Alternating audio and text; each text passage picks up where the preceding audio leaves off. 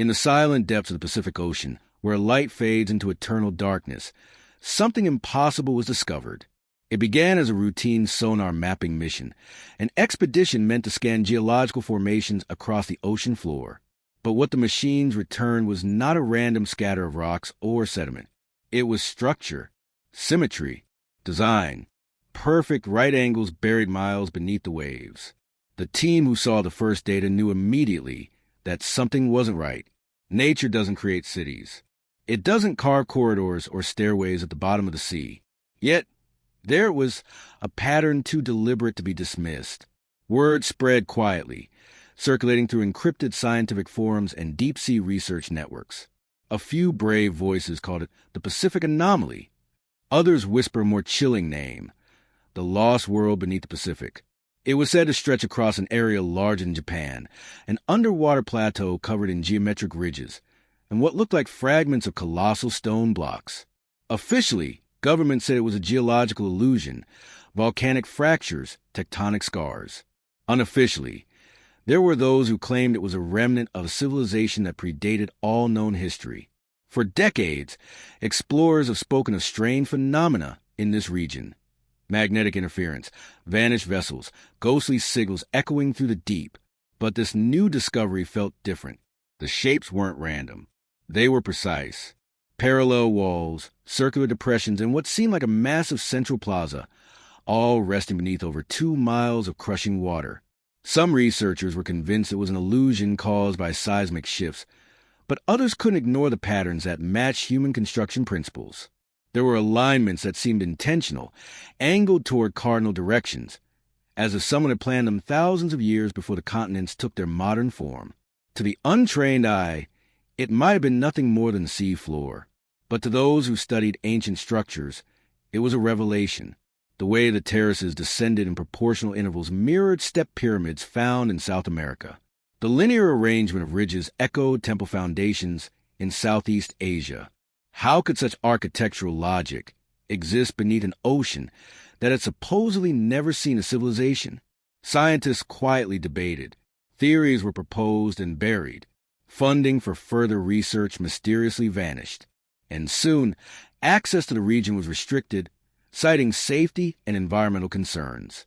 Yet the story refused to die. Independent, diverse, and remote exploration teams began releasing fragments of their own evidence. Grainy images showing monolithic shapes covered in coral, enormous stairways that descended into darkness, and stone platforms that looked anything but natural. It was as if a city once thriving under the sun had been swallowed whole by the sea and frozen in time. Some claimed the ruins were millions of years old, older than humanity itself. Others believed they were the remains of a forgotten civilization, one that mastered navigation, architecture, and astronomy long before recorded history began. Every discovery seemed to lead to more questions. How could something so vast exist without any record in human history? Why did ancient myths from Asia, Polynesia, and South America all speak of great lands that sank beneath the sea? And why did modern institutions move so swiftly to silence further investigation? This is not just a story about geology or archaeology. It's about what happens when the boundaries of knowledge are pushed too far, when discoveries threaten to rewrite everything we've been taught about our past. The lost world beneath the Pacific shouldn't exist, but it does. And if it truly represents a forgotten civilization, then our entire understanding of human history stands on the edge of collapse. Imagine an age long before Egypt, before Sumer, before the first recorded words of humanity. Imagine vast cities across the Pacific, built by hands that no longer exist, ruled by knowledge that has been erased from the timeline. Imagine their fall, an ancient cataclysm that wiped them from memory, leaving behind only silence and the cold whisper of the ocean currents. That silence has finally been broken. The discovery beneath the Pacific isn't just an archaeological curiosity. It's a warning, a reminder that history is not complete, that beneath the calm surface of our world lies evidence of something we were never meant to find. By the end of this journey, you'll see how the fragments connect. Ancient maps that shouldn't exist, myths that speak of real lands, structures too advanced for their age, and clues that suggest humanity has lived through cycles far older than anyone dares to admit. The story of this forbidden discovery is not about the ocean floor. It's about us, about what we've forgotten, what we've buried, and what might still be waiting beneath the waves to return. It began far from the headlines, deep in a region of the Pacific, so remote that few ships ever passed through.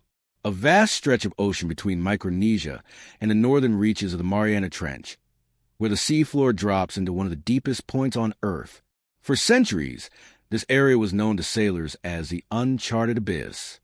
Even in the 21st century, less than 10% of this underwater world had been mapped in detail. What lay beneath those shifting blue waters was a mystery untouched by science, folklore, or time itself. The first hint came not from archaeologists, but from oceanographers mapping tectonic ridges. The technology used, multi-beam sonar and deep-sea LiDAR, was meant to study plate movements, not uncover lost worlds. Yet as the ship scanned a particular region, the sonar began to return data that didn't fit any geological pattern. The ocean floor seemed unnaturally flat in places, with precise elevations forming rectangular shapes. A line of formations, equidistant, perfectly aligned, appeared on the mapping screens. At first, the crew dismissed it as an equipment glitch, but the anomaly persisted through multiple passes, from different angles and depths. When the team reconstructed the sonar data in 3 dimensions, the image was astonishing. It revealed what appeared to be vast terraces descending like steps into a valley, each one spanning hundreds of meters across. Some looked carved, others assembled. It was as if the seafloor itself had been designed. To any trained geologist, this was absurd. Nature forms chaos, not geometry. But here, in the silent depths of the Pacific, the natural world seemed to have been engineered. The crew knew they had stumbled onto something extraordinary, yet there was hesitation. They marked the coordinates and continued their survey, aware that publicizing such data could ignite scientific controversy, or worse, be dismissed as pseudo-archaeology. Still, the rumor began to spread. Quietly, across scientific networks, whispers emerged. There's something down there. Within weeks, private research groups and intelligence-linked oceanic programs began requesting access to the coordinates. When those requests were denied, the area was suddenly classified as a marine exclusion zone under environmental pretexts. Something had been found, and someone didn't want to explore it further. Satellite imagery over the area offered little help. The depth was too great, and the currents distorted readings. But thermal sensors revealed a strange anomaly. Faint heat signatures pulsing from below the seafloor, far from any volcanic activity. Some scientists suggested hydrothermal vents. Others weren't so sure. What kind of vents arrange themselves in geometric grids? And why do their patterns resemble ancient foundations more than natural fractures? Years passed.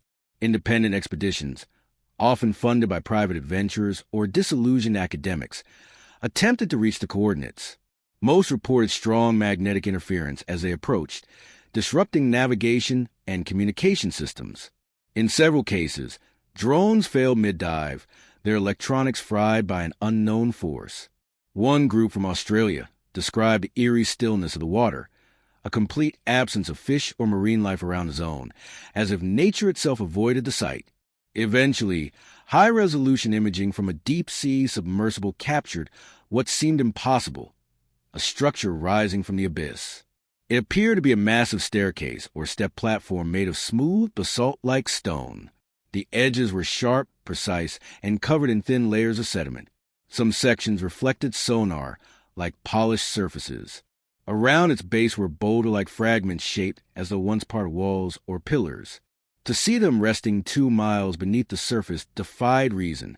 If they were indeed artificial, they must have been built when this entire region was above sea level, tens of thousands of years ago, long before modern humans were said to exist in the Pacific. Scientists offer natural explanations: fault lines, lava flow formations, collapsed volcanic plateaus. But none of those models accounted for the uniformity or patterning of what had been found. The measurements were too precise, the arrangements too deliberate. Even the angles repeated at intervals, suggesting mathematical design. Every data set hinted at intelligence, structure in a place where there should be none. Soon, historians and linguists began to weigh in. They recalled ancient myths from Polynesia and Melanesia, describing great kingdoms that walked the stars and vanished beneath the sea. Others pointed to legends of the lost continent of Mu, a Pacific civilization that fell after the Earth shifted. While mainstream science dismissed such tales as allegory, the evidence from the abyss suggested they might be fragments of real memory, distorted by time. The deeper the investigation went, the more questions arose. Who could have built something so immense? How could any civilization have existed before the end of the last ice age, capable of such precision? And perhaps most disturbing of all, what cataclysm could have buried it beneath miles of ocean? Even now, the data remains disputed, the images classified, the expeditions restricted. But every researcher who glimpsed the sonar maps felt the same quiet dread. We are not seeing the Pacific as it is, but as it once was, when entire worlds stood where now there is only water. The uncharted abyss is no longer uncharted. It's a doorway into a forgotten epic, and what lies beyond that doorway challenges every truth we think we know about human origins. And so the question lingers like a haunting echo beneath the waves. Where the greatest civilization in Earth's history lies hidden in darkness, waiting to be remembered? Long before modern scientists began mapping the depths of the Pacific, ancient storytellers had already spoken of a world that vanished beneath its waters. Across continents and centuries, whispers of a sunken land echoed through oral traditions, legends so eerily similar that they seemed to share a single buried memory. In the West, it was called Lemuria. In the East, it was Mu. Both names belong to the same forbidden idea, that once, long before recorded history, a vast and enlightened civilization had ruled the Pacific Ocean, only to be swallowed by a cataclysm of unimaginable scale. The story of Lemuria began in the 19th century, not as myth, but as science.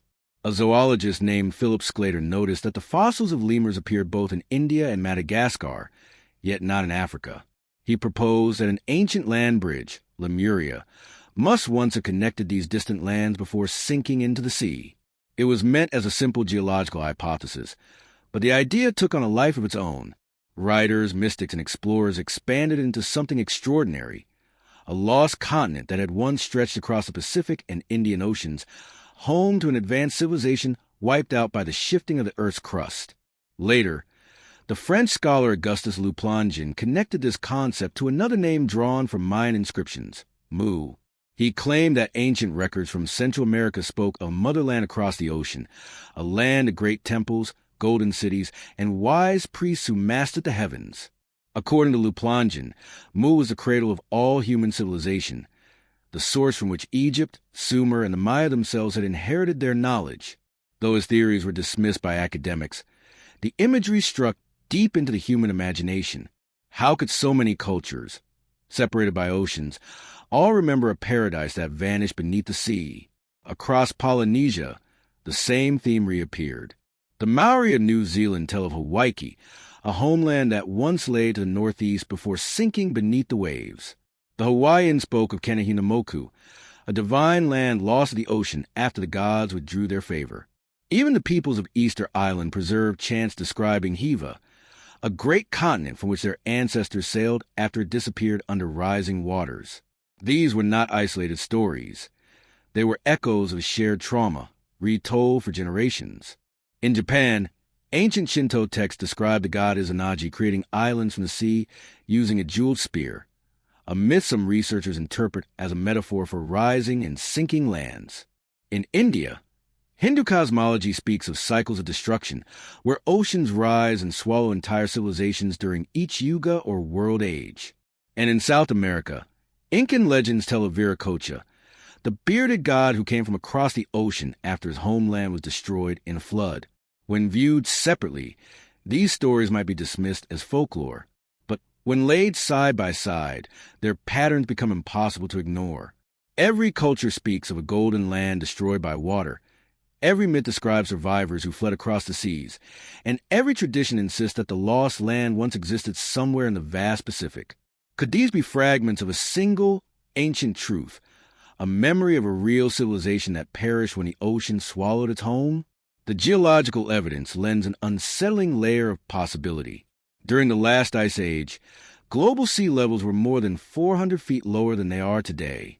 Entire continental shelves now submerged would have been dry land, dotted with islands and coastlines that no longer exist. As the ice melted, these regions vanished under the encroaching sea. If an advanced culture had once flourished there, its ruins would now rest miles beneath the waves, beyond reach, beyond memory, yet not beyond discovery. The legends of Mu describe a civilization of immense knowledge. Its people were said to have mastered astronomy, energy, and even flight. Claims that sound fantastical until one considers the unexplained precision of ancient monuments across the world. How did early societies, supposedly primitive, construct megaliths aligned with the stars? How did they transport stones weighing hundreds of tons? Some fringe researchers argue that these skills were remnants of Mu's knowledge, scattered after its fall. Even more haunting are the texts said to reference the lost continent. The Nakal tablets, rumored to have been translated by the Colonel James Churchward in the early 20th century, describe a vast Pacific empire destroyed by fire and earthquakes. While mainstream scholars doubt the tablets ever existed, Churchward's detailed accounts of Mu's architecture, language, and spiritual philosophy captured the imagination of generations. He described enormous cities powered by natural energy, temples aligned to celestial patterns, and a population numbering the millions, all erased in a single day of destruction. Modern oceanographers argue that no such continent could have existed. Plate tectonics, they claim, do not allow land masses to simply sink. Yet the seafloor of the Pacific tells a more complex story, of rising seamounts, drowned plateaus, and volcanic ridges that suggest massive shifts over millions of years. The discovery of submerged structures near Japan's Yonaguni, and others rumored near Micronesia and Fiji, reignited the debate. Could these be the final remnants of Mu, buried beneath the Pacific's eternal veil? Every legend, every fragment of myth, points toward one forbidden truth. Humanity's history may stretch back far beyond what our textbooks allow. If Lemuria or Mu truly existed, then our species is not the first advanced civilization to walk the earth. It is merely the latest in a cycle of rise and fall, memory and forgetting. The ancients remembered something we have lost and encoded it in myth because history had no room for it. Perhaps the Pacific, vast and silent, is not merely an ocean but a grave. Beneath its restless waves lies a memory older than our languages, older than our gods, a memory of a world that shouldn't exist, but once did. The legends of Lemuria and Mu may not be myths at all. They may be the last whispers of a sunken truth waiting to rise again. Across the scattered islands of the Pacific, ancient voices still speak of a world swallowed by the sea. These are not myths invented for entertainment or religion. They are memories, fragments of stories passed from generation to generation, describing a cataclysm so vast it reshaped human history. From Hawaii to Samoa, from the Maori of New Zealand to the Aboriginal peoples of Australia, echoes of a sunken world persist in chants, songs, and sacred tales. Though each culture tells it differently, the message remains the same. Once, there was land where now there's ocean, and once, people lived upon it before the sea rose to claim it all. Among the Hawaiian people, one story stands out. The legend of Kanehinamoku, the hidden land of the gods. It was said to be a radiant island kingdom ruled by divine beings, connected to the mortal world by bridges of light. When humanity turned away from the sacred laws, the ocean rose, covering Kanehinamoku forever. Yet some priests escaped in canoes, guided by the stars, to preserve the old wisdom on distant islands. To this day, Hawaiian navigators speak of following ancestral star lines across the ocean, as if retracing routes from a lost homeland no one can reach. Far to the south, the Maori tell of Hawaii, the spiritual homeland from which all their ancestors came. Hawaii was not simply a mythical paradise. It was described as a real place, lush and vast, that existed beyond the horizon. According to their traditions, it sank beneath the sea after a great upheaval, forcing the survivors to scatter across the Pacific. Even after 1,000 years of migration, the Maori still sing of Hawaii as if it were waiting to rise again. Their stories remember volcanic fire, the trembling of the earth, and waves that devoured entire lands. These are not metaphors. They are geological memories, preserved through the rhythm of storytelling. On Easter Island, Rapa Nui, the oral traditions tell of Hiva, a great homeland in the east that vanished in a cataclysm. The first settlers of Rapa Nui were said to have fled Hiva's destruction, guided by powerful priests known as the Ariki Mau. Archaeologists have long debated whether Hiva was purely symbolic, but its repeated mention across Polynesian mythologies is hard to ignore. If every island group remembers a different fragment of the same catastrophe, could those fragments together describe a single event? The drowning of a once great landmass beneath the Pacific? The Samoan legends of Pelotu add another thread to the tapestry. Pelotu is both the realm of the gods and the ancestral homeland, a shining place that lies beyond the sunset. It was said that the people of Pelotu could cross between worlds through underwater gateways guarded by spirits. Some scholars interpret this as metaphor, but to the islanders who still perform rituals honoring Pelotu, it remains a place of real significance, a world that existed before this one, now submerged in the deep. Across Melanesia and Micronesia, similar accounts exist. The people of the Solomon Islands speak of a vast land that once connected many of the Pacific islands before being destroyed in an age of fire. The Fijians remember Lomani, a sunken kingdom where gods and humans lived side by side. Even in faraway Australia, Aboriginal Dreamtime stories describe great floods that covered the land, forcing their ancestors to climb to the highest peaks. Geological studies now confirm that Australian coastlines were inundated after the last ice age, roughly 12,000 years ago, the exact period many of these myths refer to. What's remarkable is the consistency of detail. Nearly every Pacific culture speaks of a deluge, a fiery sky, and the loss of homeland. These accounts are not isolated. They are connected by the same imagery: trembling earth, roaring water, and survivors fleeing canoes or on floating islands. Some myths even mention lights in the sky and columns of smoke rising from the ocean, phrases that could easily describe volcanic eruptions or asteroid impacts. It is as if ancient people witnessed the same apocalyptic event and encoded it into myth to ensure it would never be forgotten. But over time, as languages evolved and civilizations rose and fell, the meaning of these stories blurred. Modern academia categorizes them as symbolic tales about morality, gods, or creation. Yet the deeper one looks, the harder it becomes to dismiss the possibility that these myths hold literal truth. They may be the world's oldest eyewitness accounts of a geological catastrophe that reshaped the Pacific Basin, a time when continents drowned, islands splintered, and survivors were scattered to the farthest corners of the ocean. Oral tradition, unlike written history, doesn't rely on paper or ink. It relies on memory. The elders, the navigators, the storytellers became living libraries, passing their knowledge through chant and ceremony. Polynesian navigators memorized the positions of thousands of stars, ocean swells, and migratory patterns, skills that may have originated in a civilization where such knowledge was vital for survival. In this sense, the myths of a sunken homeland may not be fantasy at all, but coded navigation records, maps of places that once existed before the ocean rose. Even genetic studies hint at truth behind the stories. Populations across the Pacific share unexpected connections to South America and Southeast Asia, suggesting migrations that predate known history. Could these people be the descendants of survivors who fled the sinking of their world, refugees of a lost continent that science refuses to acknowledge? In the chants of the Maori, the songs of the Hawaiians, and the prayers of the Rapa Nui, one can still hear the echo of that disaster. Their ancestors did not imagine it. They remembered it.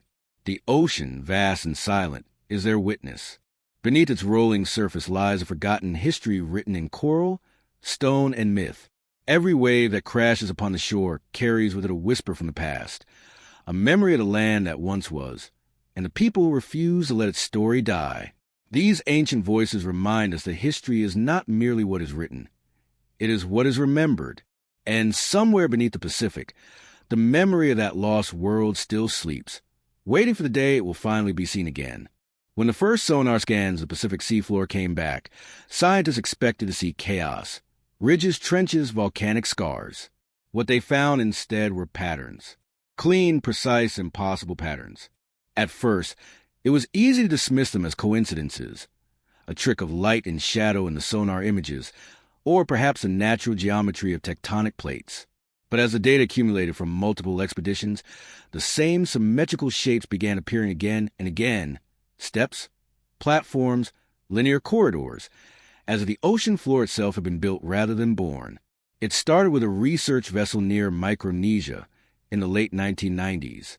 The team was mapping underwater ridges for geological analysis when their sonar displayed a sequence of rectangular elevations that looked eerily man-made. Perfect 90-degree angles stretched for hundreds of meters, forming what appeared to be corridors or walls. One researcher joked that it looked like the ruins of an underwater city. No one laughed. The shapes were too uniform, too intentional. They were the kind of patterns architects create, not volcanoes. Subsequent surveys by oceanographic institutions in Japan, Australia, and the United States confirmed the anomaly. Across vast areas of the Pacific Basin, clusters of straight lines and grid-like patterns appeared in the data. Some of the structures seemed connected, almost like city blocks. Others formed concentric terraces, as though surrounding a central plaza. The depths varied. Some were just a few hundred feet below the surface. Others lay miles down in the abyssal plains. But the geometry was consistent, suggesting that whatever created these forms was not random natural activity. In 2001, a deep-sea drone operated by a private exploration company captured video footage that changed everything. The camera descended into a region of the Pacific between Guam and the Philippines. The footage revealed immense stone-like slabs arranged in symmetrical layers, resembling stairways. The surfaces were smooth as if carved or polished, and each level was precisely proportioned. When the video was leaked online years later, experts argued fiercely over its authenticity. Geologists insisted it was natural erosion. Independent researchers countered that erosion could not produce perfect right angles or repeating step intervals across such vast scales. Further anomalies surfaced off the coast of Fiji, the Marshall Islands, and Tonga, massive rectangular blocks aligned in grids. Some appearing to form pathways or terraces. Sonar reflections indicated that many of these formations stood several meters above the surrounding seabed, like ancient foundations buried under millennia of sediment. Computer models estimated that if exposed, these structures could rival the size of ancient cities, such as Uruk or Thebes.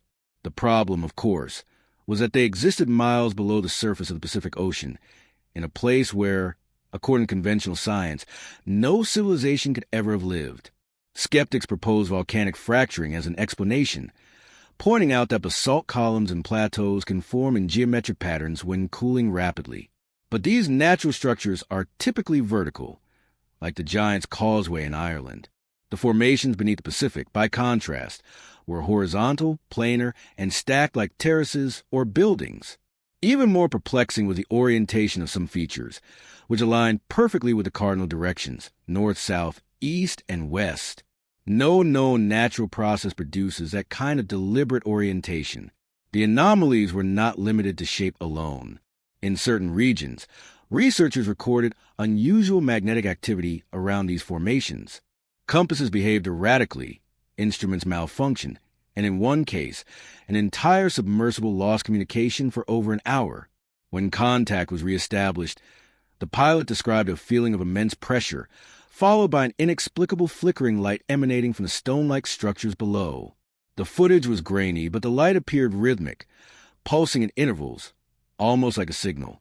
As more data emerged, the mystery deepened.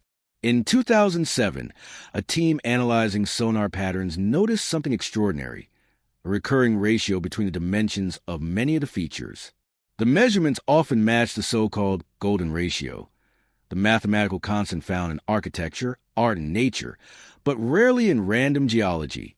To find it beneath the Pacific was shocking. Either the ocean floor had been sculpted by forces we didn't understand, or someone long ago had built these designs with deliberate mathematical precision. Governments quietly classified many of the sonar images as restricted. Officially, the reason given was to prevent misinterpretation of geological data. Unofficially, insiders hinted that something on the seafloor had drawn too much attention from both media and private researchers.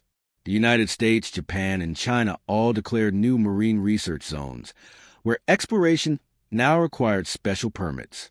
The coordinates of some of the most intriguing anomalies vanished from public databases overnight. Still, fragments continued to leak. In 2012, a team of divers working with deep-sea submersibles near Tonga reported structures resembling staircases leading into a canyon-like trench. The images were blurry but compelling, large blocks stacked atop one another with unnatural precision. The divers described the eerie sensation of descending alongside something that felt ancient, as though they were drifting past the ruins of a forgotten age. One diver reportedly said, "It didn't look like rock. It looked like architecture." As with all forbidden discoveries, mainstream science moved quickly to discredit the findings. Articles appeared claiming misinterpretation of sonar data, natural sedimentation, or pareidolia, the human tendency to see patterns in randomness. But those who had seen the data firsthand knew better. They had seen order where there should be chaos, precision where there should be decay, and they couldn't explain it away. For decades, humanity has looked to the stars for signs of ancient intelligence. Yet perhaps the real mystery lies not in the heavens but beneath the waves. The ocean floor holds more unexplored territory than the surface of the moon. What we call anomalies may not be anomalies at all, but remnants of civilization erased by time and pressure, their monuments buried under salt and silence. Every sonar sweep, every blurred image, every magnetic reading suggests that something once thrived beneath the Pacific, something that was never meant to be forgotten. Yet nature doesn't build like this. Nature doesn't draw straight lines at the bottom of the sea. Someone or something did, and whatever it was, it left behind the first undeniable glimpse of the impossible. Off the southern coast of Japan, in the turquoise waters near Yonaguni Island, divers discovered something in 1986 that would change the course of underwater archaeology forever. It was supposed to be a normal dive, coral surveys and geological mapping. But as diver Kahachiro Aratate descended along the sea cliffs, his light caught something strange below the waves, a massive structure of perfectly cut steps and terraces descending deep into the seabed. At first, he thought it was a natural rock formation, but as he swam closer, the shapes grew sharper, more deliberate, more architectural. Giant platforms, staircases, corridors, and pillars stood carved into the bedrock, a megalithic monument frozen in time beneath the Pacific. This was no ordinary coral reef. It was stone, and it looked like it had been built. The Yonaguni Monument, as it came to be known, measured nearly 500 feet long and 90 feet high. Its terraces were aligned with mathematical precision, rising and falling in smooth, angular intervals that seemed too perfect for nature. Massive rectangular blocks formed step pyramids, with edges so straight that they could almost slice through light. To divers exploring for the first time, it felt like swimming through the ruins of an ancient city, one swallowed whole by the sea. When images of the monument first reached scientists, they ignited one of the most controversial debates in modern archaeology. Geologists claimed it was a natural formation, shaped by tectonic forces and underwater erosion. But those who had seen it firsthand disagreed. Marine archaeologist Masaaki Kimura spent decades studying the site, measuring every terrace, corridor, and vertical face. His conclusion shocked the academic world. Yonaguni, he said, was not a natural creation. It was man-made. According to Kimura, the monument featured not just terraces, but what appeared to be roads, altars, gates, and even carvings resembling animals and symbols. Some sections looked like pathways leading to adjoining structures now buried in sediment. If true, this would make Yonaguni the oldest known man-made structure on Earth, dating back over 10,000 years before the end of the last ice age. Kimura's research suggested something astonishing, that the monument was part of a vast complex stretching across the Ryukyu Islands, remnants of an ancient civilization that once connected Japan, Taiwan, and the Pacific Islands before catastrophic floods destroyed it. He found what appeared to be tool marks on certain stones, linear grooves running parallel as if carved by human hands. Coral samples indicated that the monument had been above sea level around 12,000 years ago, during a time when global sea levels were far lower. If accurate, this meant the Yonaguni structure was constructed long before the pyramids of Egypt, by a civilization history says should not have existed. Skeptics dismiss Kimura's findings, insisting the formations were natural. Yet, their explanations failed to account for the monument's complexity. The main structure rises in precise tiers, with each level oriented toward the cardinal directions, north, south, east, and west, an alignment commonly found in ancient temples and pyramids worldwide. In several areas, smaller structures branch out like satellite buildings, forming a layout eerily similar to ancient city planning. Divers reported stairways connecting platforms, a possible central plaza, and even what some believed to be a giant face carved into stone. Whether coincidence or craftsmanship, the design defied geological randomness. Even more puzzling were the similarities between Yonaguni and other megalithic sites around the world. The step terraces resemble those of Sacsayhuaman in Peru. The right-angled corridors echo the layouts of the temples in Tiahuanaco, Bolivia. The proportions of the main structure mirror those of Mesoamerican pyramids. Could these parallels be mere chance, or do they hint at a shared architectural heritage, a lost global civilization that once spanned oceans before recorded time? Several divers claim to have found smaller, toppled stone pillars and archways nearby, buried under coral and sediment. Others spoke of strange symbols etched faintly into the rock, patterns resembling early pictographs or proto-writing. If authentic, these markings could indicate the presence of a language far older than Sumerian or Egyptian script. But most of this evidence vanished into obscurity. Authorities quickly limited research dives, citing environmental concerns. Equipment was confiscated, and permits became almost impossible to obtain. It was as if someone wanted Yonaguni forgotten. The ocean itself guards a monument with hostility. Currents around Yonaguni are notoriously strong, making dives perilous even for experts. Visibility fluctuates unpredictably, and strong surges can whip divers against stone walls. Many describe a strange sensation when approaching the site, an eerie calm, as though the sea itself remembers. Some report a low hum or vibration, almost inaudible but distinctly present, like a pulse resonating through the water. Scientists attribute it to tidal pressure, but for those who've heard it, it feels alive, as if the stones themselves are whispering the memory of what they once were. If the monument truly dates back to the last ice age, it implies that human civilization did not begin with Mesopotamia or Egypt, but thousands of years earlier, perhaps in the Pacific. The implications are staggering. It would mean that long before recorded history, humans built monumental architecture, mastered geometry, and constructed societies advanced enough to plan and execute massive stone projects. Then, for reasons lost to time, perhaps a cataclysmic flood, perhaps tectonic collapse, the sea claimed it all, leaving only whispers beneath the waves. Even now, debates rage in academic circles. Some geologists have quietly admitted that the monument shows unusual linear fracturing inconsistent with typical erosion patterns. Others have proposed a hybrid explanation, that nature carved the raw form, and humans refined it.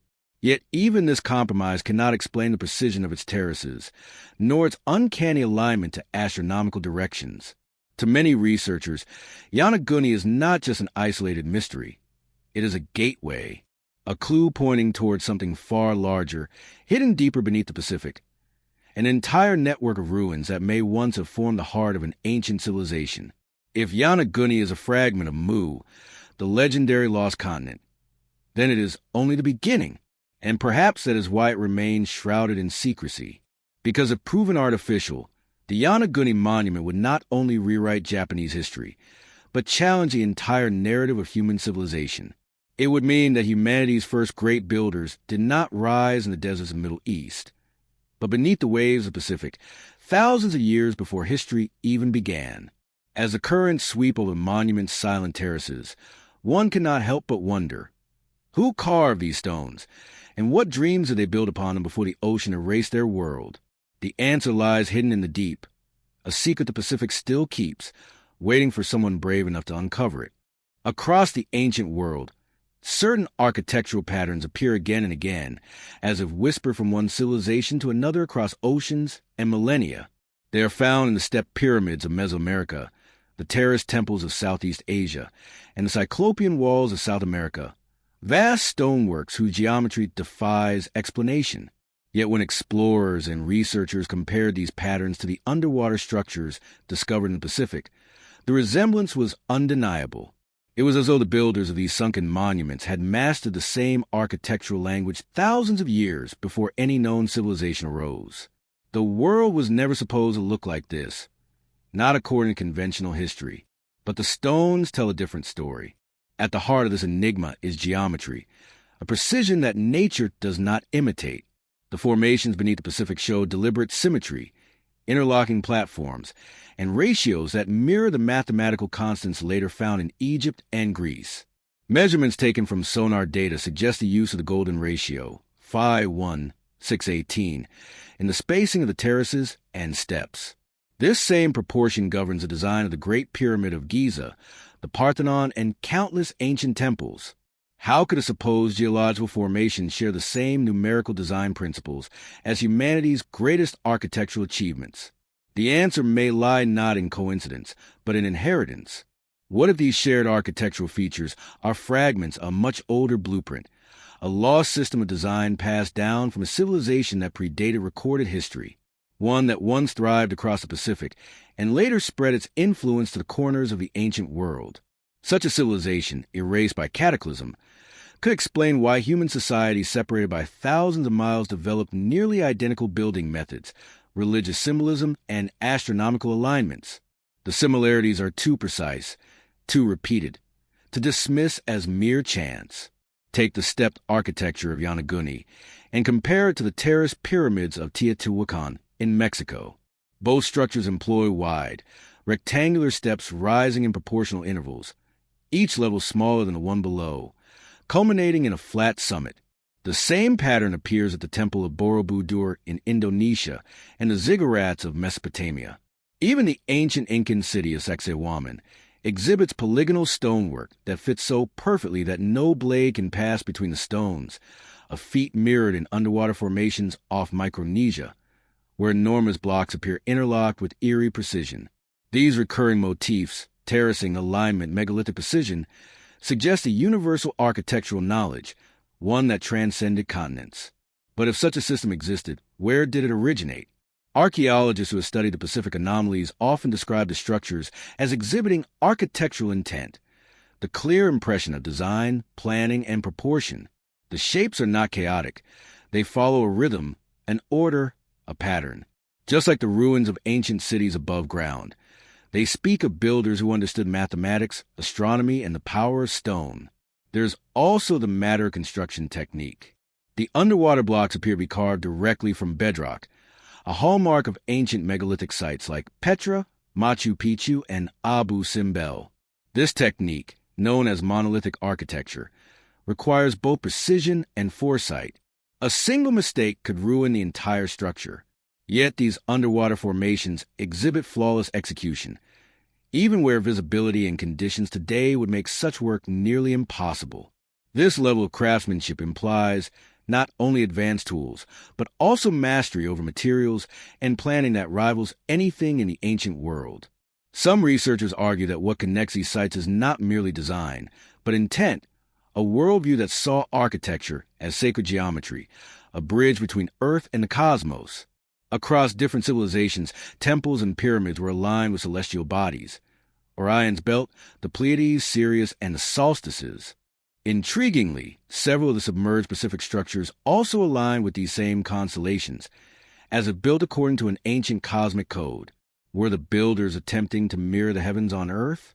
Or were they preserving an even older system of knowledge, one that originated before the stars were named, when humankind still lived beside gods?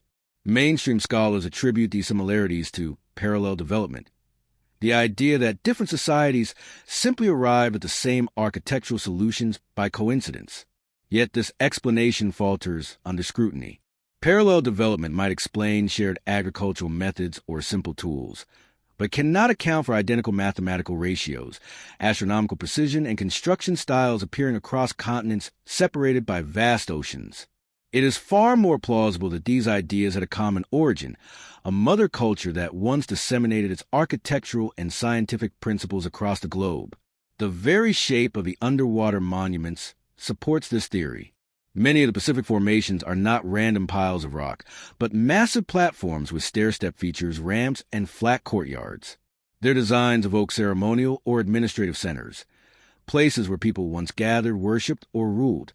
Some divers even reported finding pillar-like structures positioned symmetrically along corridors, like colonnades in ancient temples. These are not natural formations. They are echoes of lost architecture, preserved in stone but erased from history. The size of these constructions also challenges our understanding of prehistoric humanity. Some of the submerged blocks measure over 20 feet long and weigh an estimated 100 tons. Moving such stones today would require advanced machinery, cranes, hydraulics, and precision tools. Yet, whoever built them did so in an age when humanity was supposedly primitive. This discrepancy forces an uncomfortable question. Did ancient humans possess technologies we no longer understand, or did they inherit those abilities from forgotten civilization whose ruins now lie beneath the sea? Every time divers descend into the depths, they are reminded of the silence of the ocean, a silence that feels almost sacred. The water swirls around the terraces and pillars, carrying whispers from a time when these stones touched air and sunlight. One can imagine ancient architects standing upon those platforms, observing the stars, charting the seasons, and building monuments meant to last for eternity. And, in a way, they succeeded. Though their cities have drowned, their knowledge endures, encoded in the repeating geometry of sacred architecture, scattered across the planet like fragments of a once unified vision. From Japan's Yonaguni to the pyramids of Mesoamerica, from the Andes to the temples of Angkor, the same message is carved into stone. We were here before you, and we knew what you have forgotten. The architectural impossibilities of the Pacific are not isolated anomalies. They are the missing verses of an epic story that stretches back to the dawn of humanity. Perhaps this is a true legacy of the lost world beneath the Pacific. Not just stone buried under salt and sand, but knowledge preserved through pattern, proportion, and purpose. These designs were never accidents. They were a language, one spoken in stone, carried across oceans, and left behind as a monument to a civilization that the world insists could not have existed. But it did. The proof lies not in myth, but in the impossible precision of what remains beneath the waves. For years, the discoveries beneath the Pacific have hovered in a strange twilight between fascination and denial, too compelling to ignore, too dangerous to acknowledge. Whenever evidence of impossible architecture or submerged ruined surfaces, the same pattern follows. Excitement, speculation, then silence. The story vanishes from headlines, research stalls, funding disappears, and experts retreat behind careful language. To the public, it looks like disinterest. To those who dig deeper, it feels like suppression. The mystery of the Pacific's lost world isn't just geological, it's institutional. The silence of academia is not an accident. It's a defense mechanism. In universities and research centers across the world, there exists an invisible boundary, a line between what can be studied and what cannot. Archaeologists, geologists, and historians live under a system that rewards conformity and punishes heresy. The moment a scientist begins to question established timelines or explore forbidden archaeology, their credibility is at stake. Grants are revoked. Publications are rejected. Careers collapse. It's not always malicious. It's systemic. Academia operates on consensus, and consensus cannot afford the unknown. The possibility of a lost Pacific civilization would tear through everything: chronology, anthropology, even the foundations of human evolution. To admit such a civilization once existed would mean rewriting history from the ground up, and most institutions simply aren't ready for that. The public believes science is about curiosity, about discovery at any cost. But within academic walls, science is also about control. Paradigms hold power, and power resists change. The accepted model of human development, that civilization began 6,000 years ago in Mesopotamia, has become a cornerstone of modern historical identity. To challenge it is to threaten a system built over centuries. The discovery of a lost world beneath the Pacific doesn't just challenge geography, it challenges humanity's story of itself. That is why, whenever such evidence appears, the system reflexively smothers it. There are documented cases that illustrate this quiet censorship. In the early 2000s, a Japanese research team seeking to further explore the Yonaguni Monument applied for government funding. The proposal was denied, despite strong support from marine geologists. Later, they discovered their sonar data had been classified as sensitive maritime information. Around the same time, several universities quietly instructed their departments to avoid pseudo-archaeological topics, such as Lemuria, Mu, or prehistoric global civilizations. The message was clear: research the approved past, not the forbidden one. Why such resistance? Some argue it's about protecting academic integrity, but others see a deeper motive. Admitting that advanced societies existed before the Ice Age would upend not only archaeology, but religion, politics, and economics. It would force humanity to confront uncomfortable questions. Who built these structures? What happened to them? And could it happen again? Such revelations would destabilize established narratives, the kind that anchor national identities, cultural pride, and even faith itself. The safer choice is to bury the truth beneath paperwork and ridicule. The suppression isn't limited to universities. Government and military agencies have long controlled access to underwater regions that show archaeological promise. Under the pretext of marine conservation or national security, entire zones of the Pacific have been declared off-limits to civilian exploration. In some cases, even satellite imaging of these areas has been blurred or redacted. Private researchers who've attempted to publish findings have reported interference, mysteriously lost data, revoked permits, or even confiscated equipment. The few who speak out are labeled conspiracy theorists, their work dismissed before it's ever examined. One striking example came from a private expedition in 2015.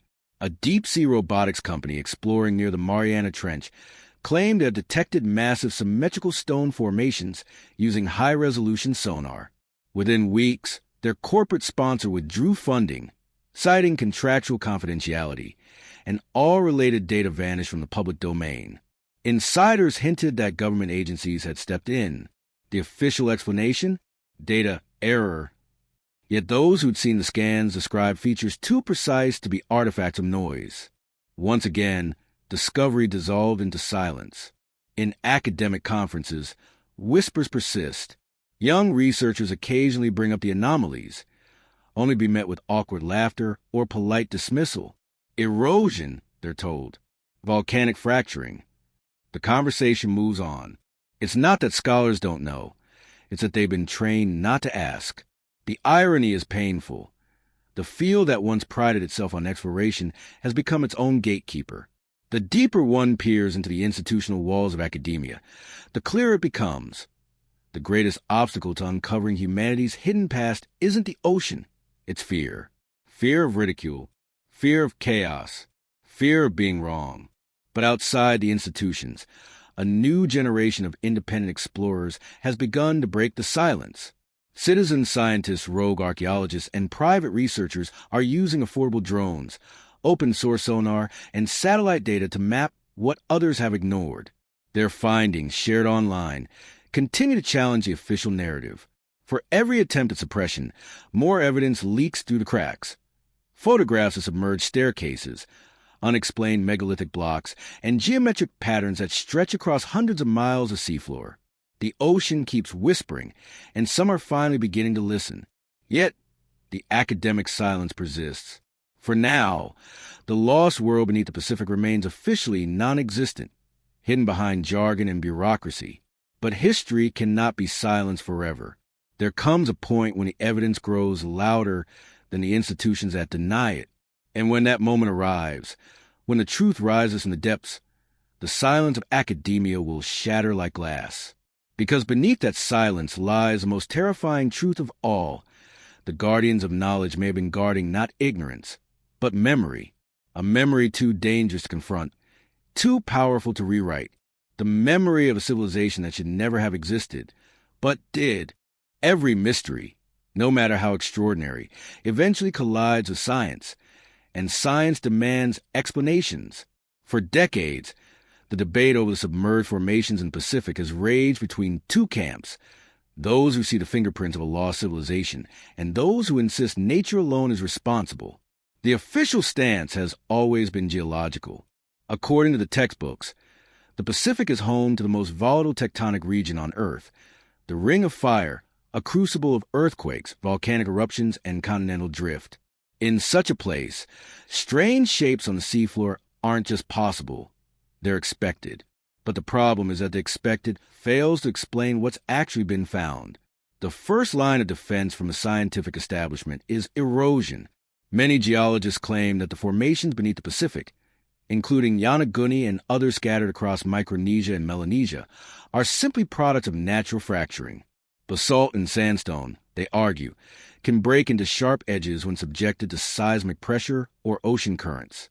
Over time, these rocks split along joint planes, creating the illusion of terraces and steps. To the untrained eye, it might appear man-made, but it's just geology doing what geology does. It's a tidy explanation, neat enough to soothe skepticism, but when examined closely, it unravels. Natural fracturing produces chaos, random cracks, uneven surfaces, and disordered layering. The formations found beneath the Pacific, however, are too symmetrical, too deliberate. They feature right angles repeated across vast areas, multi-tiered terraces with consistent measurements, and horizontal planes that maintain precision over hundreds of feet. Even more telling are the smooth cuts, beveled corners, and interlocking shapes that resemble deliberate masonry rather than chaotic collapse. The odds of such perfection arising naturally are astronomical, a geological miracle repeated again and again across the same ocean. Then there's the problem of orientation. Natural erosion has no compass, yet many of these underwater features are aligned with the cardinal directions, north, south, east, and west, just like the pyramids of Giza or the temples of Angkor. This precise alignment defies the randomness of tectonic activity. Some researchers suggest the formations were once above sea level and shaped by wind, water, and weather. But even that theory struggles to account for the mathematical consistency evident in sonar maps. Nature can carve beauty, but it doesn't calculate. Geologists also point to columnar basalt, the same phenomenon that created the Giant's Causeway in Ireland and the Devil's Postpile in California. When volcanic lava cools rapidly, it forms hexagonal columns that can appear geometric. Could the underwater formations be the same process, scaled up? Perhaps. But the problem is that the Pacific anomalies are not composed of columnar basalt at all. Sampling and spectrographic analysis of some fragments reveal different compositions: compacted limestone, sandstone, and volcanic tuff, materials that do not fracture in neat, parallel planes. Moreover, these formations exhibit horizontal layering inconsistent with vertical columnar joining. In short, the geological explanations, while plausible on the surface, collapse under their own weight. For every feature explained by natural processes, another emerges that cannot be reconciled. Why are the fractures evenly spaced like stairs? Why do some appear to form archways or rectangular courtyards? Why do the same patterns appear thousands of miles apart across different geological substrates? These are not questions geology comfortably answers. Yet, the alternative, that they were built, threatens to upend everything. So mainstream science chooses a safer path. Call them coincidences of nature. But what if nature is only part of the story? What if the Earth itself became a collaborator, reshaping the remnants of an ancient civilization until they could be mistaken for geology? That possibility, though unconventional, would explain both the architectural precision and the geological camouflage that make these sites so difficult to interpret. There are, however, geologists who quietly admit the inconsistencies. A few have suggested that while tectonic processes may have created the initial landscape, humans could have modified it. In other words, natural formations might have been carved, expanded, or integrated into architecture by a prehistoric culture. This theory, though heretical in academic circles, fits the evidence better than either extreme. Nature provided the raw material. Humanity sculpted it. Then, over thousands of years, the ocean reclaimed it. Supporting this idea are certain anomalies within the formations themselves, features that look unmistakably artificial. Divers have reported grooves that appear to be tool marks, running parallel in straight lines along the rock surfaces. Others have found what seem to be doorways or windows, rectangular openings carved with precision. Some areas even display patterns resembling stair railings or retaining walls. While skeptics call these illusions, the visual evidence remains compelling, especially when viewed through modern 3D sonar imaging. The precision of these lines cannot be dismissed as coincidence. Then there are the patterns of distribution. If these were random geological curiosities, they should occur evenly across the seafloor. But they don't. Instead, they cluster along specific regions, plateaus, ridges, and continental shelves that would have been exposed during lower sea levels in the last ice age. This means that at least some of these sites were once dry land and potentially inhabited. Geological records confirm that global sea levels rose dramatically about 12,000 years ago, submerging vast coastal regions. That timeline matches many myths of floods and lost continents, from Lemuria to Mu to Atlantis. The alignment between myth, archaeology, and geology is too tight to ignore. Scientists like to think in terms of evidence, not stories. But when the stories persist across cultures and the evidence begins to match, the line between myth and memory blurs. Perhaps the greatest irony is that both camps, geologists and alternative historians, may be partially correct. The Earth did shape these features, but humans once lived among them, modifying nature into architecture. When the seas rose, both the builders and their works vanished, leaving behind only confusion for the ages. There's also an emotional resistance at play. To many scientists, admitting that such a civilization could have existed long before recorded history feels like betraying reason, like stepping into superstition.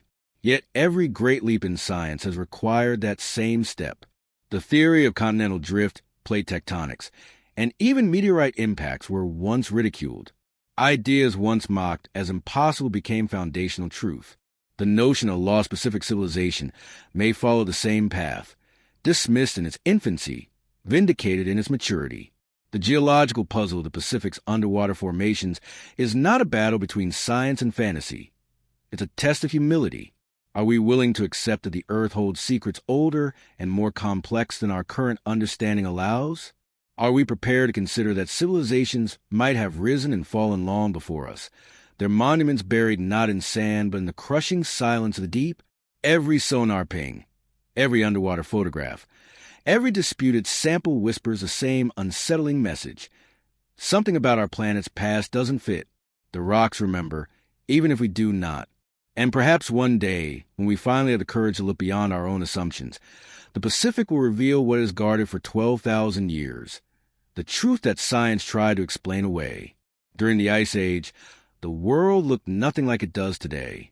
Vast sheets of ice covered much of the northern hemisphere, locking away enough water to lower global sea levels by nearly 400 feet. Where there is now ocean, there were once endless plains, river valleys, and sprawling coastal lands. The Pacific Ocean, now a graveyard of mysteries, was once dotted with enormous land bridges connecting Asia, Australia, and the scattered islands of Oceania. These ancient highways of humanity may hold the key to understanding the lost world beneath the Pacific, a civilization that thrived before the seas rose, before time itself reset. The Pacific Basin, as we know it, is not a static landscape. It is a living, shifting system of tectonic plates, a world in motion. Over millennia, these movements have torn apart continents, raised mountains, and swallowed islands whole. Yet during the last glacial period, when the planet's water was trapped in frozen caps, vast regions of the ocean floor were dry land. The shallow shelves surrounding Southeast Asia, now hidden beneath the South China Sea, formed a single massive landmass known as Sundaland. Similarly, to the east, Australia and New Guinea were fused into one enormous continent called Sahul. Between these ancient superregions lay a chain of islands, plateaus, and lowlands that would have provided stepping stones across the Pacific. This forgotten geography tells a haunting story. What is now open sea was once the heart of human migration, a corridor of movement, culture, and knowledge. Evidence suggests that humans traveled across these exposed lands tens of thousands of years ago, long before the dawn of recorded civilization. Archaeological sites across Indonesia, Papua, and Melanesia reveal tools, carvings, and settlements dating back at least 50,000 years. These early peoples were not primitive wanderers. They were skilled navigators, capable of voyaging across hundreds of miles of open water. They built boats, mapped the stars, and understood the rhythms of the tides. And yet, at some point in prehistory, their world began to vanish beneath the rising sea. Around 12,000 years ago, the planet entered a violent transformation. The glaciers began to melt, releasing torrents of water that poured back into the oceans. Sea levels rose rapidly, sometimes by dozens of feet in a single generation. The consequences were catastrophic. Coastlines drowned, islands disappeared, and entire ecosystems collapsed. In the Pacific, those vast land bridges that once connected continents were swallowed whole. If civilizations had existed there, their cities would now lie deep beneath the waves, sealed in silence. The flood myths of countless cultures, from Asia to the Americas, may be echoes of the same global catastrophe. Geologists have identified ancient river channels now buried under the ocean floor, proof that dry lands once stretched where the sea now reigns. In certain regions, satellite and sonar imaging reveal patterns of terraces, mounds, and ridges aligned with what would have been ancient coastlines. Some appear suspiciously artificial, suggesting that these submerged plateaus might once have been inhabited. If so, the rise of the ocean did not merely erase settlements. It erased the memory of an entire age. Imagine what it must have been like. Coastal villages and stone cities, standing where the Pacific now churns. Populations thriving along fertile deltas, building monuments to their gods, mastering the currents of the sea. Then, as the waters began to rise, they watched their world dissolve. First the lowlands, then the rivers, then the cities themselves. Those who survived fled to higher ground, to the volcanic peaks that became islands, to the Asian mainland, to Australia, to the Americas. They carried with them fragments of memory, stories of the Great Flood, of gods who sank their lands, of a paradise lost beneath the sea. Over generations, these memories hardened into myth. There are striking parallels between these prehistoric land bridges and the legends of lost continents, such as Mu and Lemuria. Early researchers like James Churchward believed that the vast Pacific civilization of Mu was destroyed by earthquakes and floods, precisely the kind of cataclysm described by geologists studying the end of the last ice age. In this view, the so-called mythical continent may have been a poetic remembrance of the real lands that once connected the Pacific world. The people of that age would have seen their environment disintegrate in slow motion, the sea advancing year by year, consuming temples, forests, and farmland. They would have been witnesses to the greatest transformation the Earth has ever known. Some archaeologists now suspect that the migrations that gave rise to Polynesian culture and even the early seafaring of South American civilizations were part of this prehistoric exodus. As the Pacific world drowned, survivors took to the sea, following the stars and currents to find new homes. Their descendants became the master navigators of Oceania, the people who could read the waves like words, who remembered through song and legend the lands that once existed. The art of navigation, the worship of the ocean, and the reverence for the stars, all hallmarks of Pacific Islander culture, may have originated from this ancient crisis of survival. Yet, despite the overwhelming circumstantial evidence, the academic community remains hesitant to connect these dots. To acknowledge that humans built advanced societies before 10,000 BC is to challenge the very chronology of civilization. It would mean that the story of humanity did not begin in Mesopotamia, but in a world long drowned beneath the Pacific. Still, the clues are undeniable.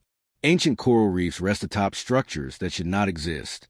Sonar imaging has revealed buried terraces and straight-line ridges at depths consistent with ice-age shorelines. Geological cores show sudden sediment disturbances matching the timeline of a global flood event. The pieces fit too well to be coincidence. The idea of disappearing land bridges also explains a deeper mystery: the presence of shared genetic and cultural traits between distant peoples. DNA evidence shows ancient contact between the populations of Southeast Asia, Polynesia, and the Americas, contact that should have been impossible without intermediary land or maritime routes. Yet here it is, written in our blood and reflected in our myths. These were not isolated civilizations. They were fragments of a once unified world, connected by the land that the sea has since erased. If the underwater structures scattered across the Pacific are indeed remnants of that lost age, then we are looking at the tombstones of prehistory, monuments marking where continents once breathed. The disappearing land bridges were not merely paths for migration. They were the veins of civilization whose pulse once echoed across half the globe. Their disappearance did not just reshape geography. It severed humanity's memory, cutting us off from our true beginnings. Today, as scientists map the ocean floor and reconstruct prehistoric coastlines, the ghosts of these lands are returning. What once seemed myth is aligning with fact. The drowned plains of Sunderland, the submerged ridges of the Pacific Plate, the terraces beneath Yonaguni, all pieces of the same puzzle. Together, they reveal a sobering truth. The Earth we inhabit is only the latest version of itself.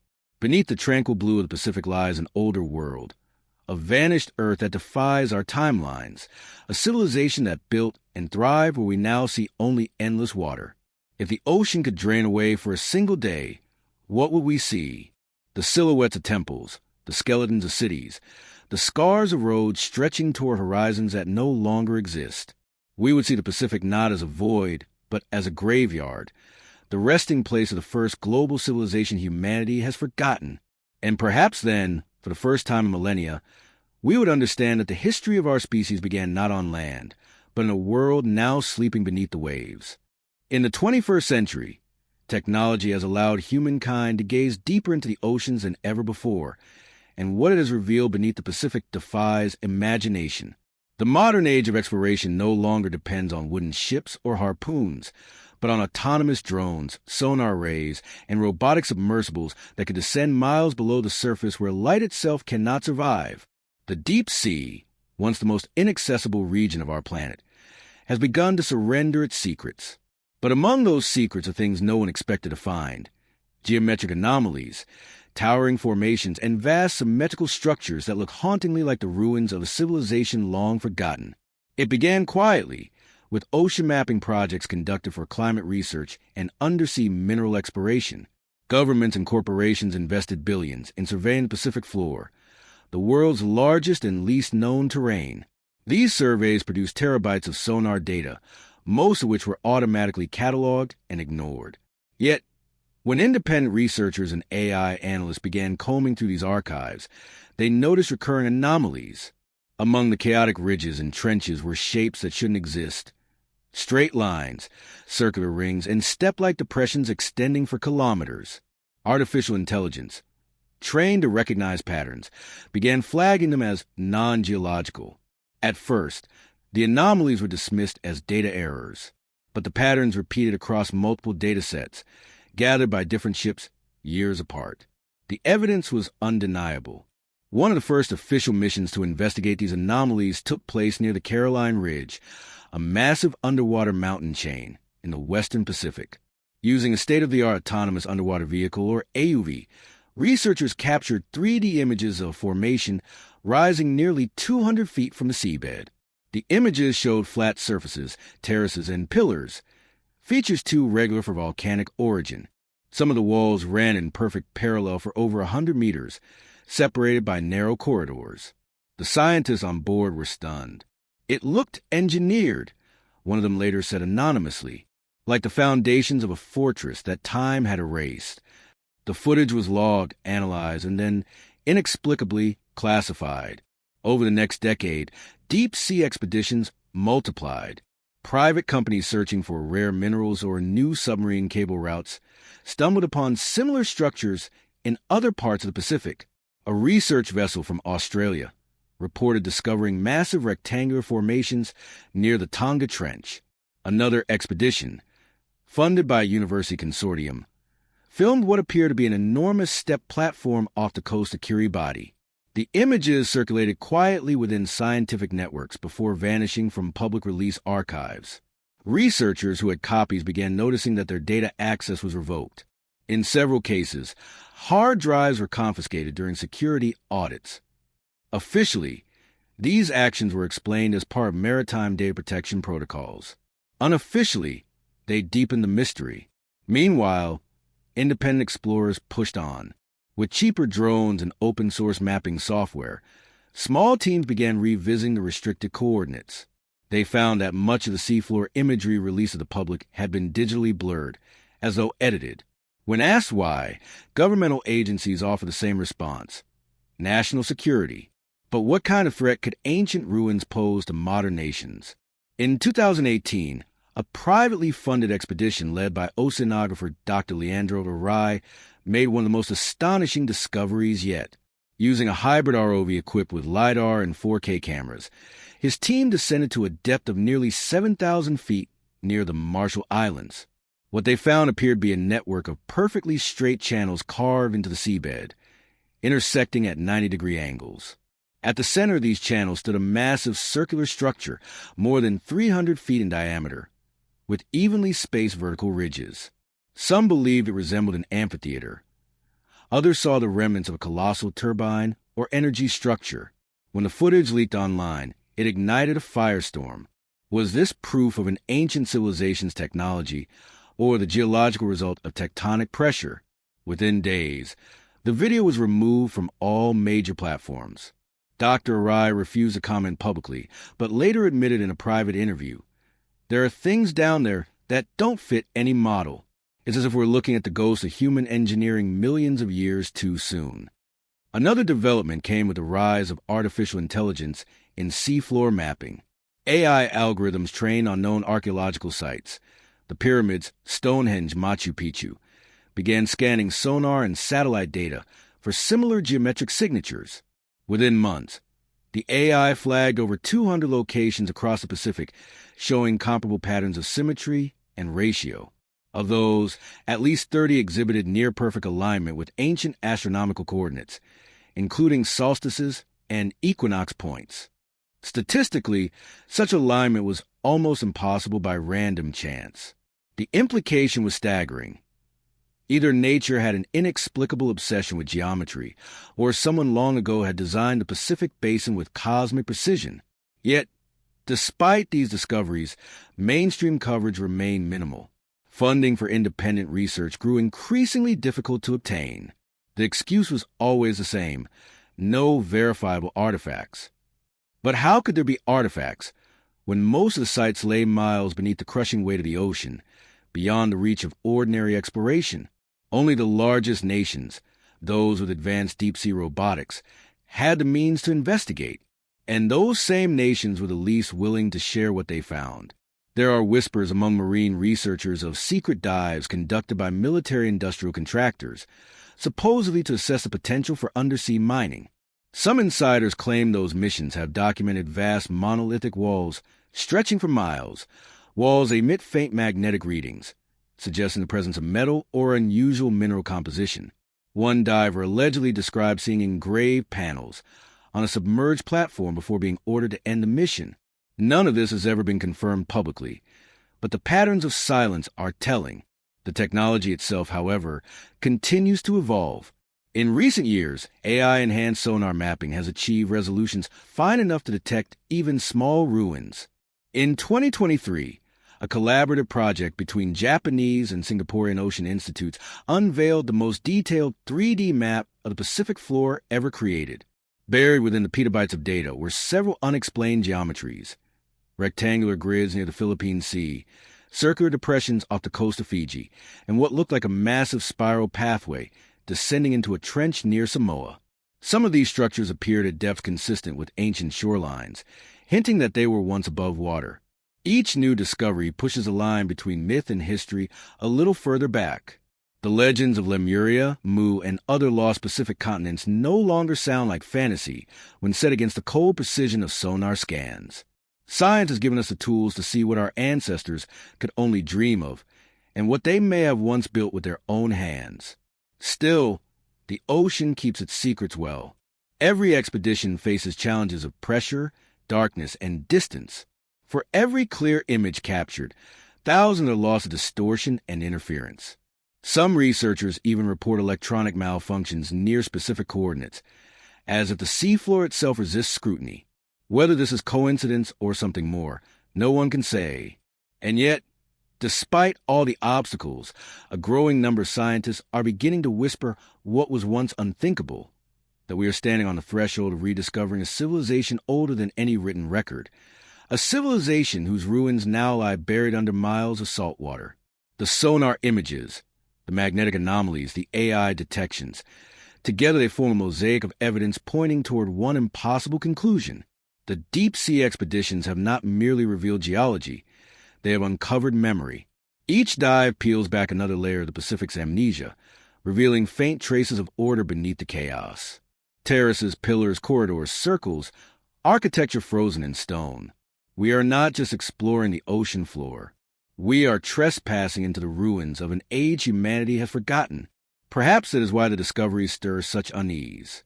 Because to look at these structures is to confront a terrifying possibility: that civilization did not begin where we think it did, and that somewhere beneath the Pacific, humanity's first great empire sleeps. waiting for the world to remember it. There are places in the Pacific where no one is allowed to go. Officially, these are restricted marine zones, environmental sanctuaries, or military testing grounds. But beneath the surface of these carefully worded labels lies something far more enigmatic. Coordinates that have quietly vanished from public charts, regions where exploration is prohibited, and satellite data has been blurred or erased. These are the forbidden coordinates of the Pacific. Places where the ocean seems to guard secrets, and where those who try to look too closely have met with silence, disappearance, or worse. It began innocently enough. Independent researchers, spurred by the discovery of anomalies near Yonaguni and Micronesia, began comparing sonar and mapping data across the Pacific. They noticed something strange. Certain areas showed abrupt digital voids, blank spots, and otherwise continuous data. Satellite imaging that once displayed detailed seafloor contours suddenly appeared pixelated or replaced by low-resolution textures. These blank zones weren't random. They clustered in regions linked by myth and mystery, near Tonga, the Marshall Islands, and along the equatorial ridges. Some of these locations were precisely where explorers had reported geometric structures before being denied access. In 2011, a group of divers from New Zealand attempted to explore one of these restricted areas off the coast of Fiji, near coordinates that matched a previously documented sonar anomaly. Before they could reach the site, their vessel was intercepted by a military patrol craft. The divers were detained and questioned for 3 days before being released without explanation. Their equipment was confiscated, and they were warned not to return. When they asked what law they had violated, the only response was, "You entered a protected zone, protected from what they were never told." Around the same time, a Japanese research company studying seafloor mineral deposits in the Mariana region reported their data being classified by their own government after an unusual discovery. Employees involved in the project later claimed that the scans had revealed massive symmetrical structures, like a city grid, buried beneath layers of sediment. Within weeks, the project was absorbed by a defense contractor. Public statements changed overnight. The official line became that the survey had yielded no significant geological features. Every trace of the data vanished from the scientific record. By the mid-2010s, a pattern had emerged. Whenever explorers identified possible ruins or anomalies too large to dismiss as natural, access to that area suddenly became restricted. Notices of marine preservation zones appeared in international databases, effectively banning civilian activity. Ironically, many of these zones were located in areas with no notable marine biodiversity or environmental threats. The designations made no ecological sense. It was as if the restrictions were simply an elegant way to draw a curtain over the unknown. Some of these forbidden sites have earned nicknames among explorers: the Grid, the Steps, the Deep Gate. The Grid lies somewhere between Hawaii and the Line Islands, where sonar once revealed a vast network of rectangular depressions aligned like city blocks. The Steps, a series of tiered terraces descending into a trench near the Solomon Islands, has been compared to a submerged ziggurat. And the Deep Gate, perhaps the most unsettling of all, is an immense circular opening, over a mile wide, detected on sonar scans near the Marshall Islands. No one knows if it's a natural sinkhole or an entrance to something deeper. Attempts to explore it have been met with malfunctions, and, reportedly, mysterious orders to cease operations. Government transparency records reveal that some of these restricted areas are monitored around the clock by naval satellites and drones. Official explanations cite strategic surveillance or seismic research, but insiders claim the truth is far stranger. There are stories, always unconfirmed, of submersibles vanishing near these coordinates, of drones losing signal as if entering a magnetic field, of unexplained sonar interference that sounds eerily like rhythmic pulses or coded frequencies. Some researchers believe these regions emit electromagnetic anomalies strong enough to disrupt instruments. Others suggest they may contain remnants of ancient technology, perhaps power sources or unknown materials buried beneath the seafloor. The question, then, is why so many of these areas coincide with the same legends, the same stories of lands that sank beneath the waves. If these coordinates were truly random, why do they align with the mythic geographies of Mu, Lemuria, and Hiva? Why do the very regions Polynesian ancestors sang of as the drowned lands match modern exclusion zones? The probability is too low to be coincidence.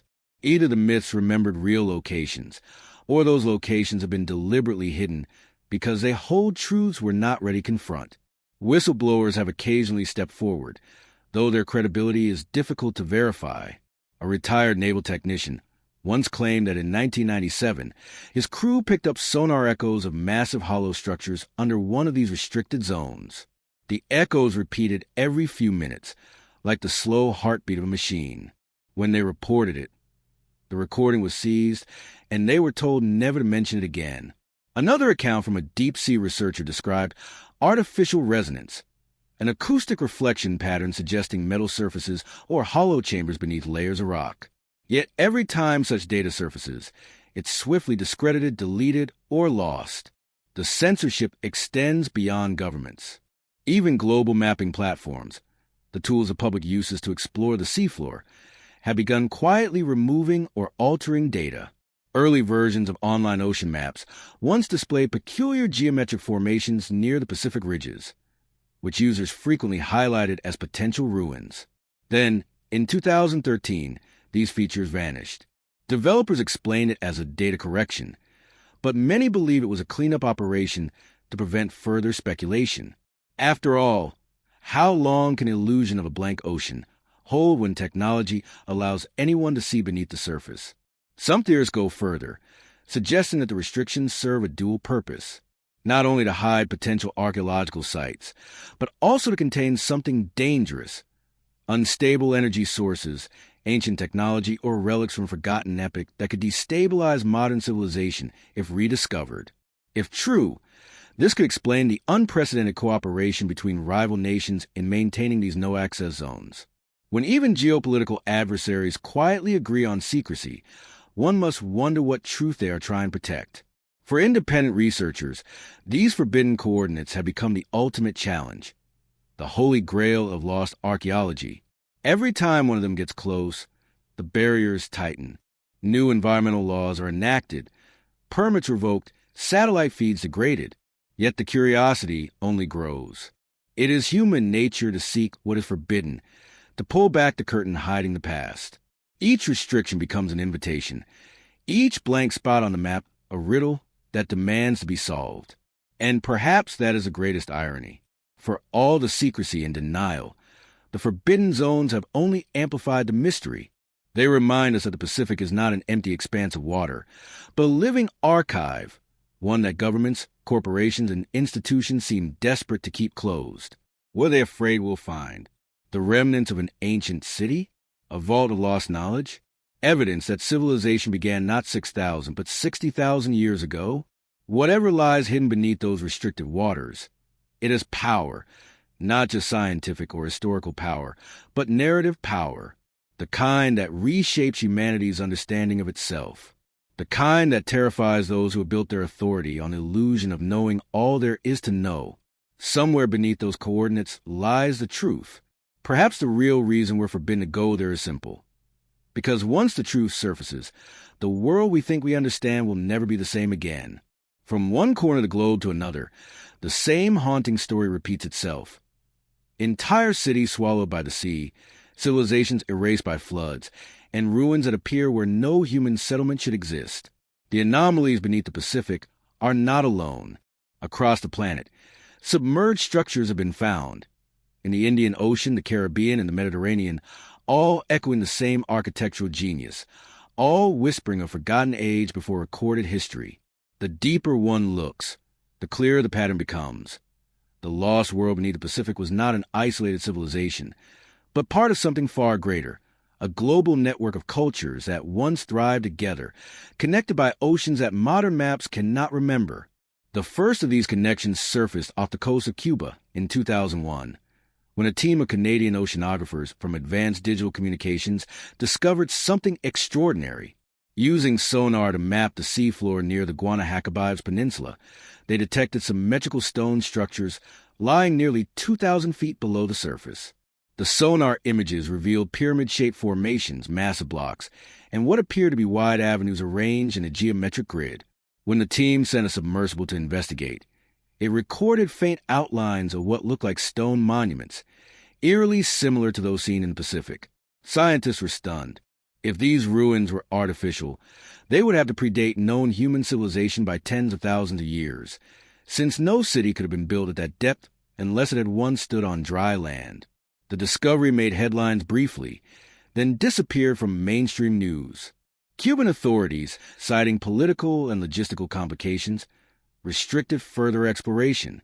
Some researchers quietly suggested that the formations were remnants of an Ice Age civilization that once connected the Americas to the Pacific via now-sunken land bridges.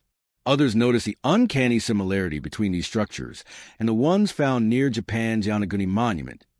The same step architecture, the same massive stone geometry, the same orientation toward cardinal directions. It was as if two cities, separated by the expanse of the Pacific, had been designed by the same hand. The parallels didn't stop there. In 2002, Indian archaeologists announced the discovery of what became known as the Gulf of Khumbat ruins, an enormous submerged city lying off the coast of Gujarat. Sonar scans revealed streets, walls, and geometric foundations stretching for miles beneath the murky water. Carbon dating of artifacts brought up from the site suggested an age of nearly 9,000 years, millennia older than the pyramids of Egypt. Among the items recovered were pottery fragments, beads, and even a human tooth, proving that this was no natural formation. Yet, despite the overwhelming evidence, the discovery was quickly dismissed as controversial. Critics claimed the artifacts were mixed with younger sediments, while others argued that the entire site was a misinterpretation of natural rock formations. But those who had seen the scans knew better. The precision, the planning, the alignment, it was unmistakable. Then came the revelation in the Mediterranean. The ruins of Heracleion, an ancient Egyptian port city lost beneath the sea for over 1,200 years, discovered by underwater archaeologist Frank Gaudio.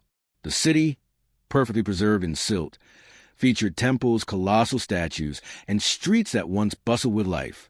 Though Heracleion belongs to recorded history, its preservation proved something profound, that entire civilizations could vanish beneath the waves and remain forgotten for centuries, waiting for rediscovery. If this could happen within historical time, how many more cities, older and larger, could be buried beyond our memory? The Caribbean, the Indian Ocean, the Mediterranean, and the Pacific all bear silent witness to a catastrophe that seems global in scale. Each discovery pushes the boundaries of human history further back. Each ruin forces us to reconsider the myth of the singular cradle of civilization. What if there were many cradles, connected across oceans long before Mesopotamia or Egypt? What if the sea was not a barrier, but a highway linking these ancient peoples together? The architectural similarities between these submerged sites are too consistent to ignore. The same terrace designs appear in Japan, India, and Central America. The same pyramid-like structures rise from the ocean floor near Cuba and the Yucatan. Even the same astronomical alignments recur. Solstice markers, Orion's belt orientations, and lunar parallels, all pointing toward an advanced understanding of the cosmos. Civilizations separated by thousands of miles somehow built in harmony with the same celestial patterns. Either this represents the most improbable coincidence in human history, or it's evidence of a shared heritage, the echo of a lost mother culture whose wisdom spread across the ancient world. Linguistic and cultural parallels strengthen this theory further. The Polynesian myths of Hiva, the Indian legends of Kumari Kandam, and the Mesoamerican stories of Aslan all describe shining cities that fell into the sea. Even the names of these lost lands seem to resonate, as if remembering one another across time. Hiva, Mu, Lemuria, Atlan. Could these be regional memories of the same vanished empire, fragmented into legend as survivors scattered to the corners of the earth? Genetic studies add another layer of mystery. Traces of ancient DNA link South American coastal populations with peoples of Polynesia and Southeast Asia, connections that predate known transoceanic travel. These findings suggest prehistoric contact, perhaps migration, between regions that today are separated by vast oceans. But how could such interaction have occurred without advanced maritime capabilities? The answer may lie in the geography of the ancient world. When sea levels were lower, The Pacific and Indian Oceans were dotted with archipelagos, islands, and land corridors that made intercontinental travel far more feasible. A global maritime civilization, rooted in the Pacific, could easily have spread knowledge, technology, and culture across both East and West. Even geological evidence hints at a shared cataclysm. Sediment cores in the Indian and Pacific Oceans show sudden layers of ash and silt deposits dating to around 12,000 years ago, precisely the period when the Ice Age ended and the seas rose. Something enormous happened then, something that devastated coastlines worldwide. It is the same event remembered as the Great Flood in hundreds of cultures, a collective trauma etched into the human psyche. Yet despite the striking connections, mainstream archaeology continues to treat each submerged site as an isolated curiosity. The idea of a unified prehistoric civilization spanning oceans is dismissed as fantasy, not because evidence is lacking, but because it does not fit the accepted timeline. To accept would mean admitting that humanity's story began not in one river valley, but in many, and that the oldest of them might now be buried beneath the waves. But as new technologies emerge, AI's sonar mapping, deep-sea drones, 3D reconstructions, the old walls of skepticism are beginning to crack. The same geometric signatures, the same construction ratios, the same spatial alignments keep reappearing across oceans. It is no longer enough to call them coincidences. The Earth itself is speaking through its ruins, revealing a pattern that no modern mapmaker can deny. Perhaps, then, the Pacific was not just a sea between continents, but the center of a forgotten world, a civilization that spanned from Asia to the Americas, whose influence touched the coast of Africa and the Indian subcontinent. When it fell, it shattered into pieces, fragments that became the Maya, the Indus, the Polynesians, the Egyptians. They each carried the seed of memory, rebuilding pieces of the old world in new lands, guided by the echoes of the lost one. And now, as the ocean gives up its secrets, those fragments are converging once more. The ruins beneath Japan, India, and Cuba are not separate stories. They are chapters of the same book, written in stone, erased by water, and rediscovered by those brave enough to look where no one is allowed to go. The pattern is no longer hidden. It stretches from shore to shore, whispering of an ancient unity humanity has long forgotten. And when the final link is uncovered, when the map of these submerged worlds is complete, it will tell the greatest story ever lost, the story of a global civilization that fell beneath the waves and became myth. Across thousands of miles and countless cultures, the stones all speak the same language. The pyramids of Egypt, the temples of Peru, the ziggurats of Mesopotamia, the terraces of Southeast Asia, and the drowned monuments beneath the Pacific all share one unshakable signature: geometry. A hidden code of mathematics, proportion, and alignment runs through them all, binding these ancient works as if drawn from a single, vanished blueprint. Archaeologists can debate origins and timelines endlessly, but geometry doesn't lie. It is universal, eternal, and unforgiving. The same ratios, the same alignments, the same sacred measurements repeat across continents and oceans, suggesting that humanity once shared a deeper, more unified understanding of the world. An understanding now buried under time, denial, and the sea. This is the megalithic blueprint, the forgotten language of stone. Modern science likes to imagine progress as linear, a steady climb from primitive chaos to technological order. But these ancient designs suggest the opposite. The precision in these constructions implies not primitive beginnings, but mastery lost. Look closely, and the same mathematical constants emerge across every major megalithic site. The golden ratio, 1:618, pi, 3:1416, and the harmonic resonance of astronomical cycles. These numbers appear not as coincidence, but as architectural DNA, an encoded language used by builders separated by oceans and ages. How could that be, unless they inherited their knowledge from a common source, a progenitor civilization that once measured the earth with a scale we no longer comprehend? Take the Great Pyramid of Giza, the crown jewel of ancient architecture. Its base-to-height ratio encodes a value of pi. Its sides align with true north to within a fraction of a degree, and its internal chambers reflect harmonic proportions found in music and light. Yet similar precision appears in the temples of Angkor Wat, whose towers are arranged to mirror the constellation Draco. in the citadel of Machu Picchu, whose terraces follow Fibonacci sequences, and in the temples of Teotihuacan, whose pyramids encode the distance between the Earth and the Sun. Now compare those to the underwater structures of Yonaguni and other submerged Pacific anomalies. The same proportional scaling, the same orientation, the same step pyramid design. How can this be explained by independent invention?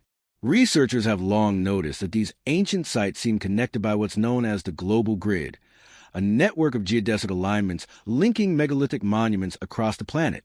The Great Pyramid, Easter Island, the Nazca Line, Stonehenge, and the ruins of Nan Madol in Micronesia all fall along precise longitudinal and latitudinal paths, forming geometric patterns when plotted on a globe. Some of these alignments even correspond with regions of magnetic anomaly, where compasses behave erratically, hinting that the ancients may have known something about the Earth's energy fields long before modern science. The same alignments pass directly through the Pacific Basin, over the very regions where forbidden underwater structures have been reported. The deeper researchers analyze these alignments, the more they begin to resemble a blueprint, not of buildings, but of the planet itself. Some have called the Earth Grid a system of energy meridians connecting sacred sites like circuitry on a colossal machine. The ancients may have built their temples, pyramids, and monuments along these lines to harness natural geomagnetic forces, or perhaps to stabilize them after a global catastrophe. If true, this would mean the lost world beneath the Pacific was not merely a civilization, but the architect of a planetary system, a culture that encoded its knowledge into stone, distributed across the Earth before it vanished. The architecture of this lost civilization wasn't just physical, it was symbolic.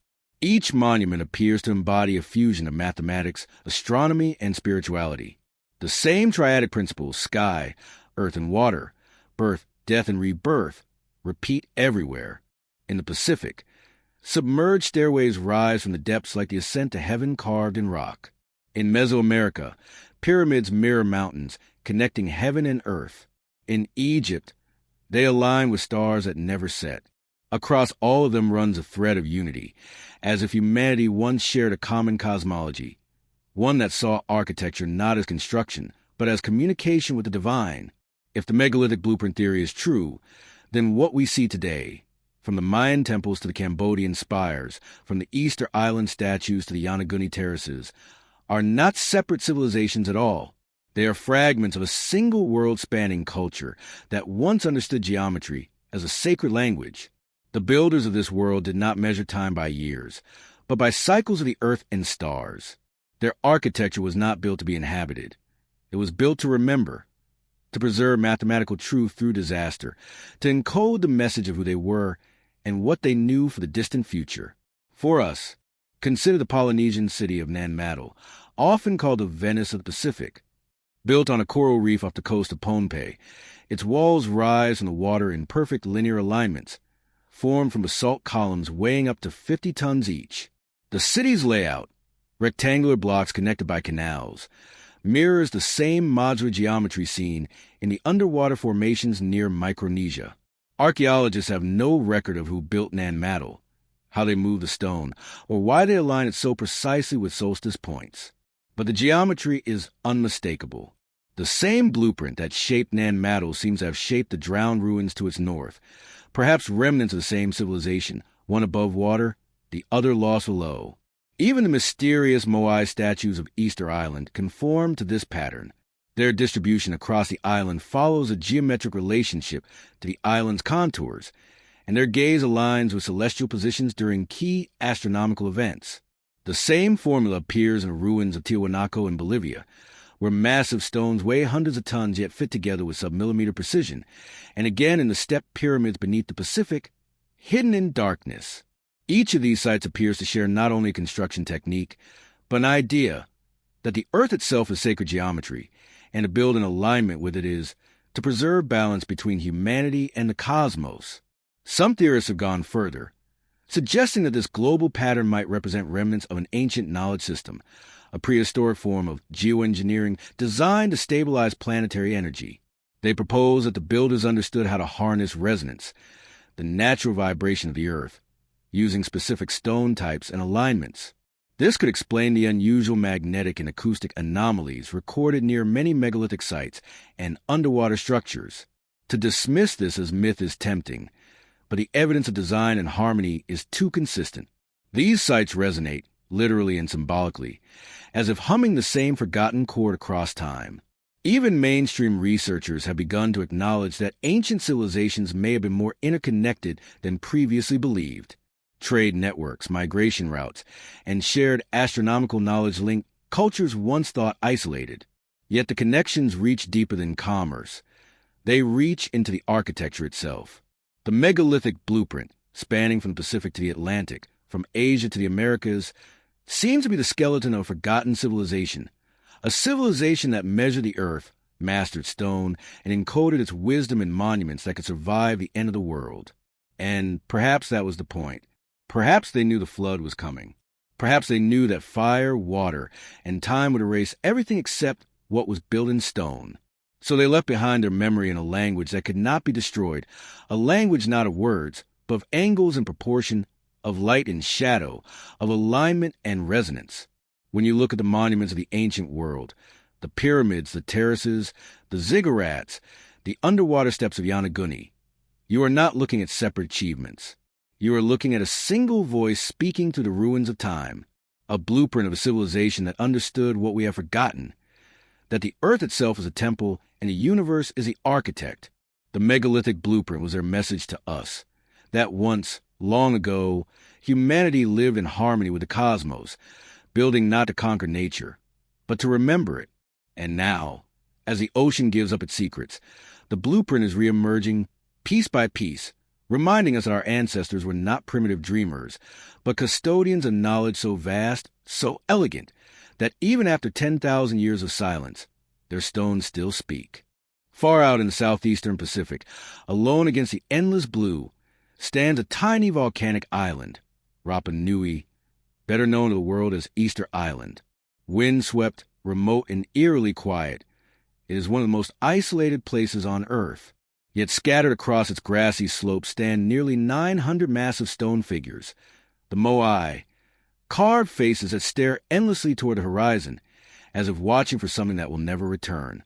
For centuries, their origin has puzzled explorers, archaeologists, and storytellers alike. Who carved them? Why are they all facing inward, away from the sea? And how did such a small island produce monuments of such staggering size and uniform precision? The answer, many now believe, may lie not on Easter Island itself, but beneath the waves that surround it, in the memory of a vanished world that once connected the island to a far greater civilization. The first Europeans to arrive at Rapa Nui in 1722 found a desolate land with few trees and a small population struggling to survive. Yet the Moai that dotted the island were colossal, carved from volcanic tuff, some weighing over 80 tons. Many had been toppled by time or war, but even in ruin they radiated power.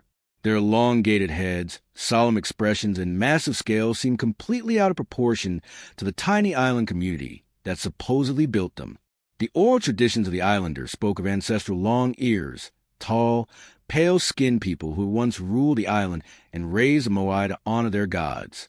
Later, these long ears were said to have been overthrown by the short ears, leading to the civilization's collapse. But what if the story was older still, a memory of survivors from a drowned world, clinging to one last fragment of their former empire? Archaeologists have long argued that the Moai represent deified ancestors, created by Polynesian settlers using stone tools and wooden sledges. It is a neat explanation, one that fits the accepted timeline of human migration across the Pacific. Yet, as with so many neat explanations, the evidence resists simplicity. The precision of the carvings, the sheer scale of the statues, and the impossibility of transporting them across rough volcanic terrain without advanced engineering all raise serious questions. Some Moai were moved over 10 miles from the quarry at Reino Raraku to the island's coast, where they were erected on massive stone platforms called ahu. These ahu, built with perfectly cut basalt blocks that fit together with no mortar, mirror the construction style of megalithic sites thousands of miles away. In Peru, at Sacsayhuaman and Pumapunku, how could cultures separated by the entire Pacific Ocean share such identical building methods? Even more mysterious is the orientation of the statues. Nearly all the moai face inland, as if guarding the island's heart. But one, the solitary moai at Ahuakivi, faces out toward the sea, perfectly aligned with the spring and autumn equinox. This alignment, combined with astronomical precision found in the positioning of other statues, suggests that the builders possessed advanced knowledge of celestial cycles. Polynesian navigators were indeed master astronomers, using the stars to cross vast distances. But what if that skill was inherited, not invented? What if the people of Easter Island were carrying forward fragments of an ancient maritime science that originated in a forgotten Pacific civilization, the same one that built the now-drowned monuments far to the west? The language and mythology of Rapa Nui offer further clues. The island's most sacred script, Rongorongo, remains undeciphered to this day. Inscribed on wooden tablets, it features elegant, looping glyphs unlike any known Polynesian writing system. Some symbols resemble human figures, animals, or celestial objects, while others are purely geometric, spirals, triangles, and grids. When linguists compared Rongorongo to the ancient Indus script of India and the proto-writing of South America's Valdivia culture, they found uncanny similarities. Could it be that Rongorongo is a surviving remnant of a global written language, the last echo of a universal code shared before the Great Flood fractured the world? The legends of Rapa Nui also speak of an ancestral homeland called Hiva, a vast and beautiful land that sank beneath the sea after great tremors and waves. The ancestors of the islanders, it is said, fled this catastrophe in canoes, guided by divine spirits across the ocean until they reached their new home. The story of Hiva mirrors the myths of Mu, Lemuria, and other sunken continents of the Pacific, suggesting that Easter Island may have been one of the final refuges of survivors. If true, the moai could represent not just ancestors, but gods and kings of that lost civilization, immortalized in stone to preserve their memory against oblivion. Geologically, the island's isolation deepens a mystery. Easter Island sits atop the Nazca Plate, one of the most active tectonic regions on Earth. Its location corresponds to an ancient volcanic hotspot that once formed a chain of islands stretching across the Pacific, a chain that, in prehistoric times, might have connected Rapa Nui to other now-submerged landmasses. Modern sonar imaging has revealed unusual formations on the seafloor surrounding the island, straight ridges and circular mounds inconsistent with natural lava flow. Some researchers suspect these could be the submerged remnants of human structures, the drowned outskirts of an ancient city that once stood where only ocean now remains. Cultural connections between Easter Island and South America further support this idea. The sweet potato, a crop native to the Andes, was cultivated on Easter Island long before European contact, implying trans-Pacific exchange. Stone tools and genetic markers found on the island also show South American influence dating back thousands of years. Could this be evidence that both regions were once part of a shared cultural sphere, connected by an ancient maritime network that originated from a single lost civilization? Even the symbolism of the moai seems to point toward that forgotten world. Their elongated heads and heavy brows resemble statues found in ancient Peru and Bolivia, as well as in the mysterious Tiahuanaco complex. Their serene faces, always gazing upward, seem to embody reverence for the sky, a hallmark of societies that viewed the cosmos as divine. Some researchers have proposed that the statues may encode astronomical information, the positions of stars, the timing of solstices, or even a map of a vanished homeland. When seen from above, the alignment of certain moai across the island forms geometric patterns that mirror the star cluster Pleiades, a constellation revered by ancient cultures from Egypt to Polynesia as the origin of humankind. But beyond the scientific and historical debates lies something deeper, a sense of mourning carved into the very stones. Each moai stands as both monument and memory, a silent testament to something vast that was lost. Their inward gaze suggests longing, not just toward the people they protect, but perhaps toward the world they left behind.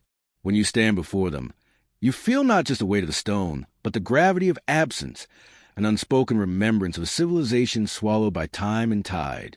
Modern archaeologists often frame Easter Island as a warning, a parable of ecological collapse, of a people who exhausted their resources and destroyed themselves. But that story may be only part of the truth. The deforestation and decline of Rapa Nui could have been the final echo of an older cataclysm, the death throes of a once great maritime empire reduced to a single island. What if the tragedy of Easter Island was not that its people destroyed their world, but that they inherited the ruins of a world already destroyed? In that light, the Moai become more than statues. They become witnesses. They gaze inland because the same sea that once carried their ancestors, became the enemy. It took everything from them, their homeland, their history, their gods. So they turned away, carving in stone what could no longer be built in flesh and memory. Easter Island, then, is not merely a mystery. It is a monument to memory itself, a surviving fragment of the Pacific's lost empire, a remnant of the culture that once ruled the oceans and built in harmony with the stars. Beneath its volcanic soil and surrounding seabed may lie the final key to understanding the lost world beneath the Pacific, a civilization that built its legacy upon islands now gone, and whose final cry of remembrance still echoes in the silent, staring eyes of the Moai. Perhaps that is why, even today, Easter Island feels haunted, not by ghosts, but by history, by the memory of a time when humanity's first great builders looked across the same horizon and saw not isolation but connection, a time when the Pacific was not a barrier but a bridge, and the stones themselves spoke the language of eternity. For countless generations, the peoples of the Pacific have told stories that move like waves, stories that cross vast distances, reshaping but never disappearing. These are not simple myths, but memories woven into song, ritual, and lineage, ancient whispers that carry fragments of truth through the ocean winds. They speak of lands that sank beneath the sea, of ancestors who sailed toward the rising sun, of gods who guided them across the stars. In these stories, the ocean is not a divider but a living bridge, an endless highway connecting past and present. Modern science may dismiss such tales as allegory, yet within their poetry lies a memory so old it may predate recorded history itself. The memory of a world that once existed, where only waves now roll. Across Polynesia, Micronesia, and Melanesia, oral traditions recall a first homeland, a place of immense beauty and knowledge that vanished in a great flood. The names change, Hiva, Avaiki, Pelotu, Kanehinamoku, Raita, but the pattern never does. The people of Samoa speak of Pelotu, the shining realm of their ancestors, now submerged beneath the western horizon. The Maori of New Zealand remember Hawaii, the sacred homeland across the sea where their gods were born. The Tahitians tell of Whenua, the great land, that disappeared when the sea rose in anger. In Hawaii, chants describe Kanehinamoku, the hidden land of Cain, lost to the depths after the gods withdrew their protection. Each story carries the same refrain: a world destroyed, survivors fleeing, and the promise that one day it may return. Anthropologists once saw these stories as coincidences, metaphors for migration or spiritual origins. But as modern mapping reveals the vast continental shelves that once stood above the Pacific, those old tales take on a new resonance. The ancestors may not have been speaking symbolically at all. They may have been preserving the memory of an event, a real geological catastrophe, encoded in the only medium that could survive millennia, the human voice. Oral tradition, unlike written history, cannot be erased by fire or flood. It travels in rhythm and ritual, passed from generation to generation, evolving yet enduring. Even the navigational practices of the Pacific peoples suggest a lineage far older than their recorded migrations. Long before European ships crossed the oceans, Polynesian navigators were traversing thousands of miles with precision, guided only by the stars, the currents, and the subtle color of the waves. They could read the direction of swells, sense distant islands by cloud reflections, and chart the heavens with mental maps that rival the accuracy of modern instruments. Such skill does not arise in isolation. It is the inheritance of generations of seafarers, passed down through unbroken lines of memory. It is entirely possible that this knowledge is a remnant of the same lost civilization that once spanned the Pacific, the last surviving trace of a world erased by the ocean, but kept alive through the oral traditions of its descendants. In the chants of the Maori, one can hear the rhythm of ancient navigation, poetic instructions encoded in mythology. The names of constellations double as coordinates. The deeds of gods mirror the movement of stars. The Hawaiian Kumalipo, an epic creation chant, recounts not only the birth of life from the sea, but also the rise and fall of lands through cataclysmic floods. Some scholars have noted that its structure reflects real astronomical cycles, eclipses, equinoxes, and tidal rhythms, suggesting that what we call may once have been a scientific record encoded in song. Similarly, the chants of the Marquesas Islands preserve descriptions of a land of pillars that sank beneath the sea, while those of the Cook Islands describe a mountain that walked into the ocean. These could easily be poetic ways of describing earthquakes and volcanic eruptions, or they could be ancestral memories of the tectonic cataclysms that reshaped the Pacific Basin at the end of the Ice Age. When viewed through the lens of geology, myth transforms into testimony. Even the linguistic connections across the Pacific hint at a common source. Words for homeland, ancestor, and sea share common roots across languages separated by thousands of miles. In Maori, Hawaii means both origin and the afterlife, while in Samoan, Pelotu carries the same double meaning, the place one comes from and returns to. This linguistic mirroring across vast distances suggests more than coincidence. It suggests cultural unity, fragments of a once shared identity scattered like islands after a storm. Anthropologists have recorded eerie consistencies in the way these stories are told. The sinking of the homeland is always accompanied by the same imagery: trembling earth, fire in the sky, waves that rise like mountains, and darkness that lasts for days. Survivors flee by canoe or raft, following the stars until they reach new lands. Once there, they begin again, naming their islands after the lost homeland, repeating its rituals, and preserving its memory in chants. Even thousands of years later, when the details blur, the essence remains. The land sank, the people survived, the memory endured. Modern science is beginning to catch up with these ancestral truths. Geological evidence confirms that around 12,000 years ago, as the last ice age ended, sea levels rose dramatically.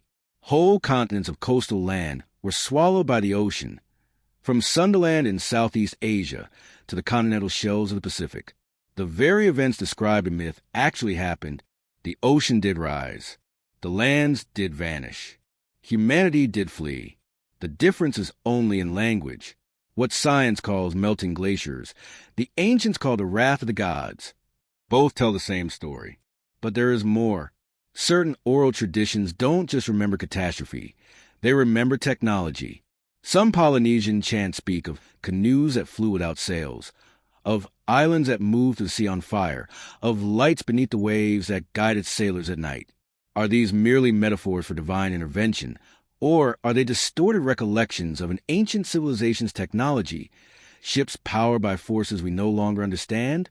Many indigenous elders describe the lost world not as primitive, but as enlightened, a place of harmony between man and nature, where energy came from the earth itself. The echoes of such descriptions can be found in myths from India, describing Vimanas that flew through the sky, and in Mesoamerican legends of gods who rode upon the wind. The parallels are too consistent, too global, to dismiss entirely. Even in the physical realm, remnants of these ancient pathways remain. Polynesian stone markers, called ahu, are often aligned with precise celestial and navigational points, the same kind of geometric accuracy seen in the great megaliths of other continents. These structures may have served as both temples and navigation beacons, connecting islands across thousands of miles. When viewed on a map, some alignments form straight lines that stretch impossibly far, from Hawaii to Tahiti to Easter Island, tracing what may once have been a single migratory route, or even a last surviving trace of a prehistoric global grid. At its heart, the continuity of these legends proves something profound. Humanity's memory runs deeper than history. The Pacific peoples are not merely descendants of scattered islanders. They are the custodians of a collective past that survived cataclysm through memory, ritual, and song. Their chants are living archives, their myths encrypted data from an age when the ocean was a cradle, not a grave. When the Polynesian navigators look to the stars, they are not just finding direction. They are speaking the language of their ancestors, the same language whispered by those who once walked the vanished shores of Mu or Lemuria. In every journey they make, they retrace a path first sailed by the survivors of that great flood, carrying fragments of a civilization the world has forgotten. And so, the ocean becomes both tomb and teacher. Its depths hold the ruins of the past, but its waves carry the memory forward, through story, through ritual, through blood. The people of the Pacific are the living map of their ancestors' world, and through them, the lost land beneath the waves continues to breathe. The myths that refuse to die are not myths at all.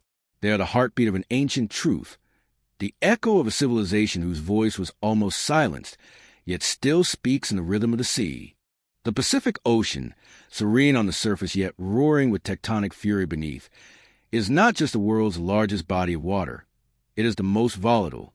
It is here that the earth breathes fire, where mountains rise from molten depths and entire islands vanish in the blink of a geological eye. Scientists call it the Ring of Fire, a vast horseshoe-shaped chain of volcanoes and fault lines stretching for nearly 25,000 miles around the ocean's edge. But to ancient peoples, it was something else entirely.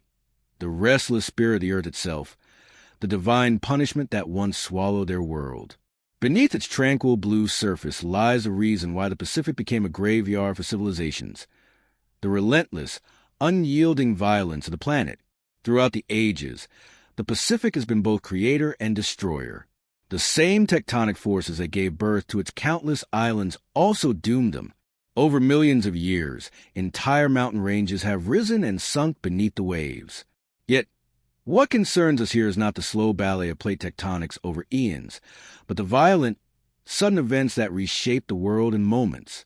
The ancient legends of lands that sank into the sea, from Mu to Lemuria, may not be mere metaphor.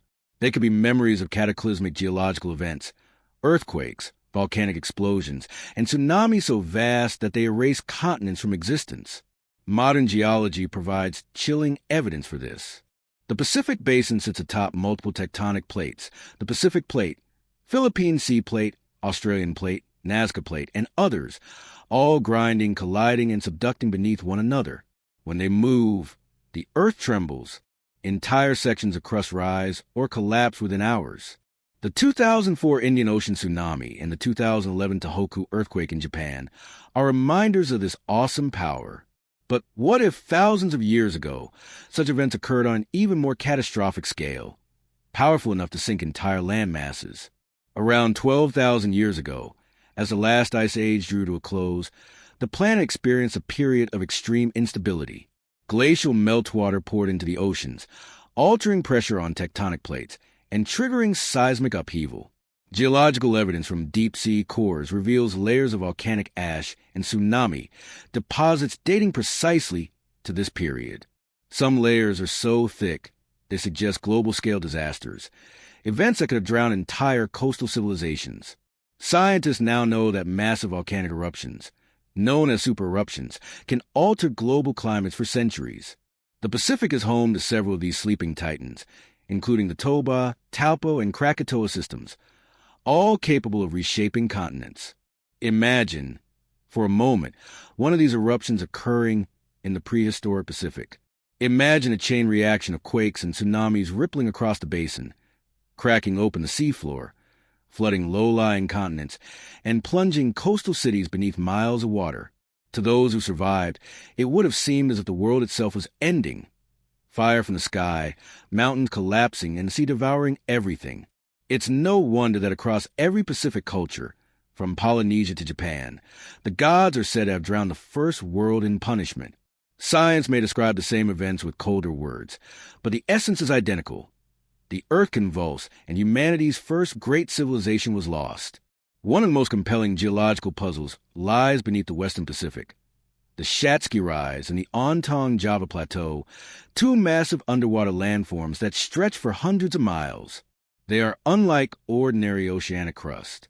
Composed of basaltic rock and towering thousands of feet from the seafloor, they bear the unmistakable signature of cataclysmic volcanic activity. Some geologists believe these plateaus were formed by supervolcanoes that erupted tens of millions of years ago, releasing enough lava to cover entire continents.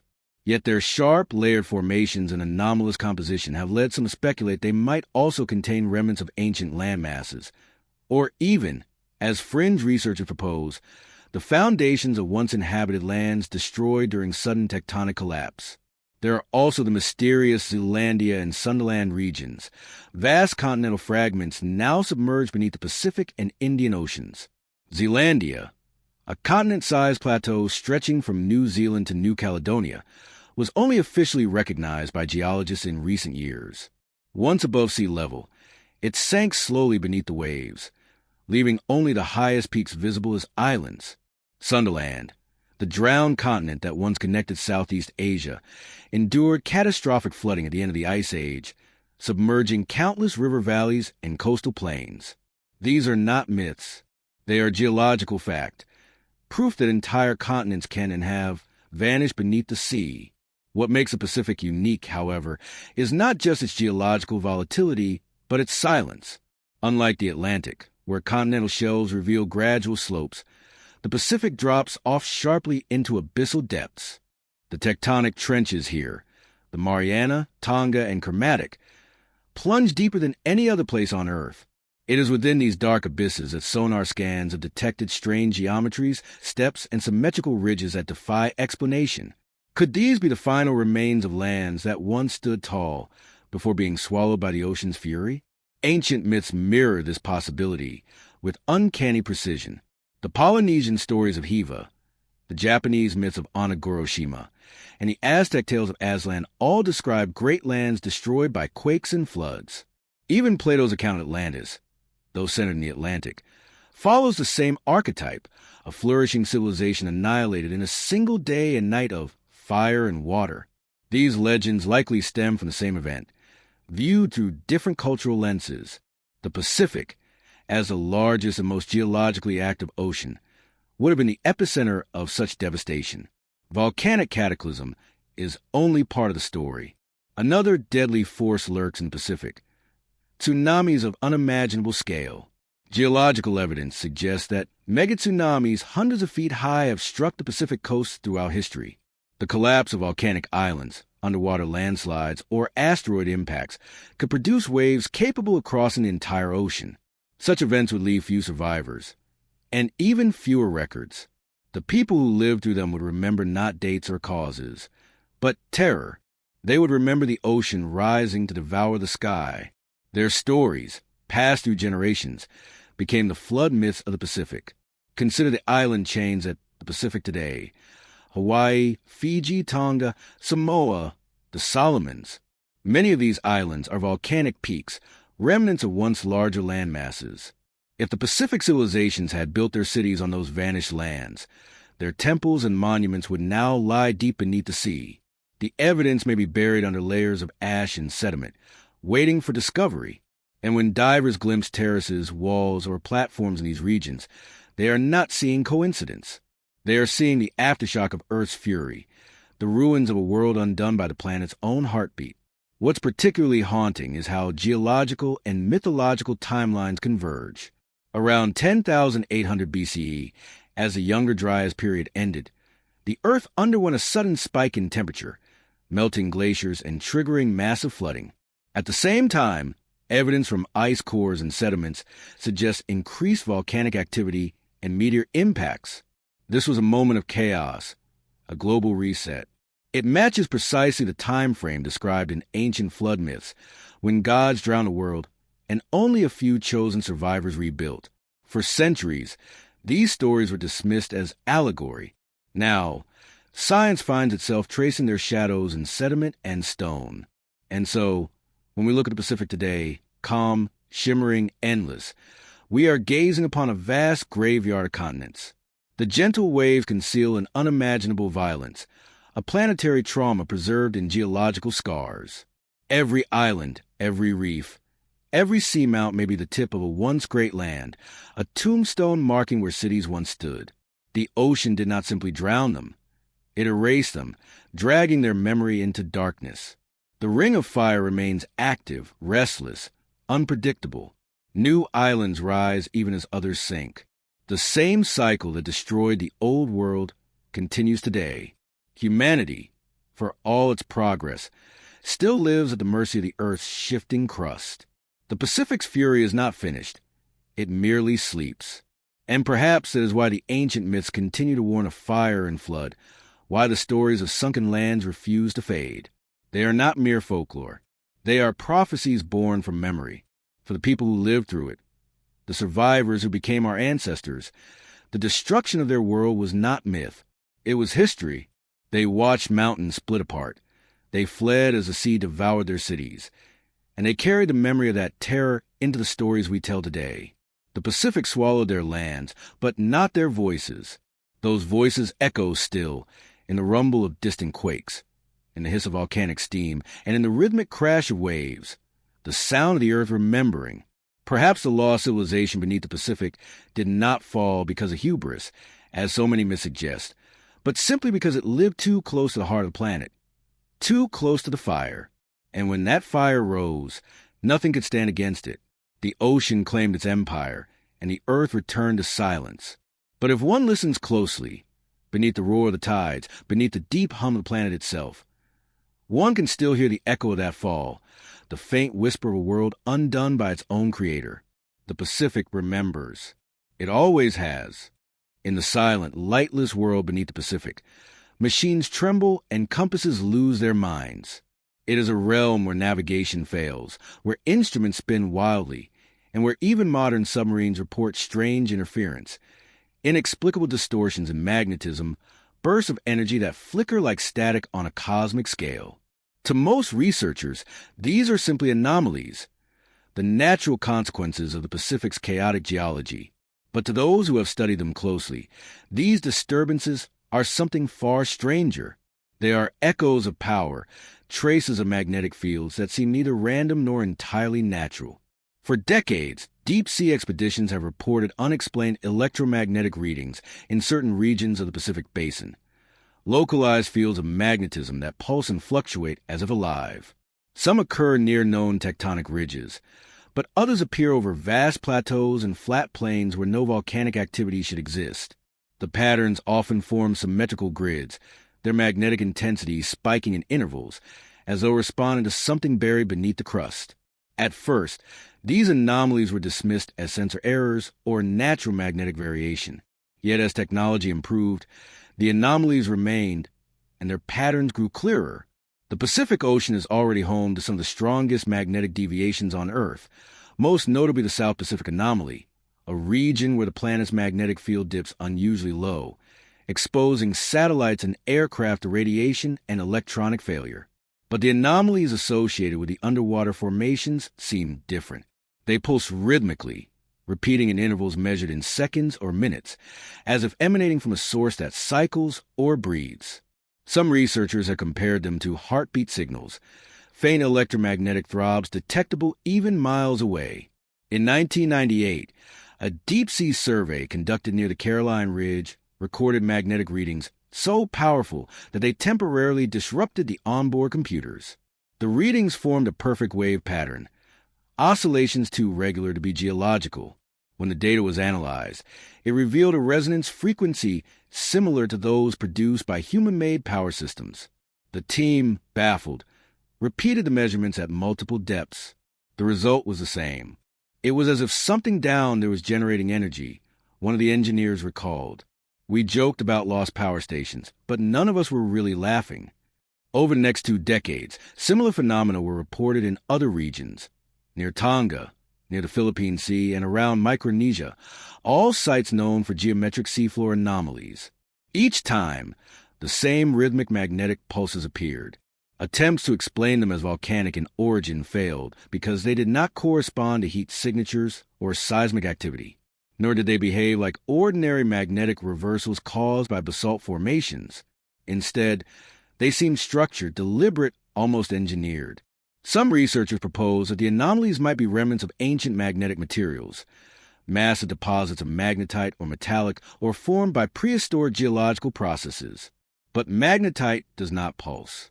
It does not emit rhythmic waves. It simply exists. The Pacific anomalies, on the other hand, behave as if they were responding to some deep, hidden mechanism, a system still faintly humming beneath the ocean skin. There are whispers in the fringe scientific community, and even among a few daring physicists, that these magnetic patterns could be evidence of an ancient energy grid. The theory suggests that a long-lost civilization once harnessed the Earth's natural electromagnetic fields, using them as a limitless power source.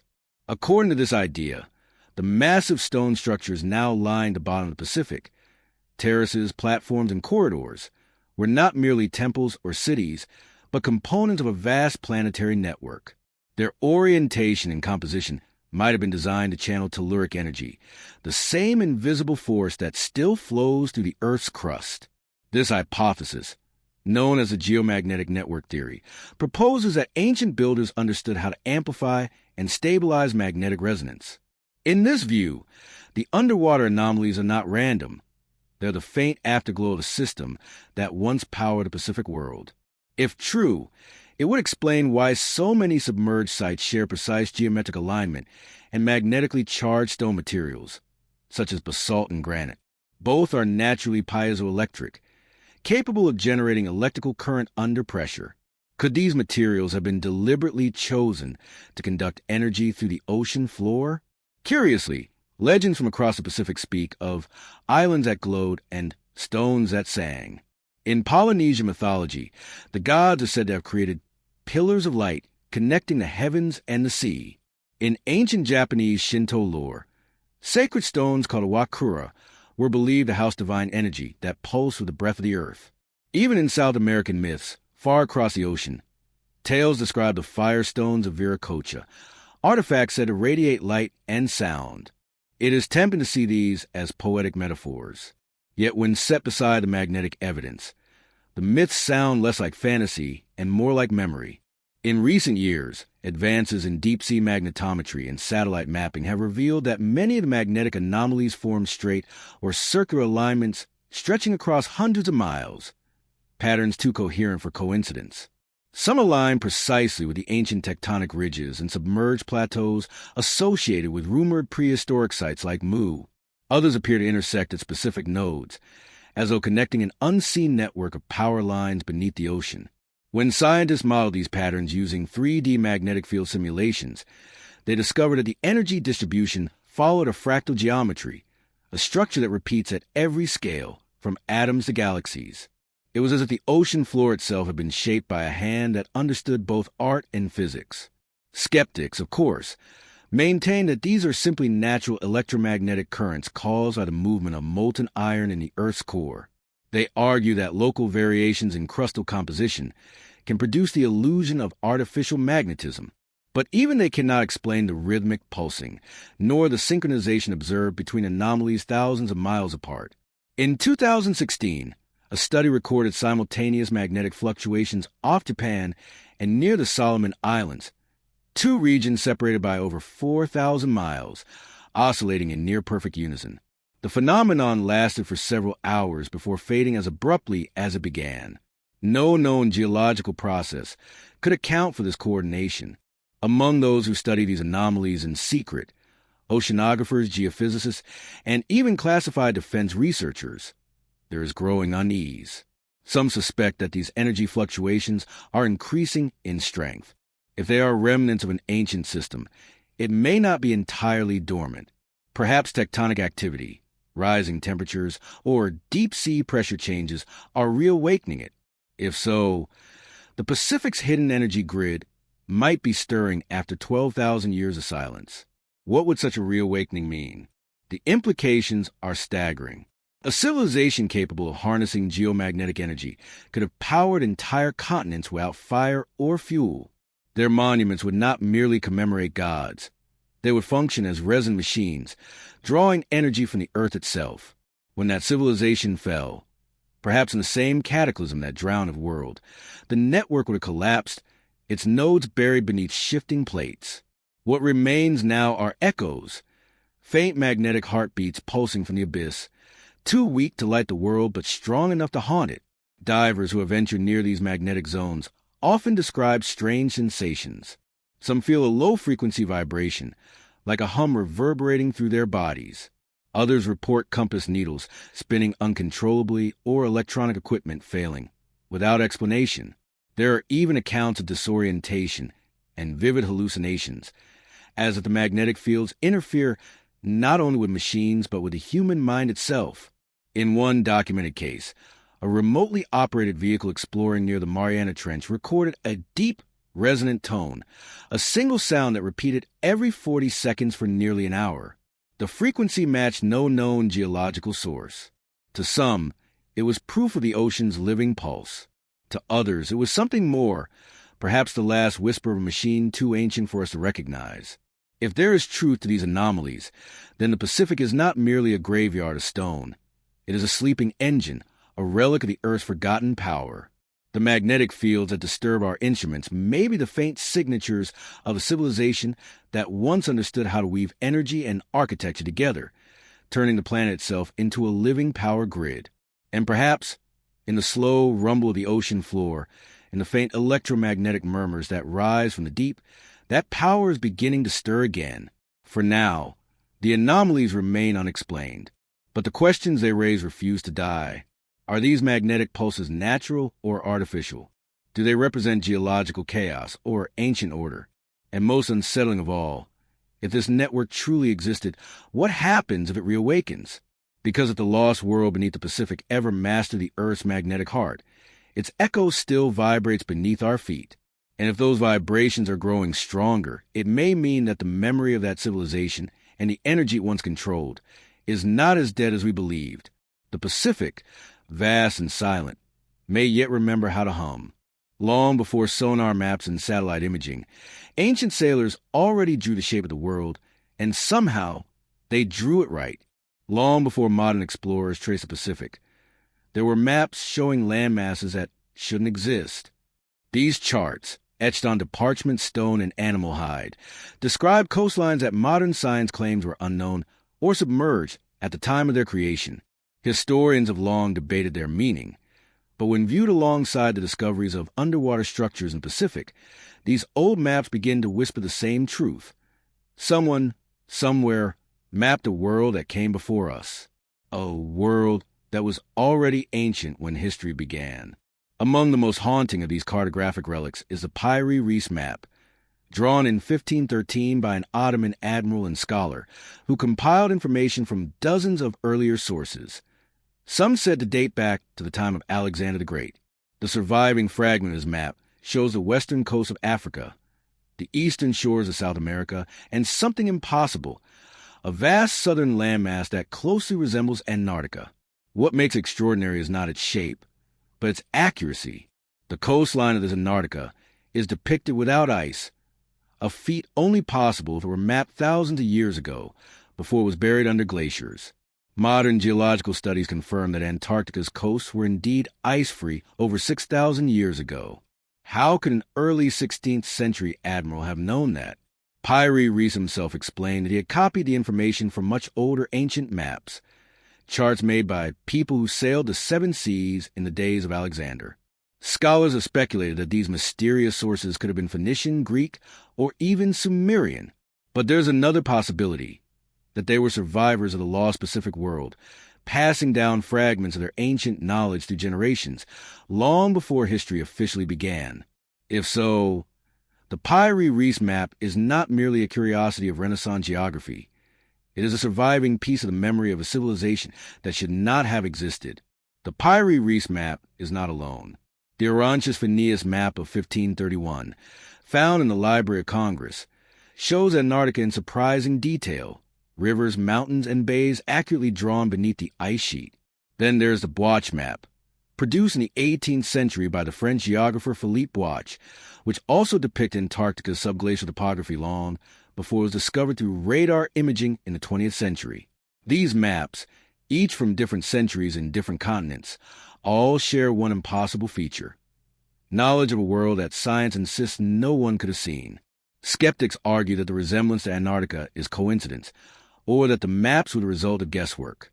Yet the precision of the coastlines, the proportional distances, and the placement of mountain ranges defy such explanations. The accuracy is too exact for imagination, and too ancient for modern discovery. These maps suggest that whoever made the originals possessed a global understanding of geography, a view from above, centuries before satellites or flight.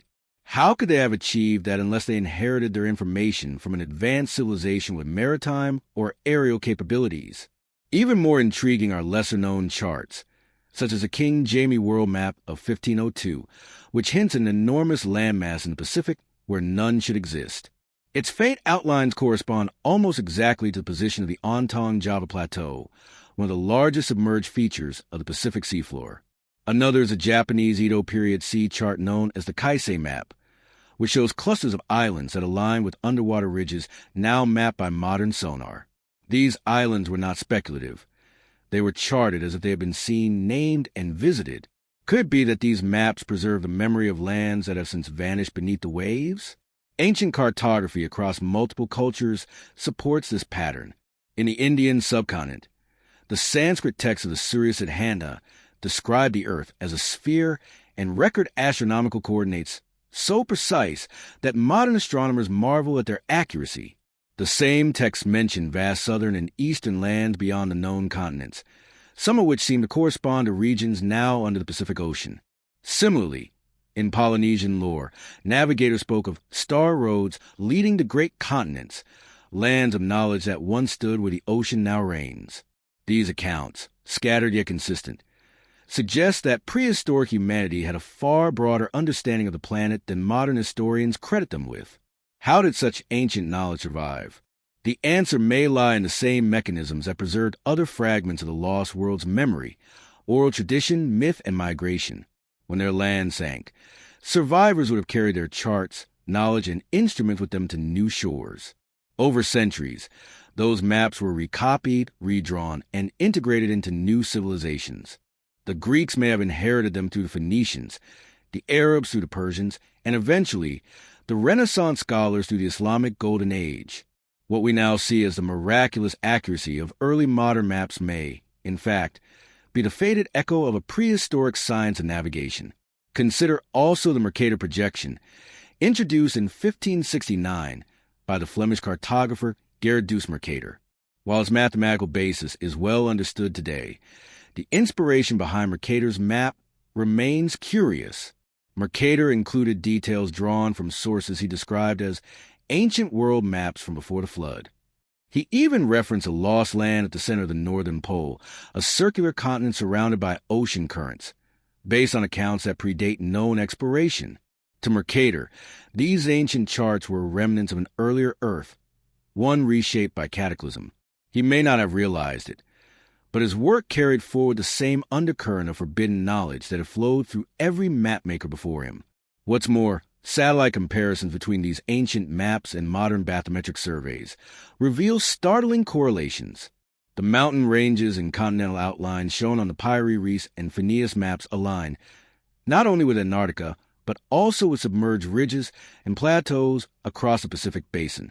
In particular, certain islands depicted on early maps appear to correspond with features now hidden beneath miles of ocean: the Caroline Ridge, the Marshall Islands Plateau, and parts of the Shatsky Rise. This raises an astonishing possibility. The ancient cartographers who drew these maps may have been referencing coastlines that existed before the end of the last ice age, when sea levels were far lower. In that light, these maps become more than curiosities. They become windows into geography of forgotten era, a time when the Pacific was not an endless expanse of water, but a tapestry of land and islands. They might be the only surviving record of the true boundaries of the lost civilization beneath the Pacific. The fact that their details still match modern data, even after thousands of years, suggests that they were not drawn by primitive hands, but by those who understood the world far better than we give them credit for. Yet, just as with the underwater anomalies, the existence of these maps has been quietly downplayed by mainstream academia.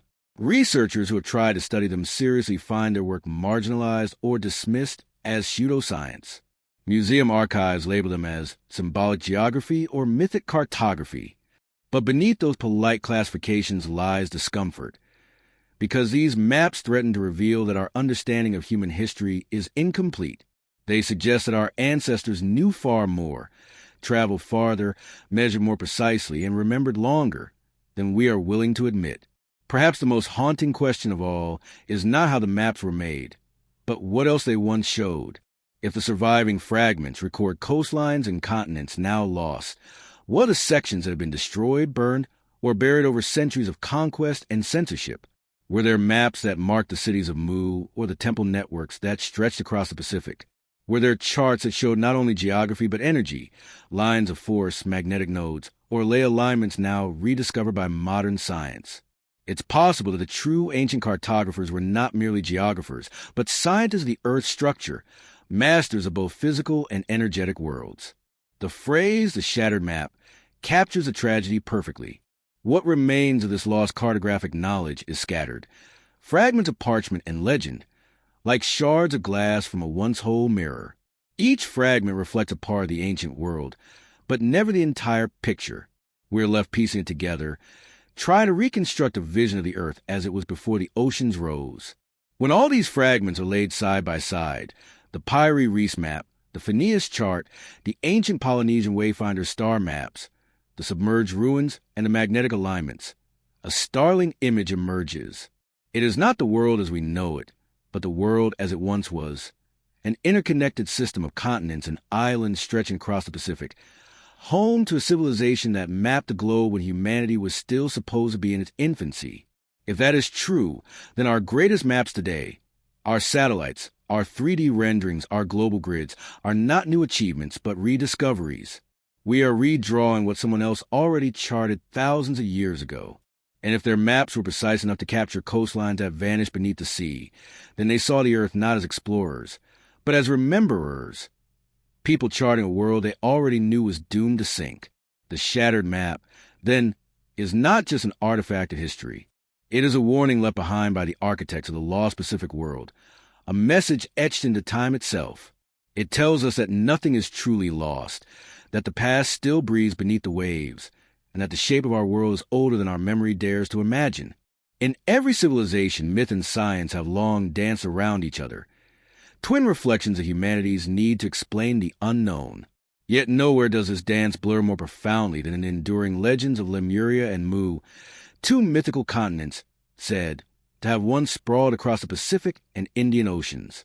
For centuries, they've been dismissed as fantasy, the fevered dreams of 19th century mystics and speculative scholars. But as modern science pushes deeper into the ocean and further into the past, the line between legend and geology begins to dissolve. Beneath the Pacific's calm blue skin, the story of Lemuria and Mu may not just be myth at all, but the fragmented memory of a real, prehistoric world that once existed and perished long before recorded history began. The myth of Lemuria first entered Western thought in the 1860s, not from archaeology, but from biology. The zoologist Philip Sclater noticed that fossils of lemurs appeared in both Madagascar and India, but not in Africa or the Middle East, suggesting that these lands were once connected by a now-lost continent. He called it Lemuria, the land of the lemurs. Though modern plate tectonics would later explain this through continental drift, the idea of a sunken land between Africa and Asia ignited imaginations worldwide. Soon, theosophists like Helena Blavatsky transformed Lemuria from a geological hypothesis into a spiritual one, a cradle of humanity's forgotten ancestors, a civilization that fell when its people misused sacred knowledge. Almost simultaneously, another lost continent rose in the minds of explorers and mystics, Mu. The name came from Augustus Luplongeon, a 19th century archaeologist who believed that the ancient Maya of Central America were descendants of a vanished Pacific civilization. He claimed to have translated Mayan inscriptions referring to Mu, the motherland that sank beneath the sea after catastrophic earthquakes. According to Luplongeon, survivors fled eastward, founding Egypt and other early civilizations.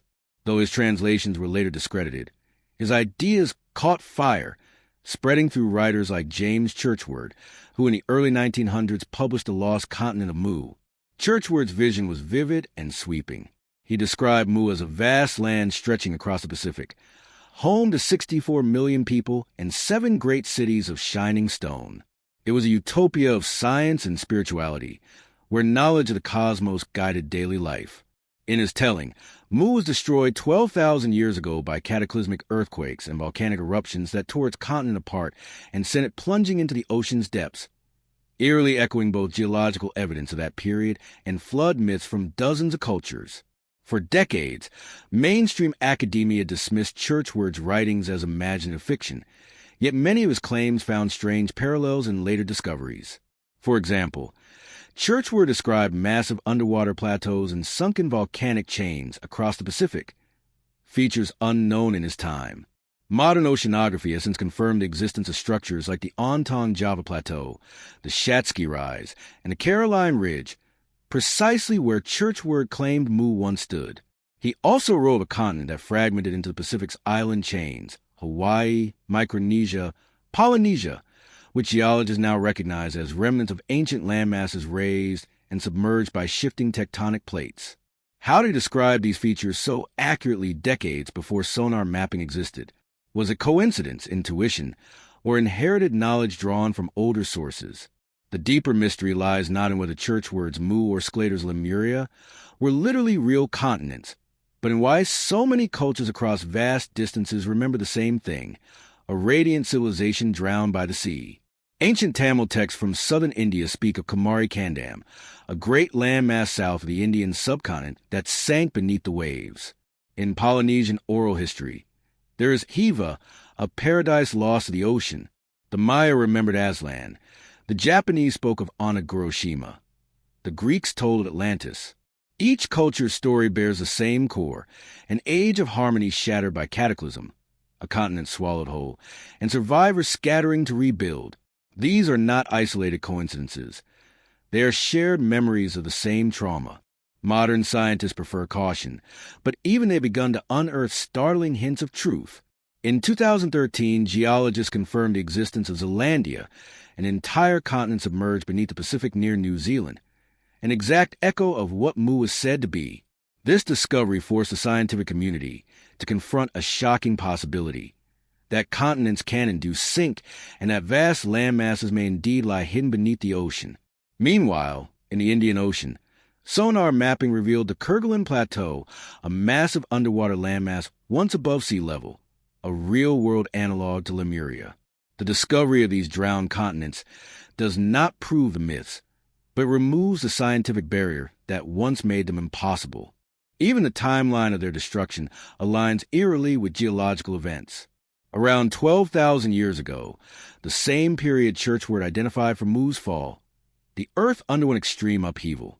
Ice caps melted, sea levels rose by over 400 feet, and global temperatures spiked. This was the Younger Dryas boundary, a time when sudden comet impacts, mega tsunamis, and massive volcanic eruptions may have devastated early human settlements. What mainstream science calls the end of the Ice Age, ancient traditions describe as the Great Flood. To the people of that era, their world didn't warm. It died. Linguistic and cultural echoes of Mu and Lemuria are also impossible to ignore. Polynesian, Sanskrit, and Mesoamerican languages share striking root words for concepts like mother, light, and ocean. Across these regions, the symbols for creation, spirals, triangles, and rays of light, repeat with uncanny consistency. These may not be coincidences, but linguistic fossils, relics of a global culture that once spanned the Pacific Rim. The Mu root itself appears in word for water and origin across multiple tongues. Mua in Polynesian meaning before or first, Mu in Mayan as a sacred syllable of creation, Mud in Egyptian meaning mother goddess. Such parallels may be linguistic fingerprints of the same ancient worldview, one that saw the sea not as a barrier, but as the womb of civilization. Beyond myth and language, there are the architectural parallels. The step pyramids of Polynesia, the megalithic walls of Peru, the cyclopean stone platforms of Micronesia, all sharing similar techniques and astronomical alignments. The civilizations that emerged around the Pacific after the supposed fall of Mu, the Maya, the Polynesians, the early Indians, all seem to have inherited fragments of the same architectural and mathematical genius. It is as though they were not inventing, but remembering. Some theorists suggest that Lemuria and Mu were not two separate continents, but two aspects of one vast civilization, a world-spanning culture that stretched from the Indian Ocean to the Pacific, later remembered differently by its descendants. In this interpretation, Lemuria represents the western territories of that empire, connecting Africa, India, and Southeast Asia, while Mu was its eastern heart, a shining Pacific realm whose influence spread to the Americas. When cataclysm struck, the two halves vanished beneath different seas, leaving behind scattered islands and fragmented memory. Mainstream science continues to reject the idea of a lost Pacific civilization, But new discoveries keep eroding that certainty. Submerged ruins, unexplained magnetic grids, and now confirmed drowned continents point to a truth far stranger than myth.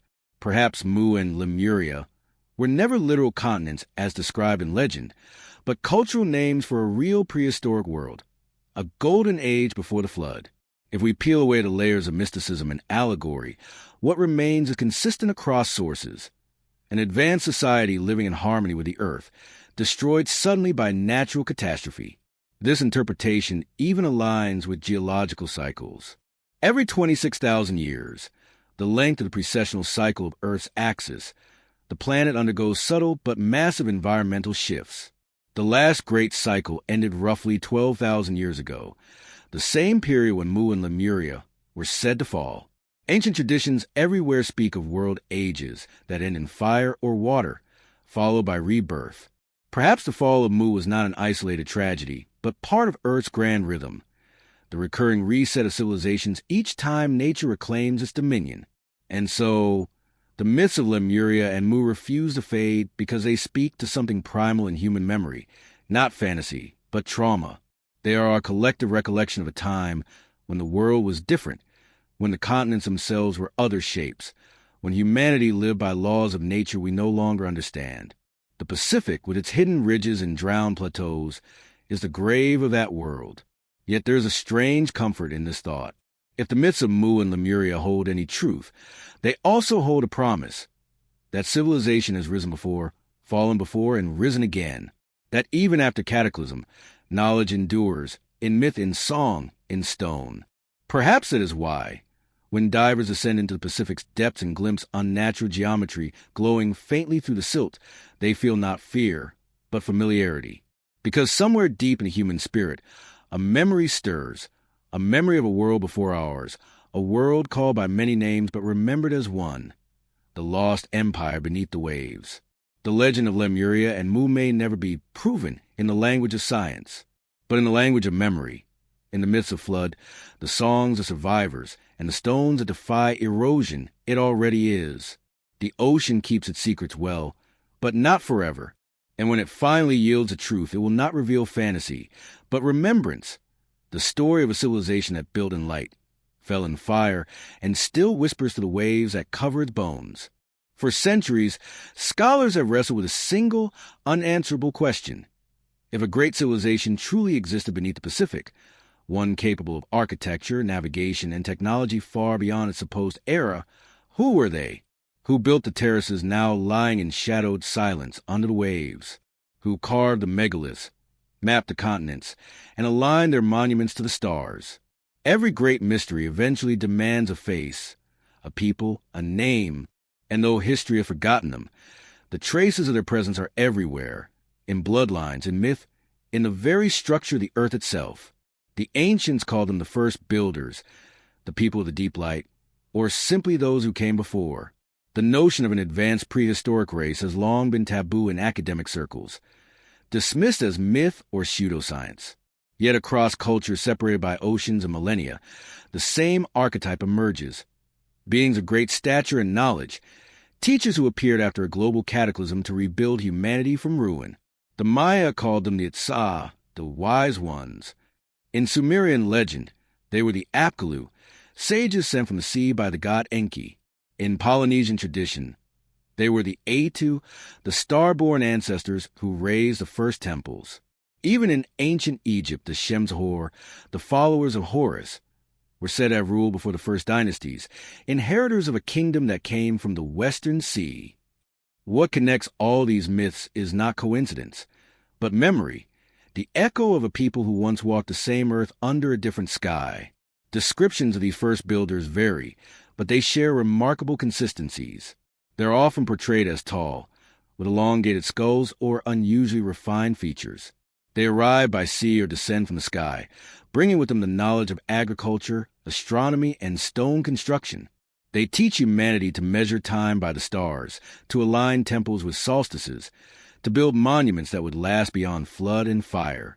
Then, as mysteriously as they came, they vanish, leaving only ruins and stories behind. It is the same pattern repeated from the Andes to the Pacific Islands, from the Indus to Easter Island. Skeptics claim these myths simply personify the spread of knowledge, that culture heroes like Quetzalcoatl, Viracocha, and Oans represent metaphors for civilization itself. But the precision and consistency of the depictions defy easy dismissal. In almost every version, these beings emerge from the sea, the great mother of the abyss, to bring light to a darkened world. The symbolism is too exact to ignore. The sea, in mythic language, often represents both chaos and memory, the depths of which creation arises. What if these stories are not metaphors at all? What if they describe literal survivors, the last inheritors of the lost Pacific civilization, who escaped their drowning continent and carried fragments of their knowledge to new lands? This idea gains strength when one examines the genetic and cultural diffusion across the Pacific Rim. DNA studies have uncovered ancient connections between populations once thought unrelated. Polynesians, South Americans, and Southeast Asians share genetic markers that predate recorded migration routes. Some of these lineages trace back to mysterious, unclassified ancestral groups that no longer exist. Who were these people? Their markers appear like ghosts in the genome. Faint but undeniable. They were there once, and then they were gone. Archaeologically, the first builders seem to have left a trail of megaliths as breadcrumbs across the world. The Cyclopean walls of Sacsayhuaman in Peru, the basalt ruins of Nan Madol in Micronesia, and the submerged terraces of Yonaguni all bear the same technical signatures: interlocking blocks without mortar, seismic-resistant design, and mathematical alignment to celestial events. These are not the works of separate, unconnected cultures developing coincidentally. They are the fingerprints of a single architectural lineage, one that once stretched across oceans. When examined as a continuum, these structures reveal a progression of engineering knowledge that suggests inheritance, not invention. Some researchers refer to this lost population as the Lemurian progenitors, others as the Atlantean diaspora, but labels matter less than essence. Whoever they were, they possess an understanding of Earth's natural harmonics, the relationship between geometry, vibration, and energy. Their monuments resonate at frequencies aligned with the Schumann resonance, the electromagnetic pulse of the Earth itself. This could explain why many sacred sites produce measurable electromagnetic anomalies. Were these deliberate? Did the builders design their cities to harmonize with planetary energy, stabilizing the land and atmosphere? Legends say the first builders could manipulate light and sound, not as magic, but as science. The temples of the Pacific and the Andes often amplify acoustics in uncanny ways. A single clap can echo as a serpent's hiss or a bird's cry. In underwater structures, similar resonance effects have been detected through sonar, frequencies that create standing waves across the seafloor. Could these be remnants of an ancient technology based on sonic levitation or energy resonance? The idea may sound fantastical, but researchers studying piezoelectric stone, like the basalt and granite used in these monuments, have shown that they can generate electrical charge when vibrated. The implications are staggering. The first builders may have harnessed the natural energy of the planet itself, creating an early form of clean, harmonic technology. Some traditions even hint that these ancient people were not purely human, as we know the term.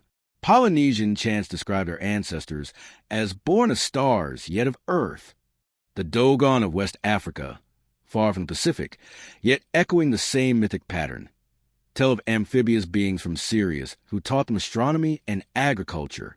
The Sumerians spoke of the Anunnaki, divine beings who descended from the heavens to shape humanity. Whether one interprets these as literal extraterrestrials, symbolic teachers, or distant human precursors, the theme remains constant. Civilization did not rise from ignorance. It was rekindled from memory. There is also physical evidence that supports the existence of an advanced population in deep antiquity. Megalithic skulls found in Paracas, Peru, display extreme cranial elongation, not the result of simple binding, but natural bone structure. Similar elongated skulls have been unearthed in Melanesia and across Pacific islands, suggesting a shared genetic trait. These individuals often had larger cranial capacity and distinct morphological differences from surrounding populations. Were they descendants of the same lineage, survivors of the Pacific cataclysm, carrying their heritage into the mountains and islands of the world? If so, then what we call civilization might not be a single, linear ascent from primitive ancestors, but a cycle, the rebirth of an older world's knowledge after a great fall. The first builders may have been the teachers who rekindled light in the age of darkness that followed their continent's destruction. Their descendants became the priests, astronomers, and architects of the early post-flood cultures, the Sumerians, the Egyptians, the Mayans. And as their knowledge diluted over generations, what was once science became myth, what was once energy became religion, and what was once technology became legend. Even their genetic memory seems to linger in the collective imagination. Why do so many ancient deities, from Viracocha in the Andes to Oannes in Mesopotamia, share the same serene, elongated features, the same calm gaze, the same halo of light? Why do origin myths from opposite sides of the world describe teachers emerging from the sea, carrying sacred tablets or scrolls of law? These parallels are too specific to dismiss as coincidence. They are historical fingerprints, the mythological shadows of real people whose names have been erased by time. Some scholars now suggest that remnants of this ancient population may have survived longer than we think. The people of Easter Island, for example, preserve oral traditions of tall, long-eared ancestors with advanced knowledge who constructed the moai before being overthrown. Similar accounts exist in Micronesia and South America. Tales of giant builders who raised cities that later inhabitants could only inhabit, not create. Perhaps these were the last echoes of the first builders, the scattered survivors of a world gone silent beneath the waves. Their disappearance remains one of history's most profound mysteries. Did they perish completely in the cataclysm that ended their age, or did some retreat underground, beneath the earth or into caverns now filled with water? Many ancient texts, from the Indian Puranas to the Tibetan chronicles, speak of Agartha or Shambhala, hidden realms where advanced beings dwell beneath the earth, guarding ancient wisdom until humanity is ready to receive it again. Could these myths preserve the final chapter of the lost Pacific race, a people who chose concealment over extinction? Whether one views them as gods, survivors, or ancestors, the message they left behind remains the same. Knowledge is cyclical, and civilizations rise and fall upon the same tide of time. The first builders were not immortal, but their memory is. It persists in the geometry of our temples, in the myths we still tell, and perhaps even in the vibrations of the earth itself. When the ocean swallowed their world, it did not erase their legacy. It buried it like a seed beneath the soil. And now, as humanity once again reaches toward the stars and delves beneath the sea, that seed stirs. The ruins beneath the Pacific are not merely stone. They are mirrors, reflecting who we once were and what we might become again. Perhaps the greatest secret of the lost civilization beneath the Pacific is not that they vanished, but that they became us.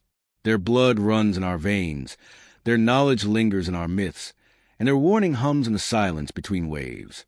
Remember, the ocean remembers, the earth remembers, and one day, so will we. If the stones beneath the Pacific are the bones of a lost civilization, then what remains in our myths and minds are its ghosts, the spirits that refuse to rest. Every great culture that rose after the deluge carries whispers of an older world, a golden age of peace and knowledge shattered by cataclysm. And from those whispers, one theme echoes through continents and millennia alike: the return. The lost world may have vanished beneath the waves, but its descendants, or perhaps its architects, were never entirely gone. They lingered as teachers, as gods, as watchers, leaving behind a trail of influence that shaped the birth of every civilization that followed. The great mystery of human history is not just how civilizations appeared, but how suddenly they did. Around 10,000 BCE, humanity was supposedly primitive, scattered hunter-gatherers with little more than stone tools. Yet within just a few millennia, monumental architecture, writing, astronomy, and mathematics appeared almost simultaneously in Sumer, Egypt, India, China, and the Americas. It was as if a spark had been struck in multiple places at once, a memory reawakened rather than invented. Could it be that this sudden leap was not a spontaneous evolution, but a deliberate restoration, a renaissance guided by the survivors or inheritors of the lost Pacific world? Ancient myths seem to say so. The Sumerians spoke of Oannes, a being who rose from the sea each morning to teach humankind language, art, and law, then returned to the waters by night. The Mesoamericans told of Quetzalcoatl, the feathered serpent, who arrived from across the ocean to bring wisdom and promise a future return. The Inca revered Viracocha, a bearded teacher who emerged from the Pacific, restored civilization after a flood, and then vanished westward into the sea. In Egypt, Thoth was a divine scribe who preserved the wisdom of a world that had come before, said to have sailed with the gods from the western horizon. And in Polynesia, ancestral chants described the Atu and Tupua, luminous beings who walked on the sea and carved the stars. These are not isolated tales. They are a chorus, repeating the same story under different skies. The world ended, and the wise returned to rebuild. If these were mere myths, their coherence across oceans would be astonishing. But archaeology lends them an eerie weight. The earliest known monumental sites, Göbekli Tepe in Turkey, Cairo in Peru, Nabta Playa in Egypt, and the submerged temples of Dwarka in India, all appear suddenly, with no local developmental stages. Advanced architecture and astronomy erupt fully formed, as if transplanted from an older tradition. Their builders seem to know the movements of the stars, the geometry of the heavens, and the cycles of the earth, knowledge that should have taken thousands of years to develop, yet appears from nowhere. The pattern repeats exactly as the myths describe. The world was remade by those who remember the old one. Even the architectural fingerprints match. The same polygonal masonry found in Peru exists in Japan's underwater ruins and in the walls of the Aegean Islands. The same astronomical alignments appear in the pyramids of Egypt and the megalithic observatories of Polynesia. These are not coincidences. They are continuity. The descendants of the lost Pacific world did not vanish. They migrated, seeding the rebirth of civilization across the planet. There are traces of this migration encoded in human DNA. In recent decades, geneticists have uncovered startling links between populations of Southeast Asia, Polynesia, and South America that predate historical contact by millennia. The haplogroup markers found in ancient Andean remains appear unexpectedly in Polynesian islanders. Mitochondrial DNA from Easter Island shows lineage connections to both Southeast Asia and South America, defying accepted models of migration. Mainstream science struggles to explain these results within its current framework, yet they fit perfectly within the narrative of a global dispersal following the fall of a great Pacific civilization. The evidence is not just biological, but linguistic. Words like mother, sea, and origin share uncanny similarities across cultures separated by entire oceans. In Polynesian tongues, mua means before first or origin. In ancient Sanskrit, mu carries the same sense of primal creation. In Mayan, mu appears in sacred syllables denoting both water and divine birth. These shared linguistic roots may not be coincidence, but memory, the scattered echoes of a once universal proto-language spoken before the flood. And then there are the cultural parallels that defy logic. From the Maya to the Maori, from the Egyptians to the Dravidians of India, we find identical myths of 7 sages, 7 temples, or 7 islands destroyed by the sea. Even the number is consistent. 7, the symbol of completion and cosmic order. Churchward's writings on Mu describe 7 great cities destroyed in a single night. The same number appears in the flood traditions of Sumer, Babylon, and Polynesia. These repeating motifs are not coincidences. They are signposts pointing back to a shared source. It seems that wherever the survivors went, they built in the image of their lost home. They recreated the geometry, the astronomy, and even the spiritual philosophy of their drowned civilization. The pyramids of Egypt, the ziggurats of Mesopotamia, and the step temples of Mesoamerica may all be reflections of the same archetype, the sacred mountain rising from the primordial floodwaters, the axis between earth and sky. Across every culture, this image repeats. The mountain of creation, the stairway to heaven, the world tree, the cosmic ladder. It is the ultimate symbol of ascent from chaos, and, perhaps, the oldest symbol left to us by the lost world beneath the Pacific. Many indigenous elders across the Pacific and the Americas still speak of this shared inheritance. Hawaiian kahuna priests describe our ancestors as navigators of the dawn who came from a vast land that once stretched across the ocean. The Hopi of North America tell of earlier worlds destroyed by fire and flood, and of ant people who guided humanity to safety underground. The Maori trace their origins to Hawaii, the homeland of light, which sank beneath the waves. These are not the inventions of storytellers. They are memories passed through millennia, describing real migrations and real disasters that science now corroborates through rising sea levels and submerged archaeological sites. There is a profound symmetry between what mythology remembers and what geology reveals. Around 12,000 years ago, the end of the Ice Age triggered global flooding, earthquakes, and volcanic eruptions. Entire coastlines vanished, along with the civilizations that inhabited them. But humanity did not perish. It scattered, carrying with it fragments of memory, technology, and faith. Those fragments became the seeds of the post-Diluvian world, the spark that gave rise to Sumer, Egypt, the Indus, and the Americas. The lost Pacific civilization, then, was not an isolated anomaly, but the source code of human culture. Its survivors encoded their knowledge in myth and stone, knowing that one day the cycle would turn and their descendants would rediscover what was lost. This may explain why so many ancient cultures look not forward, but backward. Why their golden ages always lie in the past. Why their gods are remembered as teachers rather than creators. They were not inventing myth. They were preserving memory. Some modern researchers suggest that remnants of these people still existed into recorded history, guiding early civilizations in secret. The mysterious priesthoods of Egypt, the sages of Mesopotamia, and the architects of the Mayan world may have been their descendants. Plato's description of Atlantis, passed in by Egyptian priests, could itself be an echo of this lineage, a memory of the same Pacific world that taught humankind to build and measure and dream.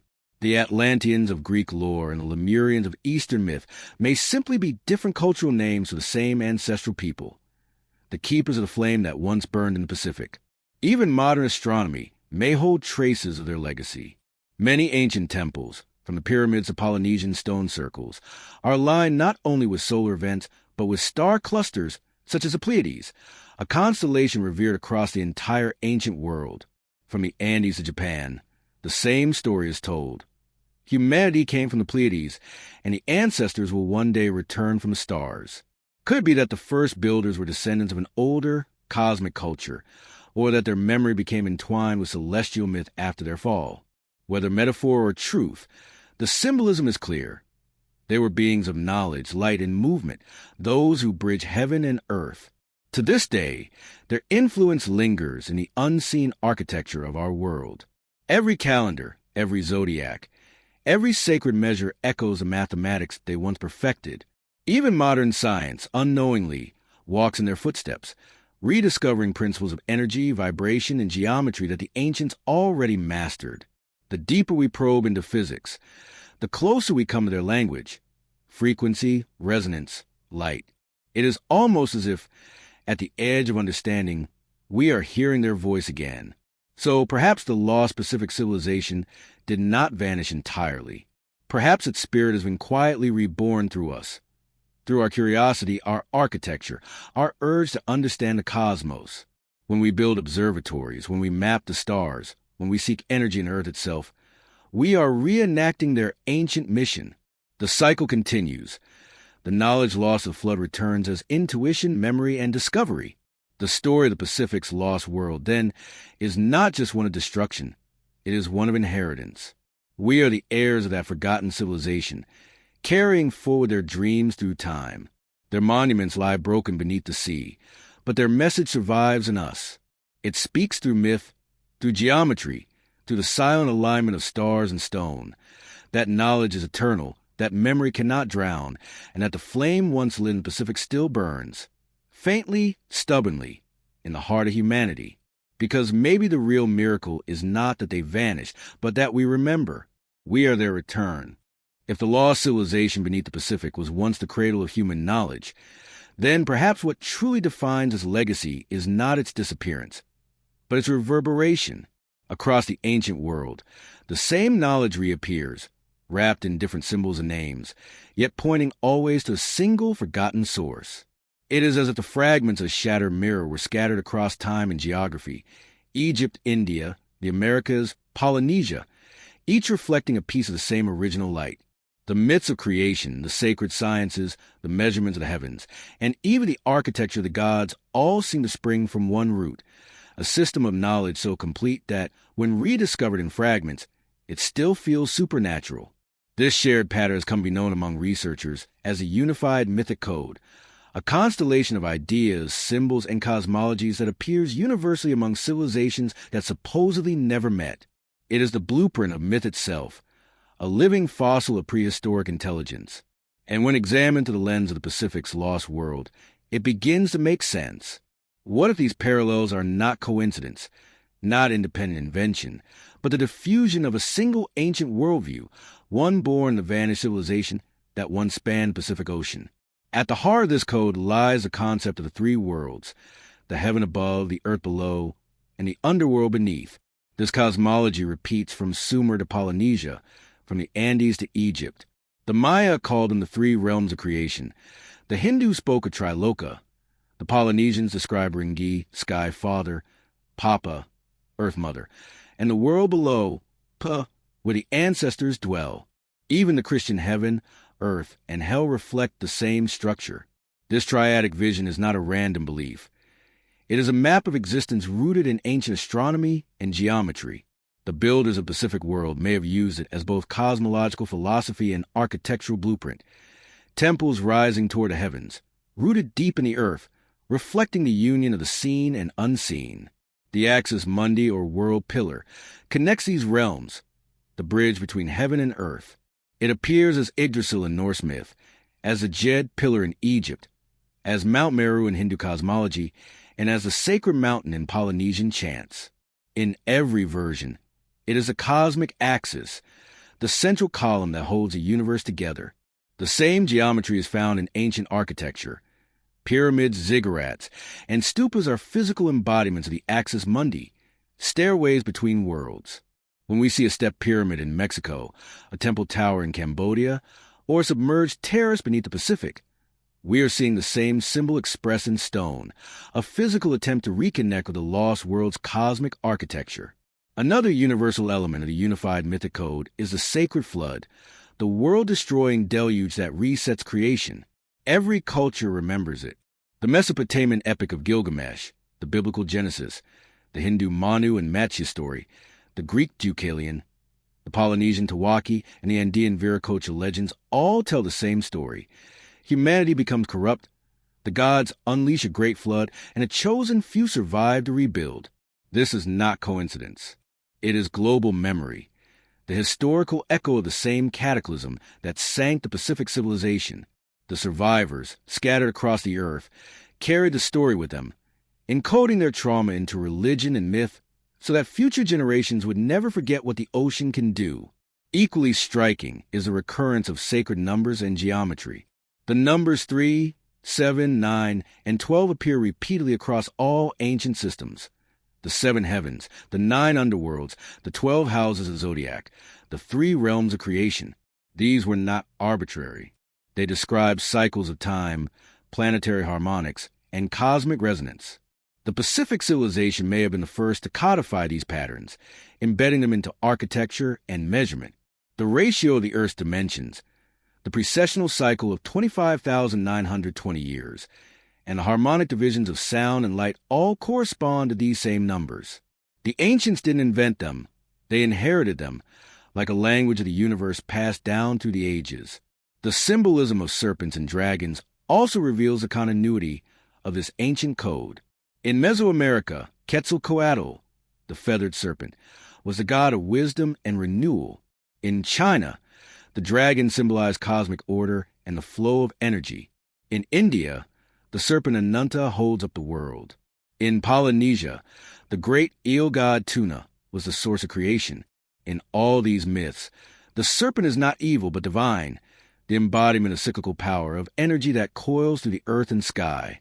Modern researchers have noticed that these serpent myths often correspond to geomagnetic alignments, the dragon lines or ley lines of ancient geomancy. The people of the Pacific world may have been the first to understand and map these currents, using them to choose sacred sites and design structures that harmonize with the planet's energy grid. Perhaps the most striking parallel, however, is the myth of the Great Starfall, a cosmic event described in hundreds of cultures as fire descending from the heavens. The Aboriginal Australians speak of sky serpents that brought both destruction and rebirth. The Maya recorded fiery stones raining from the sky before the first dawn. The Polynesians told of burning islands that fell into the sea, setting the world aflame before the flood came. Geological evidence now confirms that a comet or asteroid impact around 12,800 years ago triggered the Younger Dryas' cooling and widespread destruction, precisely the timeline when the Pacific world supposedly perished. The myths were right all along. The fire from the sky was real. The unified mythic code also extends into philosophy and morality. It encodes the idea that humanity is cyclical, that ages rise and fall, each time losing a little more of the original knowledge. The Hindu Yuga cycles, the Greek ages of man, and the Hopi worlds all describe this progression, from the Golden Age of harmony to the Iron Age of ignorance, followed by cleansing and rebirth. The Pacific civilization would have lived during one of those golden ages, a time when science, spirit, and nature were one. Its fall marked the beginning of decline, the slow amnesia of humankind. Every myth that speaks of a lost paradise, Eden, Avalon, Shambhala, is a dim echo of that memory. But how could such a comprehensive worldview spread so far and survive so long? The answer lies in ritual and architecture, the living vehicles of myth. The priests and navigators of the post-cataclysmic world encoded cosmic truths into temple alignments, sacred calendars, and initiation rites. By reenacting the creation story through ritual, they kept the code alive. The megalithic builders of every continent were not simply erecting monuments. They were rebuilding the cosmic order, stone by stone, star by star. Each temple was a microcosm of the universe, a mathematical hymn in stone.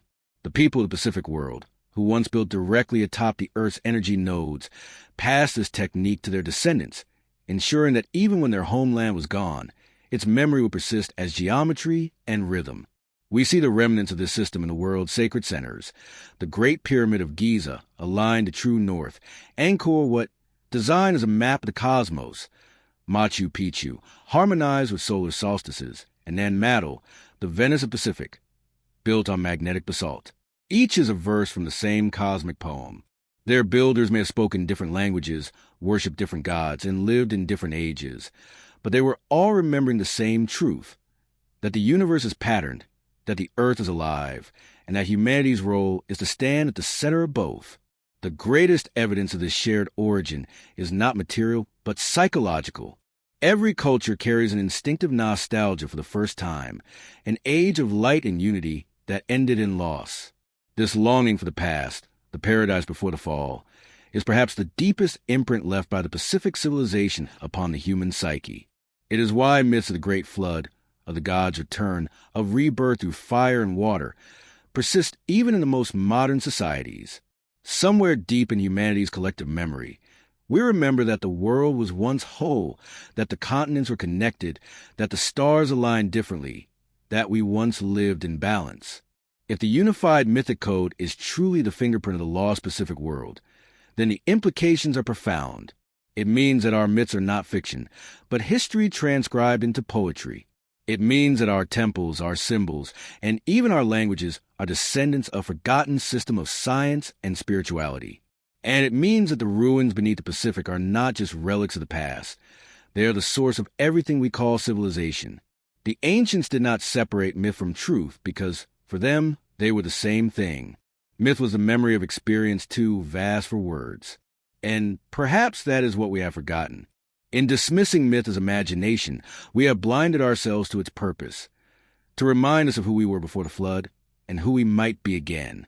So the code endures in story and ritual in the pulse of the earth. Each time a myth of creation is told, each time a temple is built in harmony with the stars, the Pacific speaks again. The lost world is not dead. It is dreaming, encoded in humanity's oldest language, memory itself. And when we finally learn to read that language once more, we may discover that the greatest mystery of all was never about where that civilization went, but how much of it still lives inside us. There is a strange and recurrent phenomenon that binds the ancient and modern worlds, the sense that the past refuses to stay buried. Across the Pacific and beyond, archaeological anomalies keep surfacing like fragments of a dream that the Earth itself is trying to remember. tools where no tools should be, cities beneath coral, paved roads under sand, magnetic signatures that mimic design, not chaos. For centuries, these have been dismissed, mislabeled, or sealed away in museum basements under the catch-all term out-of-place artifacts. Yet, when viewed collectively, they tell a story far too coherent to ignore, the story of a lost civilization whose traces continue to haunt our world from the shadows of time. These old parts, out-of-place artifacts, appear in every corner of the globe, but nowhere do they cluster more mysteriously than around the Pacific Rim. Many have been uncovered accidentally by divers, miners, and construction workers who stumble upon the impossible. A stone tool embedded in ancient coral reefs, far older than any known settlement. A perfectly machined sphere dug from a stratum millions of years deep. A staircase descending into solid rock beneath a Polynesian island. Each discovery sparks brief wonder, followed by quiet erasure. Science prefers order, and these objects do not fit. But history, like geology, is made of pressure, and eventually these buried truths resurface. One of the most perplexing finds occurred in the 1970s off the coast of Okinawa, where divers discovered what appeared to be an enormous paved platform stretching across the seafloor. At first, it was thought to be volcanic, until closer inspection revealed the regularity of its construction. Evenly spaced grooves, 90-degree angles, and circular holes resembling ancient foundation posts. Nearby, a smaller terrace bore traces of polished stone blocks and carvings eroded nearly smooth by time. The site received little attention until decades later, when the discovery of the Yanaguni Monument reawakened global curiosity about submerged architecture. Researchers began comparing sonar readings from both areas and found that their structural orientations matched precisely. Both align along the same east-west axis, as if once part of the same vast city now split by tectonic activity. Other anomalies followed. In 1992, Japanese fishermen dredging near the Mariana Islands pulled up a massive carved stone head, its features weathered but unmistakably humanoid and distinctly non-Polynesian. Laboratory analysis of the stone's composition revealed it to be basaltic rock not native to the region, implying it had been transported from far away. Attempts to trace its origin led nowhere, as the style matched no known Pacific culture. Then there were the basalt columns of Nan Madol, the so-called Venice of the Pacific, where 250 million tons of stone rest atop a coral reef, forming an intricate canal city that should have been impossible for its time. Local legend claims it was built by sorcerers who floated the stones through the air. Archaeologists dismiss this as myth. Yet to this day, no one can explain how the structure was built with the limited tools of the islanders. Farther east, in the jungles of South America, explorers have uncovered artifacts with eerie parallels to the Pacific ruins, jade figurines and sculptures that depict figures with elongated skulls, almond eyes, and intricate geometric jewelry identical to motifs found in Polynesian carvings. Some even show what appear to be sea vessels, ships with high, curved prows unlike any known Andean design. These similarities defy coincidence. They suggest a shared aesthetic, perhaps even shared ancestry, between cultures separated by oceans. One of the most controversial finds came from the depths of the Pacific itself. In 2004, a remotely operated vehicle exploring near the Tonga Trench recorded what looked like a circular metallic structure embedded in the seafloor, roughly 70 feet in diameter, with evenly spaced grooves radiating from its center, like the spokes of a wheel. Its metallic signature, detected through magnetometry, was consistent with refined alloys, yet no known natural process could produce such a shape. The data was never made public, but a leaked summary described it as a subsurface resonance anomaly. To this day, the footage remains classified. There are terrestrial anomalies as well, geological impossibilities that hint at advanced craftsmanship deep in prehistory. In the Philippines, a network of underground tunnels extends for miles, carved through volcanic rock with precision that modern engineers would struggle to replicate. Carbon samples from organic material found within the tunnels date to over 15,000 years ago, millennia before known civilizations in the region. Who built them and why? Some theorists suggest they were escape routes or shelters during the Great Cataclysm that sank the Pacific lands. Others think they were part of an energy or transportation grid, the veins of a continent that once spanned the ocean. Scattered across the Pacific Islands are stone disks, perfectly round and balanced, ranging from a few inches to several feet in diameter. Though some have been explained as ancient currency or ceremonial objects, others show microscopic tool marks, as though cut by machinery. A few contain traces of magnetized iron, unusual for volcanic stone, and seem to resonate faintly under certain frequencies. Were these remnants of a lost technology? Some researchers have speculated they could have served as resonators or recording devices, part of a communication system that transmitted sound or energy across vast distances. Even older mysteries emerged from the fossil record.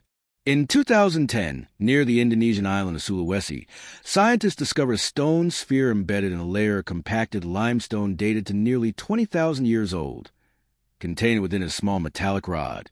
Analysis showed that the metal's purity exceeded what could be achieved by known prehistoric metallurgy. No explanation was offered. The find was quietly archived, labeled as anomalous inclusion. But the question remained, how could such an artifact exist before the dawn of metallurgy itself? Each of these anomalies might be dismissed individually. An oddity here, a geological fluke there, but together they form a pattern, a whispered design. They suggest that human history may not be a simple upward climb from ignorance to knowledge, but a cycle, civilizations rising, mastering, falling, and being forgotten. Each time, a few relics survive, confusing the next age that digs them up. The consistency of material, geometry, and location across these anomalies points unmistakably to the Pacific's central role. The same architectural fingerprints found in Yonaguni and Nan Madol appear in ruins as far apart as the Andes, the Indian Ocean, and Easter Island. The basalt, the alignments, the precision cutting, it all echoes the same lost template. It's as if a single civilization once seeded its knowledge across the planet, leaving behind artifacts durable enough to outlast even continents. And then there are the strange coincidences involving magnetic anomalies at the same coordinates where these artifacts are found. Deep-sea measurements show subtle electromagnetic pulses in areas near the Yonaguni Formation, the Tonga Trench, and Micronesia submerged ridges, the same regions linked to out-of-place structures. It's as though something buried deep within the Earth's crust continues to hum faintly, resonating with materials that were never meant to be natural. Could these artifacts be remnants of a lost power system, a grid that once harnessed the Earth's own energy? Even modern explorers have felt its effects. Divers report disorientation, headaches, and strange auditory phenomena, low-frequency hums that seem to vibrate through bone rather than water. Instruments malfunction inexplicably. Cameras distort. Compass needles spin. The sea itself feels to wear. These encounters mirror ancient myths of the singing stones and living waters, the sacred places where the gods were said to whisper through the earth. Perhaps the ancients weren't speaking metaphorically. Perhaps they were describing a technology so deeply integrated with nature that it appeared supernatural. Mainstream academia continues to turn away, but a new generation of scientists, geophysicists, independent archaeologists, and data analysts are quietly connecting the dots. Their studies reveal that many of these so-called anomalies are located along tectonic boundaries and magnetic nodes, the same zones of energy that ancient builders once revered as sacred. They are beginning to suspect that what we call myth may be encoded geological knowledge, the remnants of a science that bridged physics and spirituality long before modern definitions existed. If this is true, then the lost world beneath the Pacific may have left behind more than ruins. It may have embedded its memory into the very fabric of the planet. The energy lines, the resonant stones, the electromagnetic fields, all may be part of an ancient infrastructure still humming faintly beneath the waves. What we mistake for anomalies may instead be the fossilized circuits of a planetary machine that once thrummed with power. The ocean hides these truths well, but it cannot silence them. Every year, sonar surveys and satellite scans uncover new anomalies, new impossibilities that stretch the imagination. And each discovery, however small, pulls another thread from the veil. The pattern grows clearer. Something monumental once existed, a civilization whose tools, science, and memory survive only in fragments. Perhaps the greatest anomaly is not the artifacts themselves, but our refusal to see them as connected. We call them accidents because we fear what they imply, that the story of humanity is older, deeper, and more cyclical than we dare admit. But one day soon, When the sea yields more of its dead and the data can no longer be denied, we may have to rewrite not just history, but reality itself. And when that day comes, the so-called anomalies of the Pacific will cease to be mysteries. They will become what they have always been, the echoes of an ancient intelligence, the fingerprints of a world that should not have existed, yet did. The evidence is all around us, scattered like breadcrumbs across the ocean floor, waiting for us to follow them home. If the relics of the Pacific whisper of lost hands, then it is the architecture that shouts, silent yet thunderous, frozen in stone. It is through structure, through line and proportion, that a civilization speaks most clearly across time. Words fade, myths mutate, but stone endures. And across the world's oceans, from Japan's submerged terraces to Peru's mountain fortresses, from Micronesia's basalt canals to the drowned steppes of Yonaguni, the same architectural grammar repeats, like an ancient language carved into the bones of the earth. Scholars call these patterns coincidence. Others call them diffusion. But to those who study the megalithic record with open eyes, they are unmistakable signatures of a single, forgotten hand, the architectural DNA of the Pacific's lost civilization. It begins with precision. The megalithic builders were not crude stonemasons hammering at chance. They were engineers who understood the mathematics of nature itself.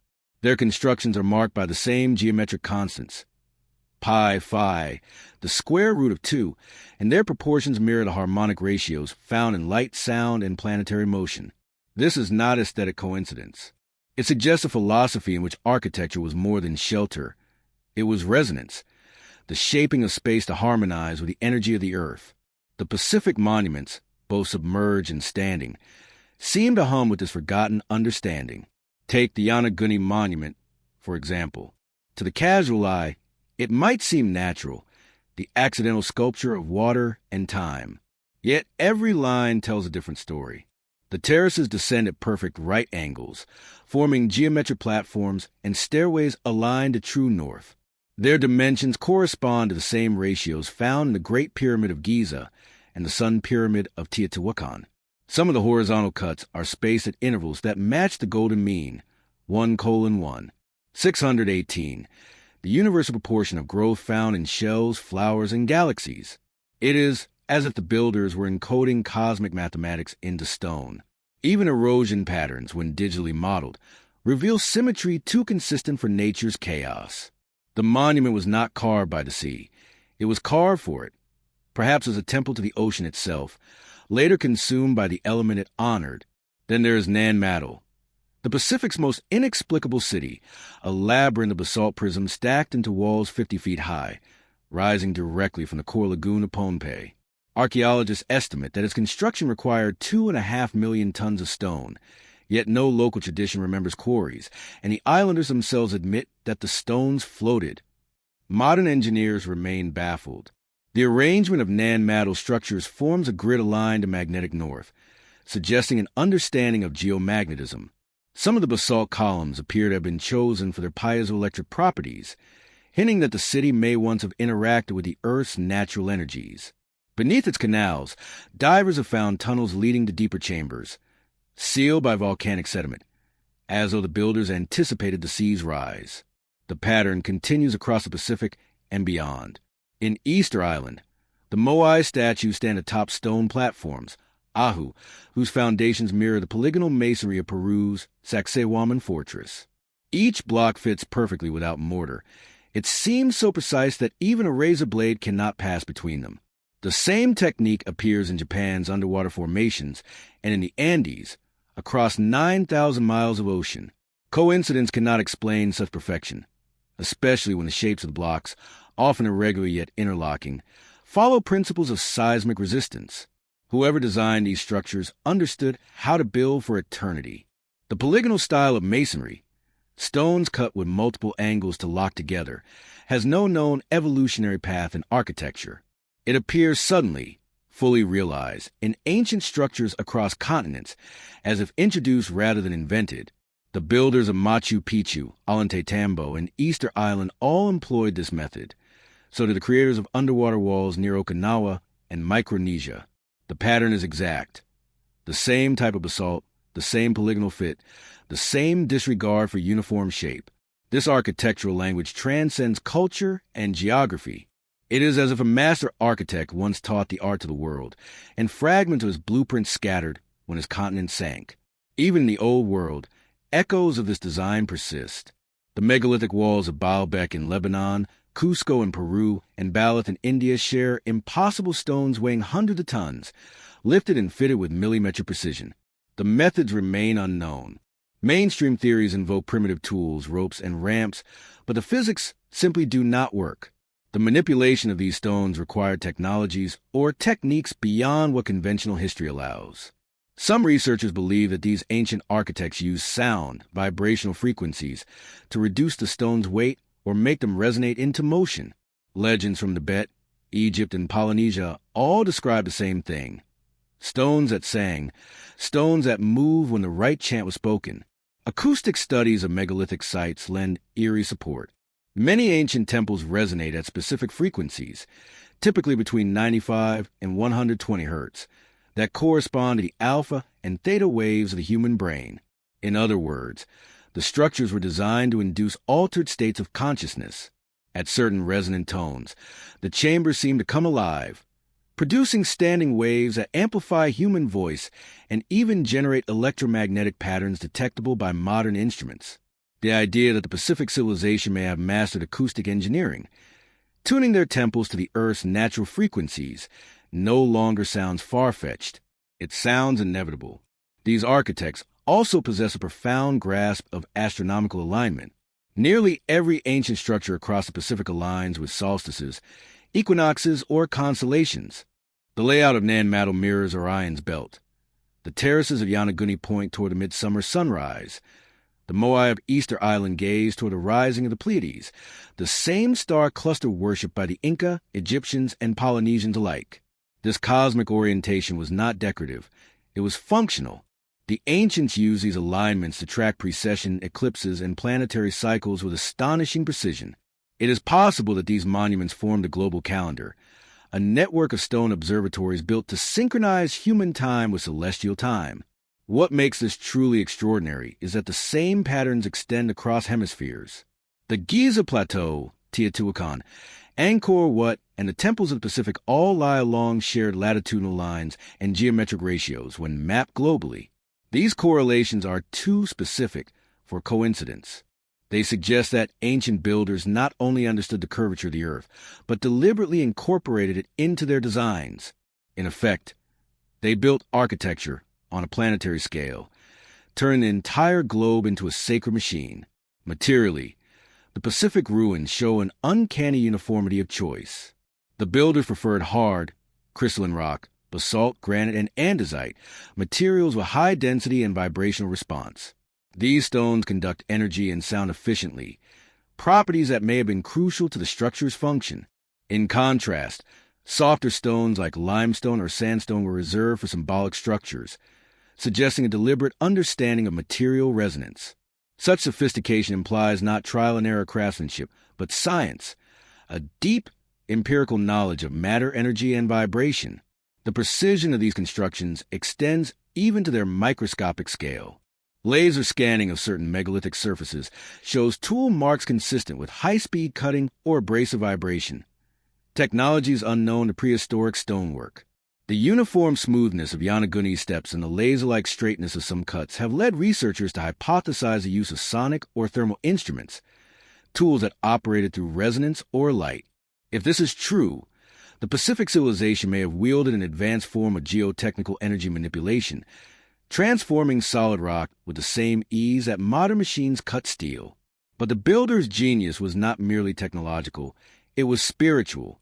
Their architecture expresses a philosophy of unity between the physical and the metaphysical. Every line, every orientation, serves both a functional and symbolic purpose. Stairways ascend toward the sky, not as mere passages, but as metaphors for spiritual elevation. Underground chambers descend into darkness, not as tombs, but as wombs of rebirth. The structures themselves were living prayers, harmonizing human consciousness with the rhythm of the cosmos. In the ruins beneath the Pacific, one could almost feel that heartbeat, the echo of geometry meeting geology, of intellect meeting faith. The builders seemed to believe that by shaping matter, They could shape reality itself. And perhaps they did. Modern studies of resonance, quantum vibration, and morphic fields now hint at what these ancients may have already known, that consciousness and physical form are not separate, but entwined. The architecture of the lost world was not passive. It was alive. When viewed in totality, the interlocking stones, the magnetic alignments, the cosmic geometry, a picture emerges of a civilization that understood something we have forgotten, that architecture is a bridge between worlds. These were not mere cities or temples. They were engines of balance, harmonizing Earth's frequencies with the cosmos. And when that balance was lost, through catastrophe, hubris, or the shifting of the planet itself, their monuments fell silent, sinking beneath the rising seas.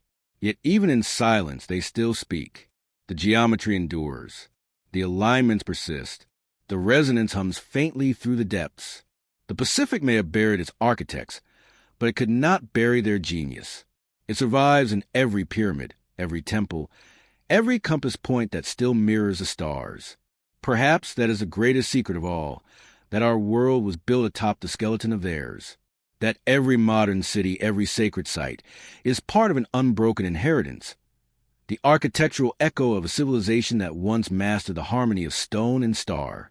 And if we listen closely, not with our ears, but with our awareness, we may yet hear what their cities were designed to say, that the universe itself is a temple, and we, its builders, are simply continuing the work they began.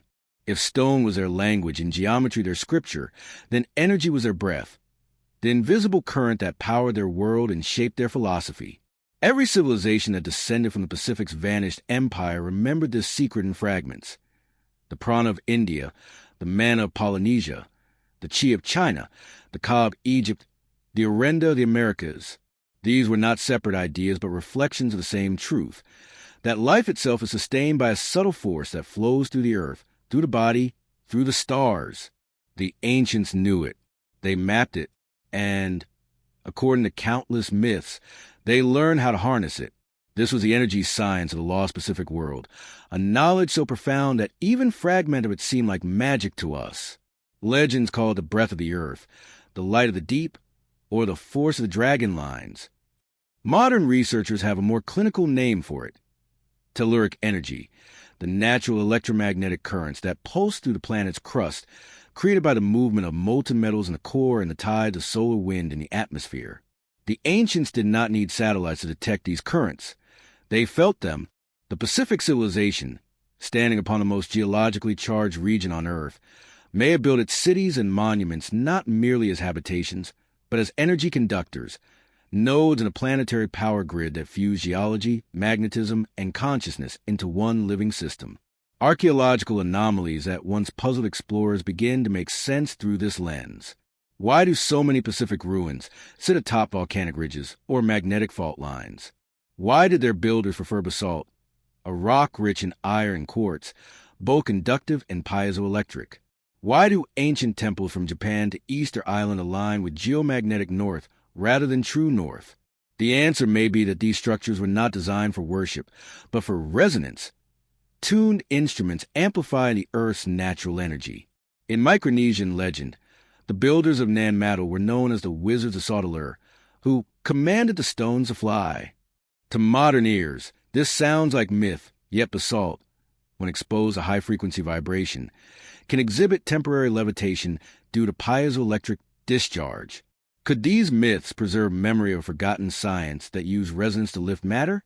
The same principle appears in Tibetan traditions, where monks are said to move stones using harmonic chanting.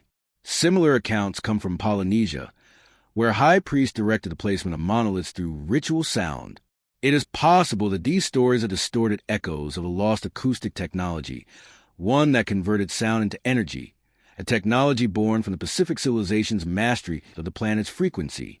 If we imagine the Earth as a vast resonant sphere, vibrating at its natural frequency, approximately 783 Hertz, known as the Schumann resonance, then ancient architecture begins to look like an interface with this system. The dimensions of pyramids, temples, and stone circles correspond to wavelengths of sound and light that amplify or modulate this resonance. Modern physicists recognize that such structures can generate standing waves that interact with magnetic fields. The builders of the Pacific may have exploited this effect to stabilize their environment, perhaps even to create sustainable power. In this view, the submerged terraces of Yonaguni, the basalt platforms of Nanmadol, and the geometric ridges beneath Micronesia were not isolated ruins. They were components of a planetary energy network. The idea is not as far-fetched as it sounds. In 1989, researchers detected strange electromagnetic pulses emanating from the seafloor near Yonaguni, low-frequency oscillations matching the Earth's geomagnetic rhythms. Later studies showed that similar pulses occurred near other submerged structures in the Pacific, often at synchronized intervals. The data suggested that something beneath the crust might be modulating natural energy, or that ancient constructs were still resonating after thousands of years, like the ghost of a machine that refuses to die. Even mainstream science now acknowledges that the Pacific Ring of Fire is one of the planet's greatest reservoirs of electromagnetic energy. The constant grinding of tectonic plates generates enormous electric potentials, sometimes visible as earthquake lights, glowing spheres that rise from the ground before tremors. It is conceivable that a civilization with advanced geological knowledge could have harnessed this energy, converting it into usable power. The ancients may have understood that volcanoes, earthquakes, and lightning were not punishments of the gods, but expressions of the same force that sustained life. Their temples and monuments could have served as regulators, dampening or redirecting this energy to prevent catastrophic instability. This may explain the spiritual reverence for volcanoes and the sea among Pacific peoples. Both were seen as living expressions of the Earth's breath, the Ha in Hawaiian tradition, the mana that suffuses all existence. In the Polynesian worldview, mana was not abstract. It was measurable, transferable, and real. It flowed through stones, through water, through blood. Sacred sites were chosen because their mana was strong, and the architecture built upon them was meant to capture, amplify, and balance it. In essence, the priests and engineers of the Pacific world were not separate professions. They were the same. Their religion was their science. Modern physics has begun to rediscover what they already knew, the field of resonant energy, exploring how electromagnetic frequencies can be harvested from natural sources, mirrors the ancient idea that the planet itself is a power source. Nikola Tesla, in the early 20th century, proposed wireless transmission of energy through the Earth's resonant frequency. He described the planet as a conductor of unlimited energy, a living, breathing engine. Tesla's experiments with standing waves and wireless power were, in essence, a modern reawakening of the Pacific civilization's forgotten science. Some researchers even suggest that Tesla may have been influenced by ancient texts or oral traditions that preserve fragments of this lost knowledge. There are ancient accounts that reinforce the idea of planetary resonance as divine power. The Sanskrit Vedas describe Agni, the god of fire and energy, as both the core of the earth and the light of the heavens. The Egyptian texts speak of Sikkim, an invisible current that flows through all living and non-living matter. The Mayans measure cycles of time using the ton, a harmonic unit that encoded resonance with solar and planetary vibrations. These ideas are not metaphors. They are descriptions of an ancient energy paradigm that viewed all existence as frequency, the same paradigm modern quantum science is now rediscovering. Archaeological alignments support this hypothesis. When sacred sites across the Pacific and beyond are plotted on a globe, they form intricate patterns, grids of geometry that align with magnetic nodes and energy hotspots. The Great Pyramid, Stonehenge, Angkor Wat, and Nanmadol all lie on the same great circle paths, connecting across continents as if mapped by a single hand. Some researchers call these Earth energy lines, or ley lines, while others describe them as remnants of a prehistoric geophysical network. Whether by coincidence or design, these sites appear to channel and balance the planet's electromagnetic energy. The same concept underlies traditional geomancy, the art of reading the Earth's chi, practiced in China, Polynesia, and the Americas. The Pacific builders may have elevated this art to its highest form. Their civilization, positioned at the intersection of powerful tectonic and magnetic forces, could have functioned as a resonant amplifier for the entire planet. In this model, their monuments acted as tuning forks, stabilizing Earth's energetic heartbeat. When their world was destroyed by cataclysm, impact, or seismic upheaval, the network broke. The planet's energy grid fractured, leading to the climatic chaos and instability recorded at the end of the Ice Age. The flood myths, then maybe more than metaphor. They may describe the moment when the Earth's resonance shifted violently, collapsing the system that had kept it in balance. There is a haunting symmetry in this idea. If the lost Pacific civilization truly mastered planetary energy, its downfall may have come not from ignorance, but from overreach, a failure of balance. Ancient texts from India to the Americas speak of a time when humans stole fire from the gods, misused divine power, and brought ruin upon themselves. The Atlanteans, according to Plato, were destroyed when they abused their technology to control the weather and the sea. The same theme appears in Pacific myth. The gods withdrew their mana when humanity grew arrogant. Could this be a poetic retelling of a very real disaster, a technological collapse that unleashed geological catastrophe? If so, it would explain why later civilizations treated energy as sacred and dangerous, to be approached through ritual rather than science. The priests who guarded this knowledge after the cataclysm encoded it in symbols, myths, and geometry to ensure it would not be forgotten, but never again fully wielded. The Pacific's lost energy science became the foundation of every mystery school and esoteric tradition that followed.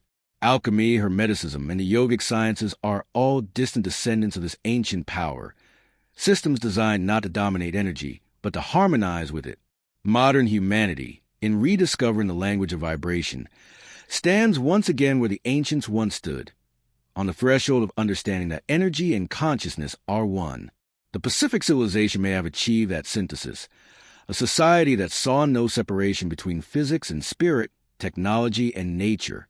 Their temples sang, their stones glowed, and their cities pulsed with the rhythm of the earth itself. And then, perhaps, they reached too far. The frequency that gave them power turned against them, and the ocean swallowed their empire. The resonance fell silent, but not forever. Today, as our machines hum with electromagnetic force and our scientists speak of zero-point energy and quantum fields, it feels as though the Earth's memory is stirring again. We are beginning to hear the same song, faint, ancient, waiting to be understood.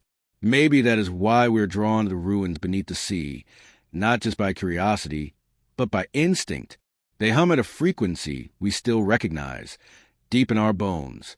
The lost world beneath the Pacific is not only buried in stone and sediment, it is buried within us, in the rhythm of our hearts, in the resonance of our planet, and in the energy that still flows unseen through everything that lives. The ancients called it the breath of the earth. Science calls it electromagnetism. But perhaps they're the same thing, the pulse of creation, the current that connects all life. And perhaps when we finally remember how to feel it, we will hear what the Pacific civilization always knew, that the universe itself is alive, and that we, too, are part of its song. The ancients of the Pacific were not just architects of stone. They were architects of the heavens. Every terrace, every temple, every island monument aligned with the stars. They believed the cosmos and Earth were one vast instrument, and if tuned correctly, harmony could be achieved between worlds. The step platforms of Yonaguni echo the path of the sun at solstice. Nanmadol's causeways face the rising of Sirius, the same star sacred to Egypt. Easter Island statues gaze toward key points of sunrise and lunar rhythm, marking time in shadow and fire. Across oceans, the same precision repeats. Orion, the Pleiades, the equinox sun. Coincidence becomes impossible. To the Pacific world, astronomy was not passive observation. It was participation. The stars were living intelligences, guiding migration, birth, and destiny. Their priests measured precession and encoded it in myth. When they saw the constellations drift, they knew an age was ending. The flood that followed was both celestial and earthly, the heavens falling out of tune. Even in ruin, their alignments remain true. The same stars rise over their sunken temples as they did 12 millennia ago. The message endures, as above, so below. The ancients mapped eternity into stone, ensuring that when memory failed, the sky would remember for us. Perhaps that is why we still look up at night and feel both wonder and homesickness. The stars we see are the same they once followed, our oldest inheritance, still shining, still whispering, "You've been here before." Every ancient culture carried a warning, a prophecy of fire, water, and rebirth. In the Pacific, these tales were unified. The sea would rise again when balance was lost. Polynesian chants spoke of the returning tide, the Maori Tetai Orongo, the silent flood that ends an age. Geology now confirms their memory. Around 12,800 years ago, the planet convulsed.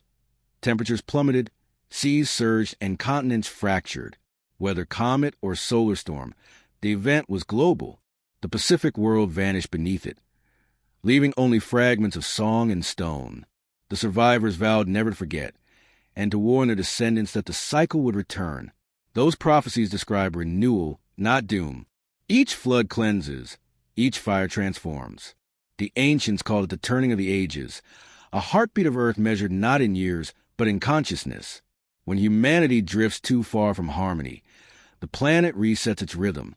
Today, magnetic fields shift again, weather grows wild, and the same stellar alignments reappear.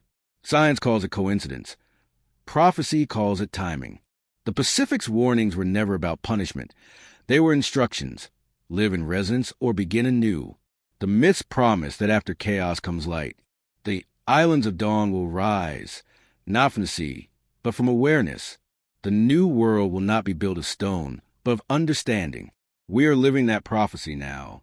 The flood this time is of memory, ancient truth rising to the collective mind. The end the ancients foresaw was never destruction. It was awakening. After the deluge, the Pacific world did not die. It dreamed. Its wisdom traveled in blood, in symbol, in prophecy, waiting for the age when humanity would remember. That moment, perhaps, is now. From Polynesia to the Andes, myths describe the ones who will awaken when the stars return. They foretold an age when the same cosmic patterns that ended their world would reappear, not as disaster, but renewal. Modern astronomy confirms that cycle. The precession of the equinox, a 26,000-year turning of the sky. The ancients saw it as the clock of creation itself. Across the world, people feel the pull of that turning. Dreams of water, flashes of ancient places, a hunger to rediscover harmony. Science and spirituality converge again. Frequency, consciousness, and Earth's magnetism all vibrating in synchronicity. The past is surfacing through intuition. The prophecies were clear. The flood would return as light. Humanity would remember that energy is mind and matter is music. The lost civilization would rise, not in ruins, but within us. Perhaps this is what we call evolution, the return of memory disguised as progress. The Pacific's descendants are not a bloodline, but a resonance. Anyone who feels the ocean's call, who seeks unity over power, carries that inheritance. Their final message was simple. What falls will rise. What forgets will remember. The sea buried their temples, but not their truth. And as the tides of awareness swell, their voices echo through us again, soft, persistent, undeniable. The lost world beneath the Pacific is not returning from the depths. It is awakening in the human soul. After the flood, silence fell, a silence so vast that it seemed the earth itself was holding its breath. But from that stillness came rebirth. The survivors of the Pacific world carried their knowledge across oceans, planting the seeds of civilization wherever they landed. Theirs was not a story of extinction, but of renewal. Legend from Polynesia, South America, and Asia speak of travelers who arrived from the drowned lands. They taught astronomy, farming, and sacred geometry, the same sciences once practiced in Mu. The Mayans remembered them as Kukulkan, the Egyptians as Thoth, and the Sumerians as Oans. They were not gods. They were the memory of a world reborn. Through these survivors, the spirit of the Pacific lived on. Their architecture, aligned to the stars, reappeared in temples across continents. Their symbols, spirals, serpents, and suns, became the universal language of rebirth. Even their cosmology, describing the universe as a living wave of energy, survives in myth and meditation. As time passed, their wisdom was hidden beneath ritual and legend. What had once been science became mystery. Their initiates turned into priests, and their physics became theology. Yet their truth endured, encoded in stone and symbol. The flood did not erase them, it dispersed them. Their knowledge scattered like seeds, germinating through cultures across time. Each new civilization was a fragment of their memory, each myth a reflection of their lost world. The Pacific civilization's death was not an ending, it was metamorphosis. It became the pulse that beat through Egypt, Sumer, India, and the Andes. And now, as humanity rediscovers energy, consciousness, and harmony, their legacy rises again, not from the sea, but from within us. The people of the Pacific spoke in symbols, a language older than words, eternal as the stars. When their cities drowned, they carved their truth into forms that would outlast fire and time. Spirals, serpents, suns, and eyes. These were not decorations. They were messages for the future. The spiral, found in stone carving from Easter Island to Peru, represented creation, the eternal return of life. The serpent, coiling through myths worldwide, symbolized vibration, energy, and transformation. The triangle and pyramid embodied harmony between heaven, earth, and humanity. The cross marked balance, the eye, awakening. Together, they formed a universal code, geometry as divine language. To the ancients, symbols were alive. They carried frequency, not metaphor. A temple aligned to the stars was a resonating instrument, and a carved symbol was a circuit of meaning. Every culture that followed, Egyptian, Mayan, Hindu, inherited and reinterpreted these forms, preserving fragments of the Pacific worldview. Modern science now rediscovers what they already knew. Geometry governs the structure of atoms, galaxies, and DNA alike. Matter, sound, and consciousness move in the same mathematical rhythm. The ancients encoded these truths visually because they understood. When memory fails, form remembers. We still see their language everywhere, in sacred art, architecture, and even the logos of modern society. Humanity cannot stop using these shapes because they are part of our collective DNA. The Pacific civilization embedded their wisdom into the patterns of thought itself. The ocean may have taken their temples, but not their message. It speaks through every spiral shell, every star map, every heartbeat following cosmic rhythm. The symbols of the Pacific are not relics. They are keys, and they are beginning to unlock us again. The people of the Pacific did not worship gods. They communed with forces. For them, ritual was not religion. It was resonance. Every chant, every movement, every offering was an act of alignment with the Earth's living energy. Their ceremonies were technologies, precise, intentional, and powerful. They believed sound was creation. Chants tuned to natural frequencies could harmonize the body and land alike. When sung within stone temples aligned to magnetic lines, these tones amplified, shaping electromagnetic fields. It was not myth when legend said their priests could move stones with their voices. They were manipulating vibration, the same principle modern physics calls resonance. Water, too, was sacred, the conductor of life and memory. Ritual immersions, oceanic prayers, and tidal ceremonies reflected their understanding of the sea as the planet's consciousness. Even today, the Polynesian hula and Maori haka retain traces of those sacred movements, symbolic equations of motion and energy. Breath was the bridge between human and cosmos. The Pacific word ha meant life force, the current flowing through all beings. Through rhythmic breathing, initiates synchronized with the planet's pulse, achieving altered states of awareness. It was a science of spirit, biology, and divinity in one motion. Their rites aligned with the sun, moon, and stars, turning time itself into a living ceremony. Solstices, tides, and equinoxes were moments when heaven and earth sang the same note. Their festivals were acts of universal calibration. What survives today in fragment, yoga, meditation, sound healing, are echoes of that ancient science. The Pacific civilization did not separate physics from prayer or matter from soul. Their rituals were reminders that life itself is ceremony, a song between humanity and the living earth, still waiting for us to sing along again. When the Pacific world sank beneath the waves, its people did not vanish. They scattered, carrying fragments of their knowledge into new lands. Myths across oceans tell of navigators escaping a drowning continent. The Maori fled Hawaii, the Polynesians followed the Star of Rebirth, and the Andean people remembered gods who came from the sea. These were not legends but memories of migration, survivors of moves spreading their light across the earth.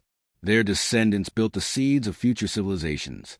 In Sumer, Oans emerged from the ocean to teach writing and science. In Egypt, Thoth brought sacred geometry.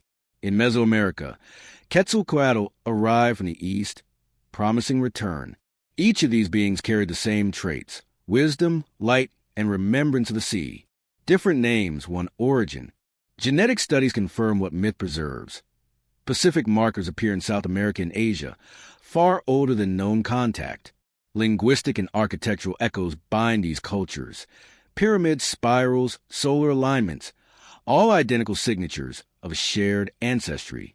The survivors of Mu became the teachers of humanity. Over centuries, their bloodlines and wisdom blended with those of the lands they reached. Their sacred science was hidden in mystery schools, myths, and rituals. The blue blood of priest kings and pharaohs symbolized divine descent, not from gods above, but from ancestors beneath the sea. Even today, the pulse of that heritage beats within us. Memory lives in our DNA, a quiet knowing that we have been here before, that our story began beside the ocean. The children of the Pacific did not perish. They became us. And through our dreams of water, stars, and lost islands, their song still rises, the blood remembering what the mind forgot. The ancients said the ocean was alive, not a void, but a being that remembers. The Pacific, vast and mysterious, was more than a setting for their civilization. It was its soul. They believed the sea was the planet's mind, its memory, its voice. Every wave, every current carried knowledge, vibration, and spirit. Modern science, though cautious, is beginning to echo their belief. The ocean's electrical and magnetic patterns mirror neural networks. Water records vibration and responds to sound. It is, in a sense, the Earth's living consciousness. What ancient priests called the breath of the sea, scientists now call the planet's electromagnetic resonance. Perhaps that is why so many of their temples stood at the ocean's edge, places where land, water, and energy converged. When they sang to the sea, they were not performing ritual. They were communicating with the living earth. Their chants were frequencies meant to align human and planetary rhythms. When their world sank, they said the ocean kept their memory. And maybe it did. Sediment cores beneath the Pacific record strange chemical layers of metallic dust, silent witnesses of cataclysm. Even the deep hums detected by sonar today, rhythmic, patterned, almost intentional, maybe the faint echoes of that ancient grid still resonating below. To the elders of Oceania, the sea never forgets. It holds the songs of the past and releases them as whispers in tides and storms. When we stand before the ocean and feel that strange familiarity, it may not be imagination, it may be recognition. The earth remembers through water. The lost world beneath the Pacific is not gone. It dreams beneath the waves, waiting for the world above to listen again. The ocean hides what it cannot destroy. Over the last century, divers and scientists have uncovered evidence that challenges every assumption about human history. Beneath the Pacific lie ruins too deliberate, too vast, to be accidents of nature. Off Japan's coast, the Yanaguni Monument descends in perfect steps and right angles, carved from stone 12,000 years old, the same era as the last great flood. Its geometry mirrors sacred proportions found in Egypt and Angkor. Nearby, Nanmadol rises from the water, built from hundreds of thousands of basalt columns, each weighing tons. Legends say the stones flew through the air when priests sang to them, a poetic way of describing sound-based engineering now lost to us. Sonar scans reveal more. Vast rectangular grids stretch across the Pacific seabed, resembling buried cities. Around them, traces of magnetic anomalies pulse faintly, as if dormant systems still hum beneath the silt. In South America, the ruins of Tiwanaku and Easter Island share the same alignments and motifs. The connection is undeniable. Mainstream science dismisses these patterns as coincidence, yet the evidence grows stronger. Rising sea levels at the end of the Ice Age could have swallowed entire coastlines, taking with them the remnants of a global maritime civilization. Each discovery, submerged stairways, ancient maps, identical architecture, is another voice in a chorus of truth. Perhaps the Pacific was once the heart of that forgotten world, the mother ocean from which all others learned. The sea, in time, buried her children to protect them. But now, piece by piece, she is returning their memory. In stone, in current, in data, the ruins beneath the Pacific are not silent. They are speaking, softly but clearly, We were here, and you were us. The Great Flood erased not just a civilization, but its truth, and over millennia, that truth was buried again, not by water, but by intent. The knowledge of the Pacific world was never fully lost. It was hidden, guarded, and distorted by those who understood its power. The survivors of Mu carried the secrets of energy, vibration, and consciousness into new lands. But as empires rose, knowledge became hierarchy. What once unified became a tool for control. Priesthoods and kings claimed divine authority over teachings meant for all. Sacred science turned into dogma, cosmic truth into superstition. When later civilizations inherited fragments of Pacific wisdom, in Egypt, Sumer, India, they locked it within temples and mystery schools, ensuring only the initiated could access it. Through centuries, the story of humanity's true origins was reshaped to serve power. The flood became punishment. The gods became rulers. By the modern age, the Great Erasure was nearly complete. Archaeologists who spoke of a lost Pacific world were silenced. Ruins were dismissed as natural formations. Ancient maps suggesting global knowledge were labeled coincidence. The truth became forbidden not through censorship, but through ridicule. Yet the earth remembers. Each new discovery, submerged terraces, magnetic anomalies, unexplainable artifacts, cracks the wall of denial. The ocean, once the keeper of silence, now reveals its memory through sonar, seismic shifts, and rising land. The story the ancients encoded in stone is re-emerging in data and discovery. The Great Erasure is ending. Humanity stands on the brink of remembrance. The same knowledge once hidden by priests and kings now rises from the depths, not as myth, but as evidence. The sea that once concealed the truth is giving it back, wave by wave. Something ancient is stirring. Across the Pacific Rim, strange signals pulse from the ocean floor, rhythmic vibrations like the heartbeat of a sleeping giant. Scientists detect shifting magnetic fields, unusual light emissions, and inexplicable sonar echoes. To the old myths, this is no mystery. It is the Earth awakening, remembering the harmony it once shared with its lost children. At the same time, humanity is changing. People feel drawn to water, stars, and sound. Dreams of glowing cities beneath the sea are becoming common. The same energies that sustained the Pacific civilization seem to be returning, not as technology, but as consciousness. We are beginning to sense what they once knew, that everything is energy, that thought shapes reality, and that the planet itself is alive. The Earth's magnetic field is shifting, just as it did when the last age ended. Ancient prophecies called this the turning of the sky. It is not destruction, but transformation, a renewal of planetary rhythm. Those who align with this change feel expanded, creative, connected. Those who resist feel the dissonance of imbalance. The real awakening is a mirror. As the Earth vibrates higher, so must we. This is humanity's second chance. The Pacific civilization fell when it tried to command nature rather than live with it. Now, we face the same choice, to rebuild in harmony or repeat the fall. The rise of consciousness movements, renewable energy, and global unity are not trends. They are signs. The ancient energy grid hums again, calling the world to remember. The Pacific's prophecy is unfolding. When the children of the sea remember who they are, the earth will sing once more. In the end, the story of the Pacific is not about ruins or floods. It is about awakening. The lost civilization beneath the sea was the first reflection of humanity's divine potential. Their fall was not the end, but the beginning of a long forgetting, and now, as the tides of time turn again, their message returns. Remember who you are. They knew that consciousness is a true architecture of reality. Their temples, songs, and rituals were expressions of harmony with the earth, a science of spirit we are only beginning to rediscover. Modern physics now speaks the same language: vibration, resonance, energy fields. The ancients called it life. We call it frequency. The difference is only time. Their downfall came not from ignorance, but imbalance. They sought to dominate what should only be harmonized. The flood that ended their world was the earth restoring order, the necessary correction of a living planet. We stand at the same precipice now.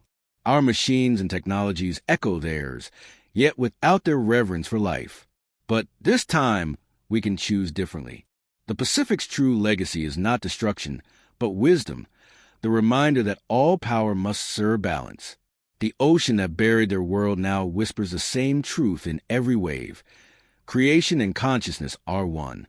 When we live in harmony with that truth, the lost world will rise again, not as land from the sea, but as awareness within us. The real resurrection of Mu is not geological. It is spiritual. The sea forgets nothing. It has carried their story through ages of silence, waiting for us to listen. Now it speaks again, and through us, the lost world remembers itself.